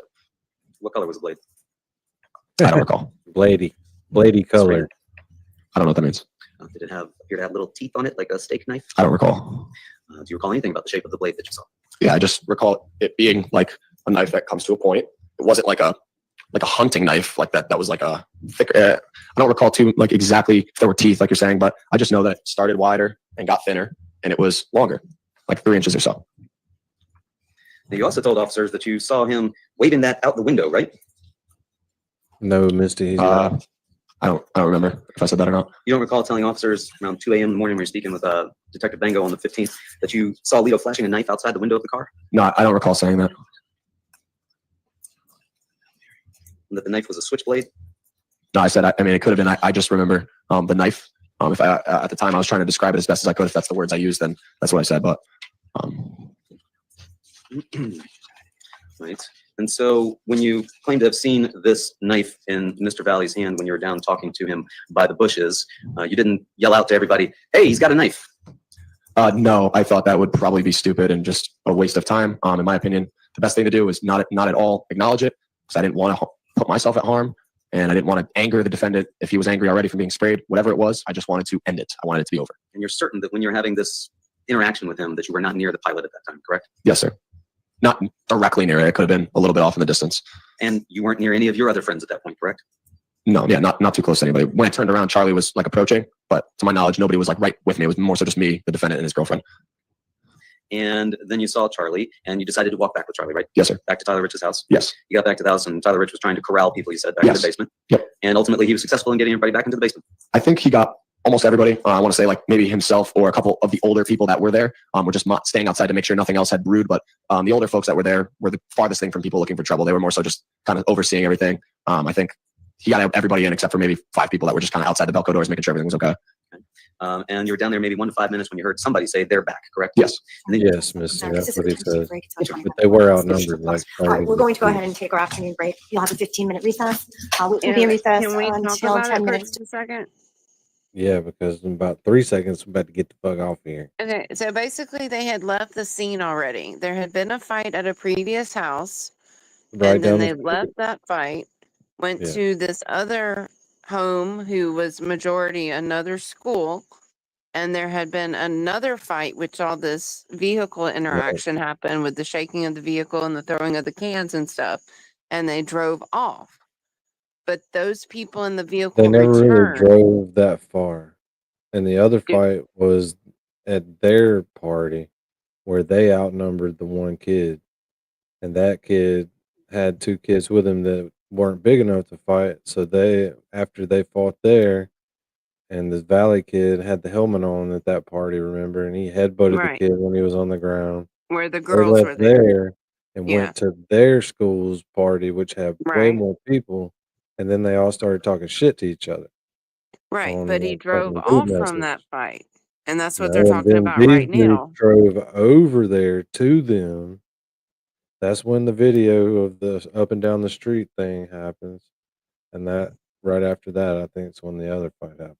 Right, but so they left the house where they were Probably. outnumbered. Yeah, they knew there were 30 So people over going there. back to the house where they were outnumbered and Mhm. having another fight, and then there's testimony that in the middle of that fight, he left the fight, went to the vehicle, opened the door, and apparently retrieved the knife. So my Yeah. thing is not That's self-defense if you when this went back to the kid's fight. talking about right now is after he's walking back with the knife. Well, he said he saw the knife at that point. Mhm. But he's too But it scared to was say anything about it. it was before the knife was wielded at the Yeah, he's on final his way to approach. wield it. He's on his way to wield the knife. Right. And that's my point. Don't go back. If it's self-defense, you don't go back Yeah, but when they're you're all outnumbered. drunk teenagers and they're pissed off and they've been fighting. Right, but you don't have a self-defense Yeah, argument but at that point. when that adrenaline drops, I They don't care stop. about adrenaline. You don't have a self-defense if you went back to the You fight. do have And one not because you just got to prove it. but not only did he go back to the fight, originally he didn't get out of the vehicle with the knife. They were fighting.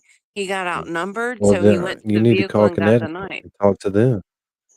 Dang it, Danny. Y'all are You just need to like call so trying to Connecticut and talk to gaslight me them. right now. hmm But that this kid, I don't know why they even made him testify. It's not really anything in his testimony that other than just another person that was there that saw it. Some of it, not even saw all of it. I kind of like I'm this kid.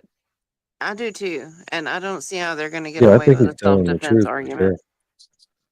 He comes back at him really quick with his answers. And the Yeah, way he's he's not taking thinking his about shit. it and looking at his movements, he's reliving it the way Right. it happened. That's what makes me believe him. It's not testosterone impairment. It's what happens when a bunch of people start fighting, and then that feeling gets over everybody, and everybody's adrenaline drops together, and it's just like, Right. But look if out. his defense is going to be self-defense, I think it's ridiculous based off everything I've heard so Yeah, far. I don't think that's a good You defense. can't reapproach a fight, That's the only defense that he has, so he's got to have something. or he could just take a plea. I mean, it's ridiculous. Yeah, that's. I mean, I don't that's know really why he weird didn't shit. take the plea deal. Must not have been very good. Which it shouldn't have been very good. I'm not saying it should have been good. It shouldn't have been good. You don't take a fucking knife to a fist fight. And he If didn't everybody's originally got get a out. knife, then you're good. But if Right. everybody ain't got a knife, you ain't good.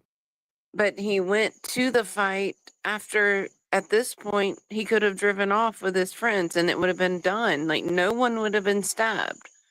And he returned, and there was a fight where he was outnumbered. Did you And think we then, didn't hear you the other 17 times you said that? I don't know because y'all act like I'm stupid right now. No, we heard you. We Okay. believe you. All we're saying is Small Seagal's putting up a self-defense claim. He's not doing very good. Nobody says he's doing very good, but he's doing it. I mean, He's he's got going to have to testify to do a self-defense claim. He's going to have to. well, he needs to Oh, do because he's you? gonna have to explain first He's how going to drunk have was to he because testify how he felt fear in that moment, which is just ridiculous to me for him to reapproach the scene. Right. running around Unless the he's party gonna with try to somebody's helmet say on. like he was scared for his friends and blah blah Yeah, which blah. Because what Seagal's arguing right now is he was outnumbered. You got away from that incident. You left that Right. incident. And that's what's silly. Mhm. But you got to do something. You can't just go in there and say, "Hey, this is silly." They already waived opening statements. Well, I mean, you don't have to sit here and make an argument of self-defense when it's obvious you're guilty. Like, you could You take a got to. Do plea you and think say, Linda taxpayers' Bodden would be money. just be like, "Oh, this dude's guilty"? No, Linda Bodden would be like, "He needs a defense. He deserves a defense." I Why are don't we think Linda bringing Linda Bodden. Bodden I into don't think this? Linda Bodden would have defended this guy. I think she said, Shit, "Sweetie, that's the you kind need of to people take a she plea." does defend. That's the kind of people Yeah, she defends.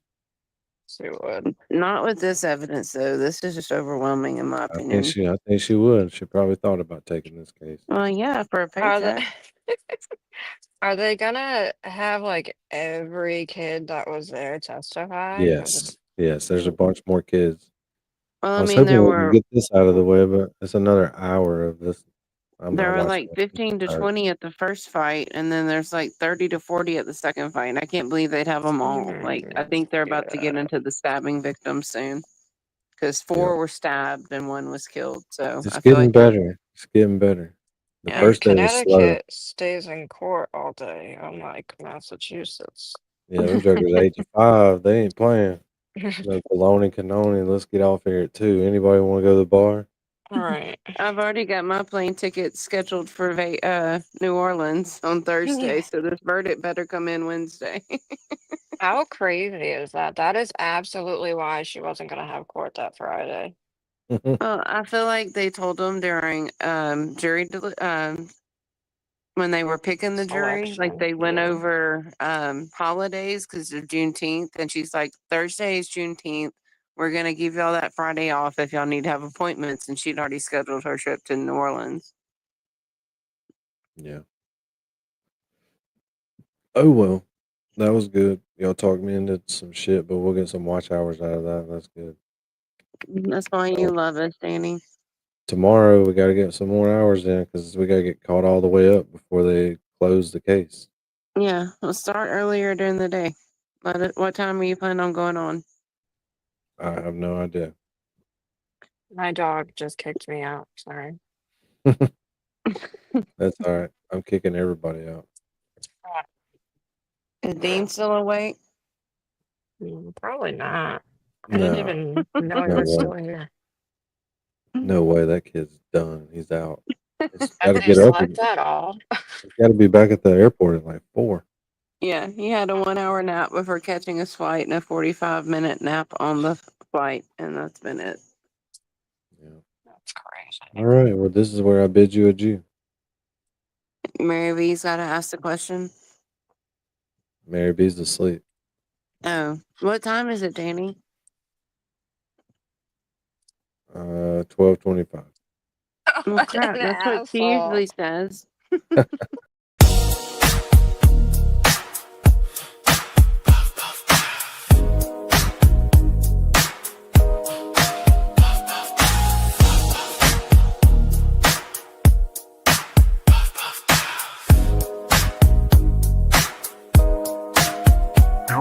From coast to coast, we on that grind. True crime tales, we follow the signs. ChatRats rolling always on time.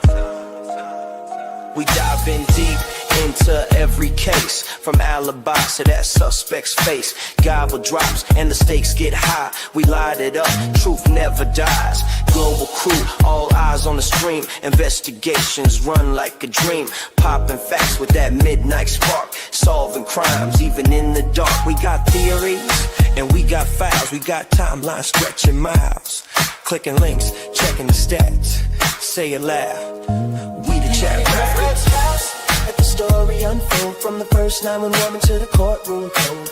Running down leads, we don't relax. Light it up, we got the facts. Puff pass, bring the justice through. From the crime scene sketch to the interview. Together we vibe in every chat. Watch us work, we the ChatRats. Murder boards and old police logs. Late night lives and digital fog. We question the lies, breaking it down. Flashlight minds in a sleepy town. Whispers turn to witness names. Motive, weapon, unravel the games. With every puff, a clue gets clear. Truth hits harder than smoke in the air. Follow the thread, where it led. One more clue, what they said. Puff pass, let the story unfold. From the first 911 to the courtroom code. Running down leads, we don't relax. Light it up, we got the facts. Puff pass, bring the justice through. From the crime scene sketch to the interview. Together we vibe in every chat. Watch us work, we the ChatRats. Light it, pass it, the journey goes on. From the crime to the court, dusk till dawn. Truth seekers under digital hats.